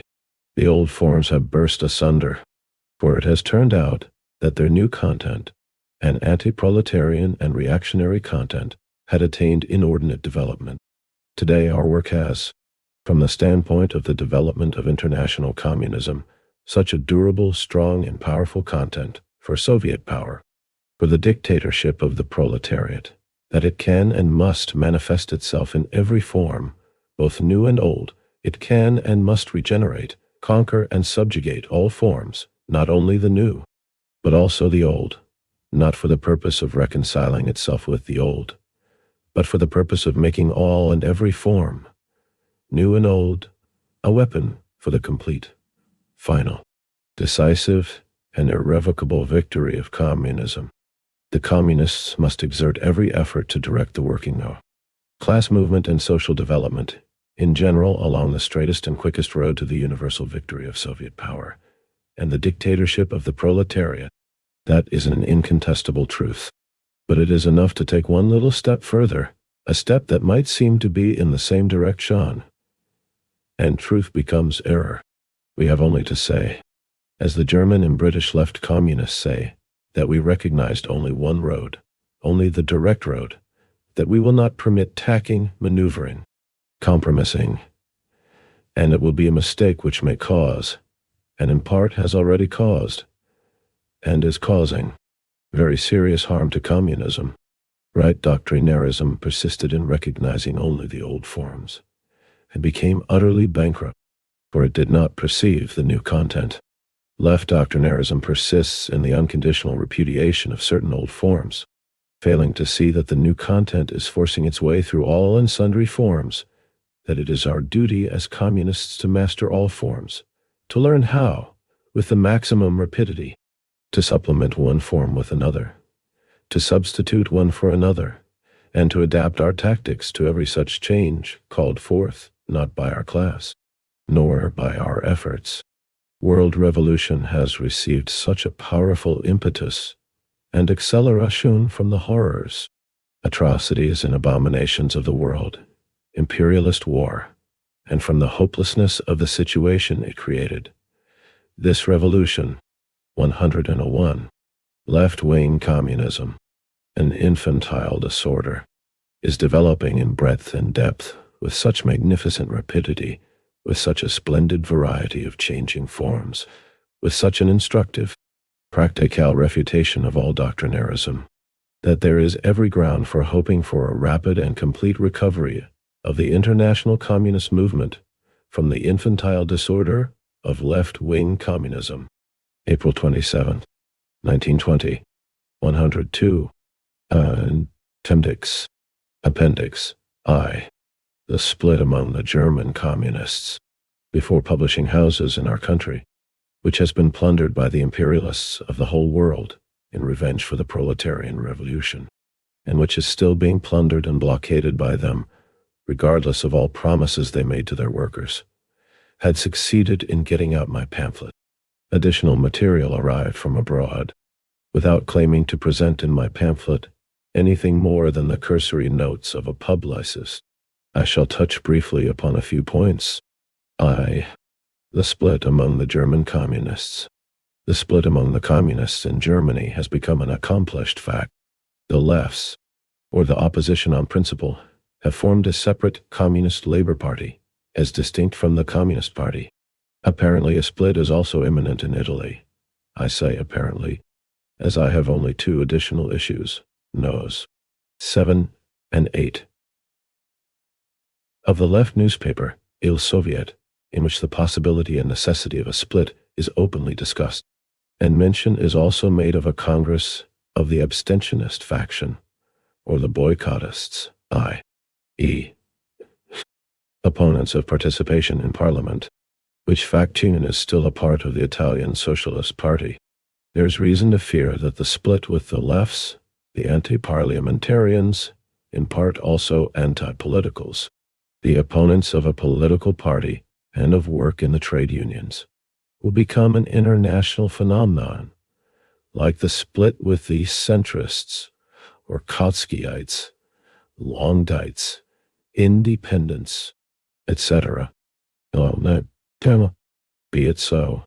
At all events, a split is better than confusion which impedes the ideological, theoretical, and revolutionary growth and maturing of the party and its harmonious, really organized practical work which actually paves the way for the dictatorship of the proletariat.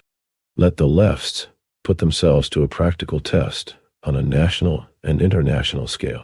Let them try to prepare for, and then realize, the dictatorship of the proletariat without a strictly centralized party with an iron discipline, without the ability to master every sphere, every branch, every 105, left-wing communism, an infantile disorder, variety of political and cultural work. Practical experience will soon make them wiser, but every effort must be made to prevent the split with the lefts from impeding, or to see that it impedes as little as possible, the necessary amalgamation into a single party, which is inevitable in the near future, of all those in the working class movement who sincerely and conscientiously stand for Soviet government and the dictatorship of the proletariat. It was the exceptional fortune of the Bolsheviks in Russia to have 15 years in which to wage a systematic and thorough struggle, both against the Mensheviks, that is, the opportunists and centrists, and against the lefts, long before the direct mass struggle for the dictatorship of the proletariat began. In Europe and America, the same work has to be done now by forced marches. Certain individuals, especially among the unsuccessful claimants to leadership, may, if they lack proletarian discipline and are not honest with themselves, persist in their mistakes for a long time. But when the time is ripe, the masses of the workers will easily and quickly unite themselves, and unite all sincere communists to form a single party capable of establishing the Soviet system and the dictatorship of the proletariat. 45 with regard to the question of the future amalgamation of the left communists, the anti-parliamentarians, with the communists in general, I would make the following additional remarks. As far as I have been able to familiarize myself with the newspapers of the left communists and with those of the communists in general in Germany, I find that the former have the advantage of being better able to carry on agitation among the masses than the latter. I have repeatedly observed something similar to this in the history of the Bolshevik Party, though on a smaller scale and in individual local organizations, and not on a national scale.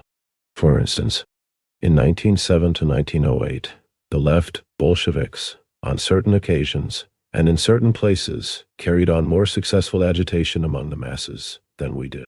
This may be partly due to the fact that at a revolutionary moment, or at a time when revolutionary recollections are still fresh, it is easier to approach the masses with tactics of mere negation. This, however, is not an argument proving the correctness of such tactics.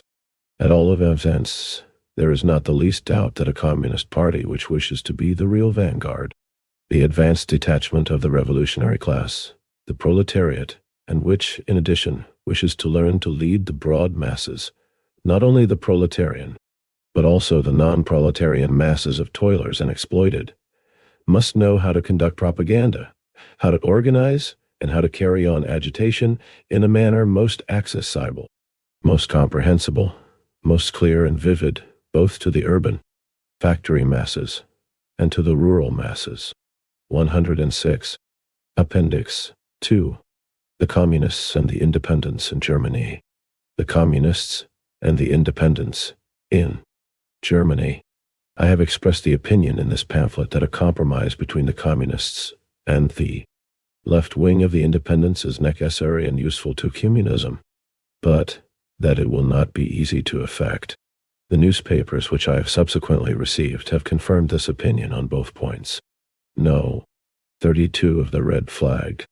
The organ of the Central Committee of the Communist Party of Germany, Die Rotefahne, Zentralorgan der Kommunistischen Partei Deutschlands, Spartakusbund of March 26, 1920, published a statement of this Central Committee on the Kapp-Luttwitz military putsch, 46, conspiracy, adventure, and on the socialist government.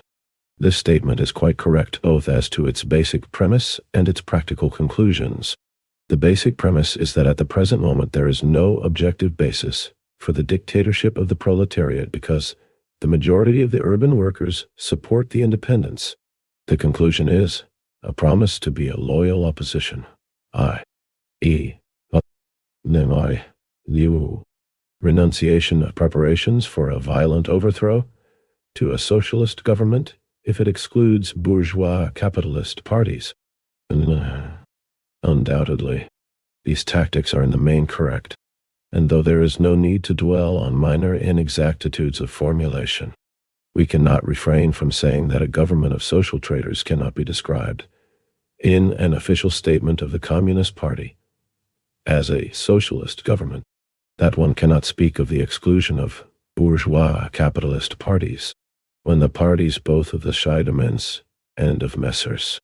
The Kotskys and Crispians are petit bourgeois democratic parties, that it is impermissible to write such things as are contained in paragraph 4 of the statement, which reads, 46. The Kapp-Luttwitz putsch, an attempt at a counter-revolutionary coup d'etat in Germany, undertaken by Kapp, Luttwitz, and other monarchists in March 1920. The plot was crushed within a few days, thanks to the energetic action of the Berlin workers. 107.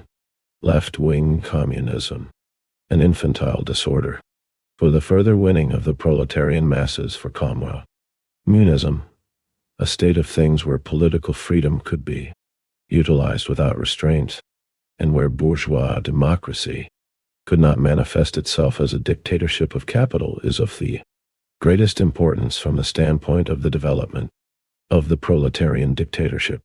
47. Such a state of things is impossible. Petty bourgeois leaders, the German Hendersons, Scheidemans, and Snowdens, Crispians, do not and cannot go beyond the bounds of bourgeois democracy, which, in its turn, cannot but be the dictatorship of capital. There was no need at all to write such things, which are wrong in principle and harmful politically, for the attainment of the practical results for which the Central Committee of the Communist Party had been quite rightly striving. It would have been sufficient to say, if one wished to observe parliamentary amenities, that as long as the majority of the urban workers follow the independents, we communists must do nothing to prevent these workers overcoming their last Philistine democratic, i.e., also bourgeois capitalist illusions by going through the experience of having their own government. That is sufficient ground for a compromise, which is really necessary, and should consist in renouncing for a certain period all attempts at the violent overthrow of a government which enjoys the confidence of a majority of the urban workers. But in everyday mass agitation, in which one is not bound by official parliamentary amenities, one might, of course, add, let rascals like the Sidemans and Philistines like the Kotskys and Crispians reveal by their deeds how they have been fooled themselves, and how they are fooling the workers. Their clean government will itself do the cleanest job of all in cleaning. The Ogden Stables 48 of Socialism, Social Democracy and Other Forms of Social Treachery. The real nature of the present leaders of the Independent Social Democratic Party of Germany, those of whom it is wrongly said that they have 47. Erklärung der Zentrale der Chaos P. D. Spartacus Bund, Declaration of the Central Committee of the K. P. D. Spartacist League. In Die Rote Fahne, March 25, 1920. P. 2. 48 Ogden Stable means a place marked by a staggering accumulation of corruption and filth. According to a Greek legend, the stable of Augeas was left unclean for 30 years until Hercules cleaned it in one day. 108. Appendix 2. The Communists and the Independents in Germany already lost all influence, whereas, in reality, they are even more dangerous to the proletariat than the Hungarian Social Democrats who styled themselves communists and promised to support the dictatorship of the proletariat, was revealed once again during the German Kornilov affair. The Kapp-Luttwitz Putsch. 49. A small but striking illustration is afforded by two brief articles, one by Karl Kautsky, entitled Decisive Hours Entscheidende Stunden. In Freiheit, Freedom, the Organ of the Independence, of March 30th, 1920, and the other by Arthur Crispian, entitled On the Political Situation, in this same newspaper, issue of April 14th, 1920. These gentlemen are absolutely incapable of thinking and reasoning.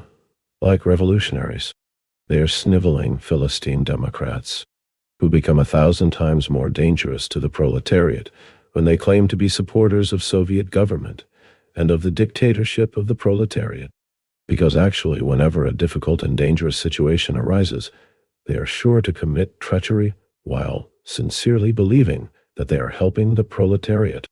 Did not the Hungarian Social Democrats, having rechristened themselves communists, also want to help the proletariat when, owing to their cowardice and spinelessness, they considered the situation of the Soviet system in Hungary hopeless, and went sniveling to the agents of the Entente capitalists and the Entente hangmen? 49. Incidentally, this has been dealt with in an exceptionally clear, concise, exact, and Marxist way in the excellent organ of the Austrian Communist Party, The Red Flag, of March 28 and 30, 1920, Die Rote Fahne, Wien, 1920. Nos. 266 and 267. L. Ein neuer Abschnitt der deutschen Revolution. A new stage of the German Revolution. 109. Appendix 3. Turati and Co. In Italy. The 3. Turati and Co. In Italy.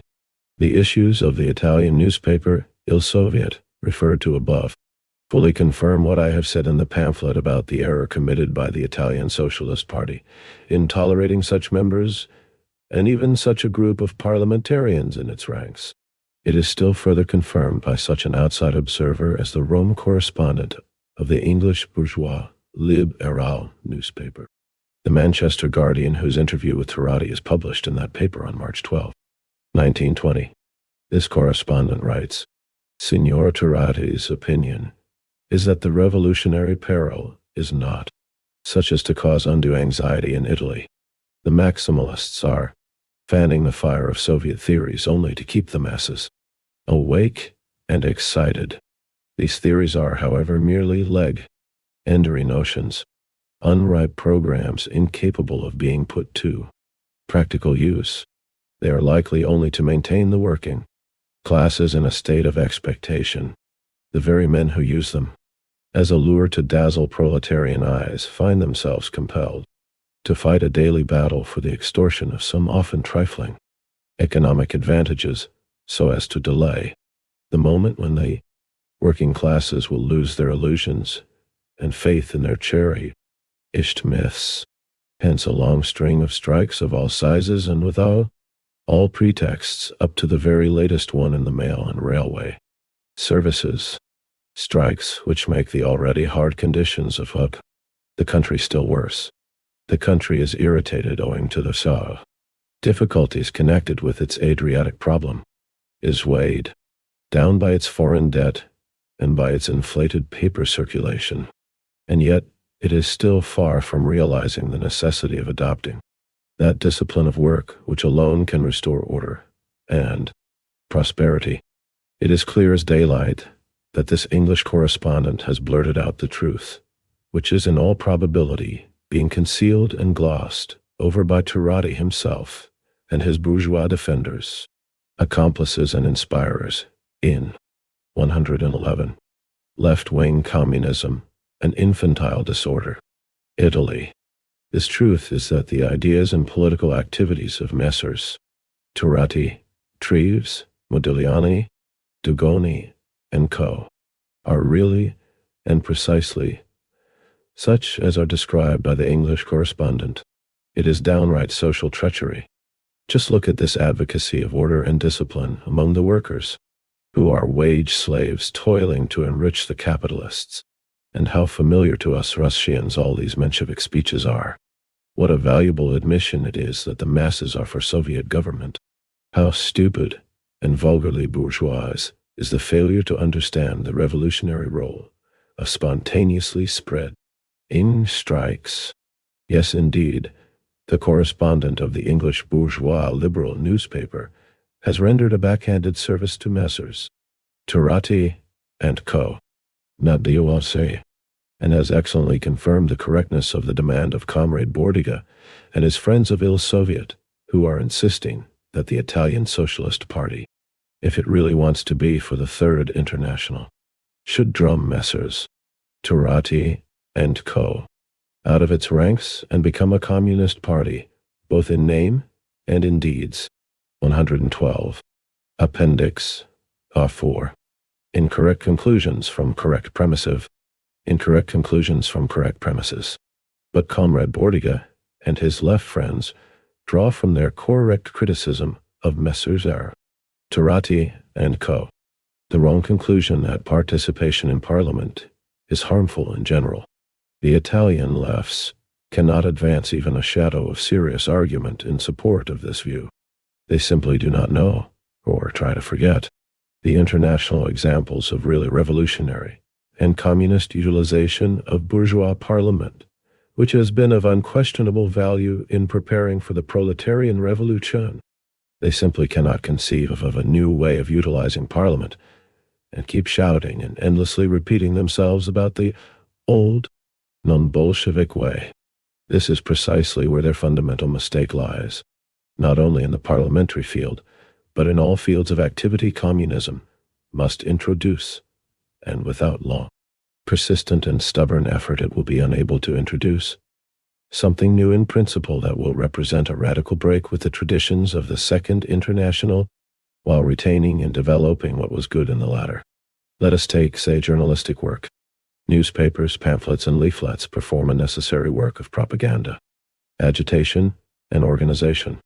Not a single mass movement in any at all civilized country can dispense with a journalistic apparatus. No outcries against leaders. No solemn vows to preserve the purity of the masses from the influence of leaders will obviate the necessity of utilizing for this work people who come from a bourgeois intellectual environment or will get rid of the bourgeois democratic, private property, atmosphere, and environment in which this work is performed under capitalism. even 2.5 years after the overthrow of the bourgeoisie. After the conquest of political power by the proletariat, we still have this atmosphere around us, this mass, peasant, artisan, environment of bourgeois democratic private property relations. Parliamentarism is one form of activity, journalism is another. The content of both can be communist, and it should be communist if those engaged in both spheres are real communists, are real members of a 113 left-wing communism, an infantile disorder, proletarian mass party. Yet, in neither sphere, nor in any other sphere of activity under capitalism, and during the period of transition from capitalism to socialism, is it possible to avoid those difficulties which the proletariat must overcome, those special problems which the proletariat must solve in order to utilize for its own purposes the services of those who have come from the ranks of the bourgeoisie, in order to gain the victory over bourgeois intellectual prejudices and influences, in order to weaken the resistance of, and, ultimately, completely to transform the petit bourgeois environment. Did we not, before the war of 1914-18, witness in all countries an extraordinary abundance of instances of extreme left anarchists, syndicalists, and others fulminating against parliamentarism, deriding bourgeois, vulgarized parliamentary socialists, castigating their terrorism, and so on and so forth, and yet themselves making the same kind of bourgeois career through journalism and through work in the syndicates, trade unions? Are not the examples of Messrs. Duhot and Maram, to limit oneself to France, typical? The childishness of those who repudiate participation in parliament consists precisely in the fact that they think it possible to solve the difficult problem of combating bourgeois democratic influences within the working class movement by such a simple, easy, supposedly revolutionary method, when in reality they are only running away from their own shadow, only closing their eyes to difficulties, and only trying to brush them aside with mere words. The most shameless terrorism, bourgeois utilization of parliamentary seats, glaring reformist perversion of parliamentary activity, vulgar, petit bourgeois routine, are all unquestionably common and prevalent characteristic features that are engendered by capitalism everywhere, not only outside but also inside the working class movement. But then capitalism, and the bourgeois environment it creates, which disappears very slowly, even after the overthrow of the bourgeoisie, for the peasantry constantly regenerates the bourgeoisie, give rise to what is also essentially bourgeois carrierism, national chauvinism, petit bourgeois vulgarity, etc. The carns, only varying insignificantly in form, in positively every sphere of activity and life. You think, my dear boycottists and anti-parliamentarians, that you are terribly revolutionary, but in reality, you are frightened by the Comper 114. Appendix 4. Incorrect conclusions from correct premises. Comparatively small difficulties of the struggle against bourgeois influences within the working class movement. Whereas your victory, sure, the overthrow of the bourgeoisie and the conquest of political power by the proletariat will create these very same difficulties on a still larger and infinitely larger scale. Like children, you are frightened by a small difficulty which confronts you today, not understanding that tomorrow and the day after you will have to learn just the same, and learn thoroughly, to overcome the same difficulties, only on an immeasurably greater scale. Under Soviet rule, your proletarian party and ours will be invaded by a still larger number of bourgeois intellectuals. They will worm their way into the Soviets, the courts, and the administration. For communism cannot be built otherwise than with the aid of the human material created by capitalism, and the bourgeois intellectuals cannot be expelled and destroyed, but must be vanquished, remolded, assimilated, and re-educated, just as we must, in a protracted struggle waged on the basis of the dictatorship of the proletariat, re-educate the proletarians themselves. who do not abandon their petit bourgeois prejudices at one stroke, by a miracle, at the behest of the Virgin Mary, at the behest of a slogan, resolution, or decree, but only in the course of a long and difficult mass struggle against mass petit bourgeois influences. Under Soviet rule, these same problems, which the anti-parliamentarians are now so proudly, so haughtily, so lightly and so childishly brushing aside with a wave of the hand, these very same problems are arising anew within the Soviets, within the Soviet administration. Among the Soviet attorneys, in Russia we have abolished, and have rightly abolished, the bourgeois legal bar, but it is reviving again under the guise of the Soviet Attorneys 50. Among the Soviet engineers, the Soviet school teachers, and the privileged i.e. no, the most highly skilled and best situated workers in the Soviet factories, we observe a constant revival of absolutely all the negative traits peculiar to bourgeois parliamentarism, and we are conquering this evil, gradually, only by tireless, constant, prolonged, and persistent struggle, proletarian organization and discipline. 50 Soviet attorneys, collegiums of attorneys formed under the Soviets of workers, soldiers, peasants and Cossacks deputies in February 1918. They were abolished in October 1920. 115. Left-wing communism, an infantile disorder. Of course, under the rule of the bourgeoisie, it is very difficult to eradicate bourgeois habits from our own. i.e. the Workers' Party.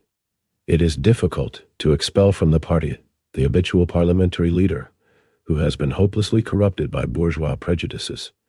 It is difficult to subject to proletarian discipline the absolutely essential, even if very limited, number of people coming from the ranks of the bourgeoisie. It is difficult to form in a bourgeois parliament a communist group fully worthy of the working class. It is difficult to ensure that the communist parliamentarians do not play the bourgeois parliamentary game of skittles, but concern themselves with the very urgent work of propaganda, agitation, and organization among the masses. All this is difficult, to be sure. It was difficult in Russia, and it is incomparably more difficult in Western Europe and America, where the bourgeoisie is far stronger, where bourgeois democratic traditions are stronger, and so on.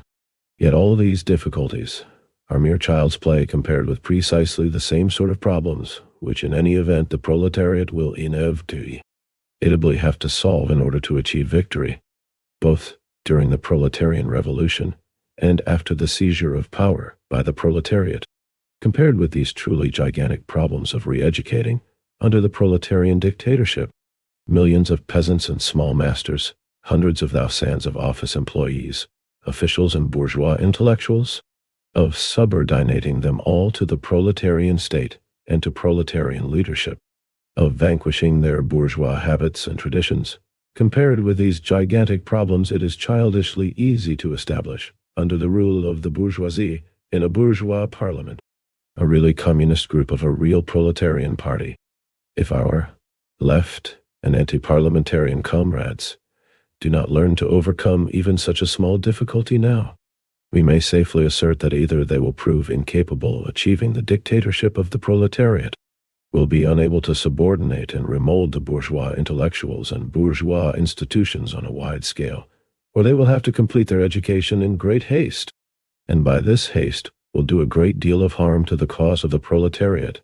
They will commit more errors than usual, will manifest more than the average weakness and inefficiency, and so on and so forth.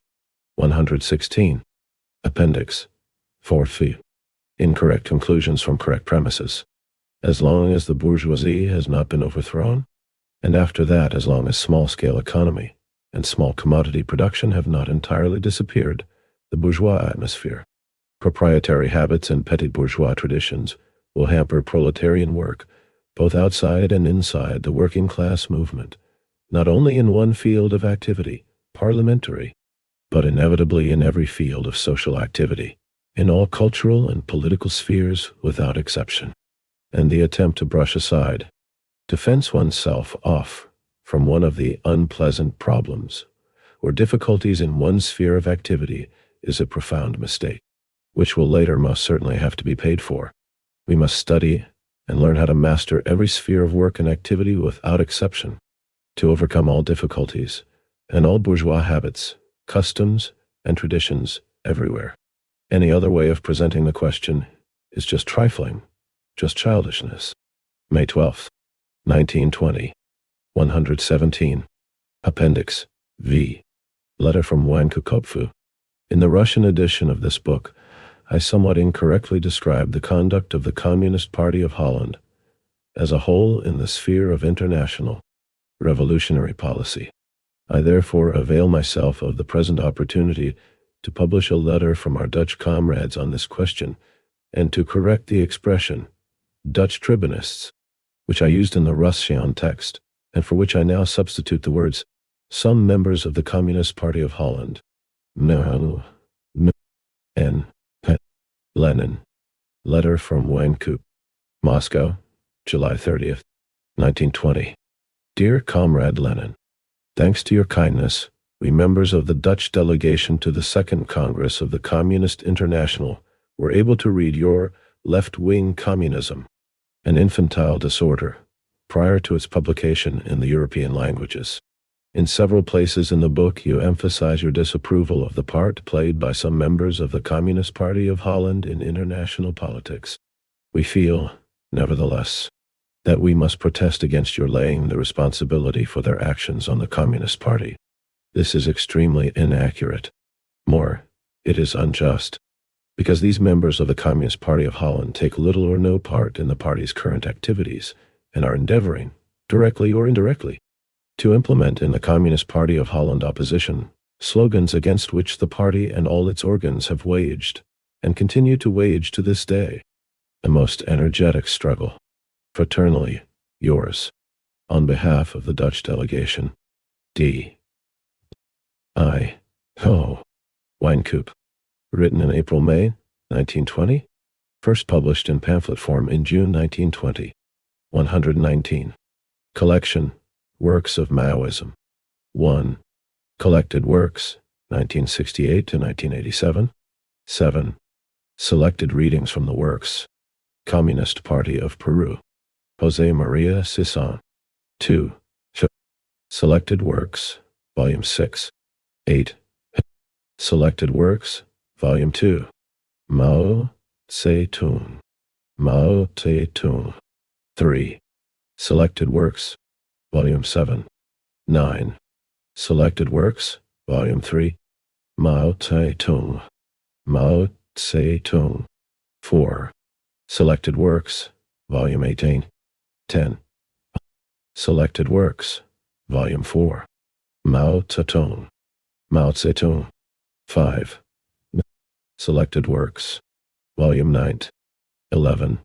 Selected Works, Volume 5. Mao Zedong. Mao Zedong. 6.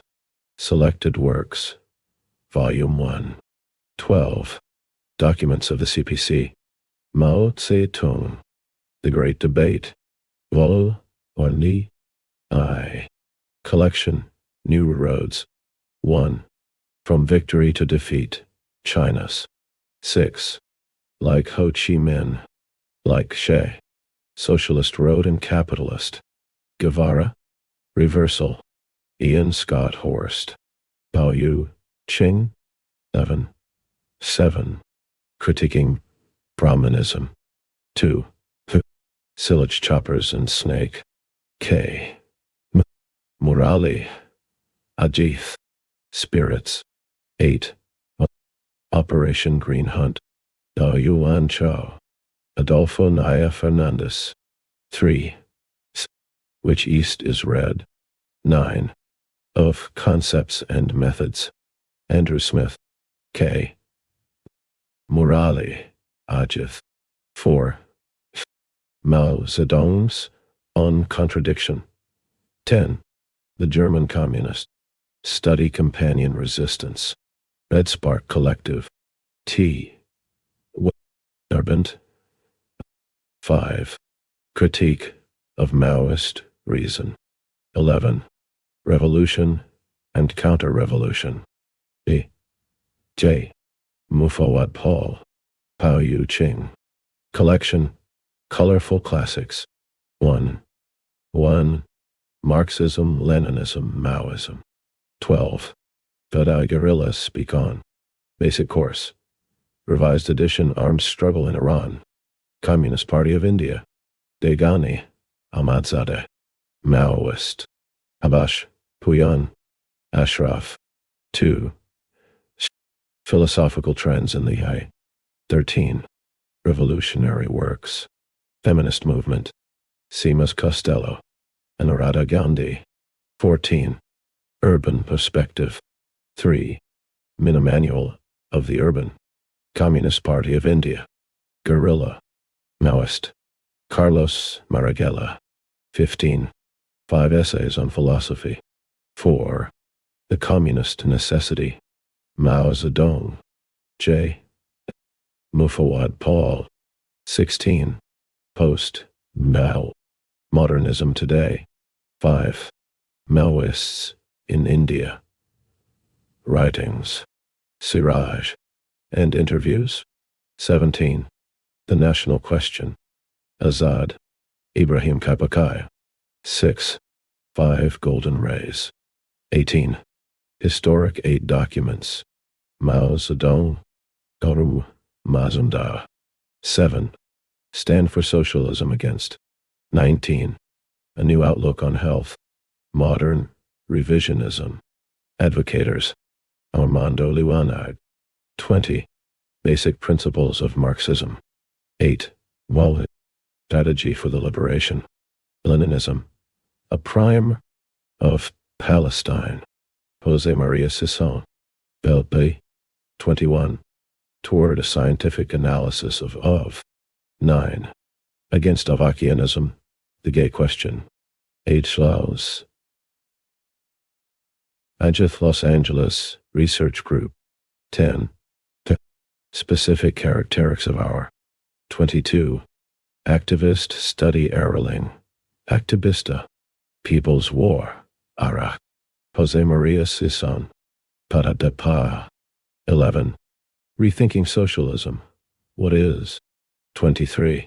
Education to Govern. Socialist Transition. Advocators. Deng Yuan Hashu and Pao Yu Ching. Collection. Foundations. 1. The Foundations of Leninism. 16. Critique of the Gotha Program. Joseph Stalin, Karl Marx. 2. Wage, Labor, and Capital. 17. Elementary Principles and Wages, Price and Profit of Philosophy. Karl Marx, Georges Politzer. 3. Reform or Revolution. 18. Militarism and Anti-Militarism. Rosa Luxemburg, Karl Liebknecht. 4. Socialism, Utopian and Scientific. 19. History and Class Consciousness. Frederick Engels, Georg Lukács. 5. The State and Revolution. 20. 2 Tactics of Social Democracy in Wiefland, Matoshi, the Cordio Atus. I. In the Democratic Revolution. 6. Labor in Irish History. V. I. Lenin. James Connolly. 21. Dialectical and Historical Materialism. 7. Anarchism or Socialism. Questions of Leninism and Trotskyism or Leninism. Joseph Stalin. 22. The Reconquest of Ireland. 8. Manifesto of the Communist Party. James Connolly. Principles of Communism. 23. The 18th Brumaire of Lewis. Karl Marx and Frederick Engels, Bonaparte. 9. Essays in Historical Materialism. Karl Marx. George Plekhanov. 24. The Right to be Lazy. 10. The Fascist Offensive and Other Studies and Unity of the Working Class. Paul Lafargue. George Dimitrov, 25. The Civil War in France. 11. Imperialism, the highest. Karl Marx. Stage of Capitalism. 26. Anti-Düring. V. I. Lenin Frederick Engels. 12. The Origin of the Family. Private. 27. The Proletarian Revolution and the Fabu. Property and the State Renegade Kotsky. Frederick Engels for fight.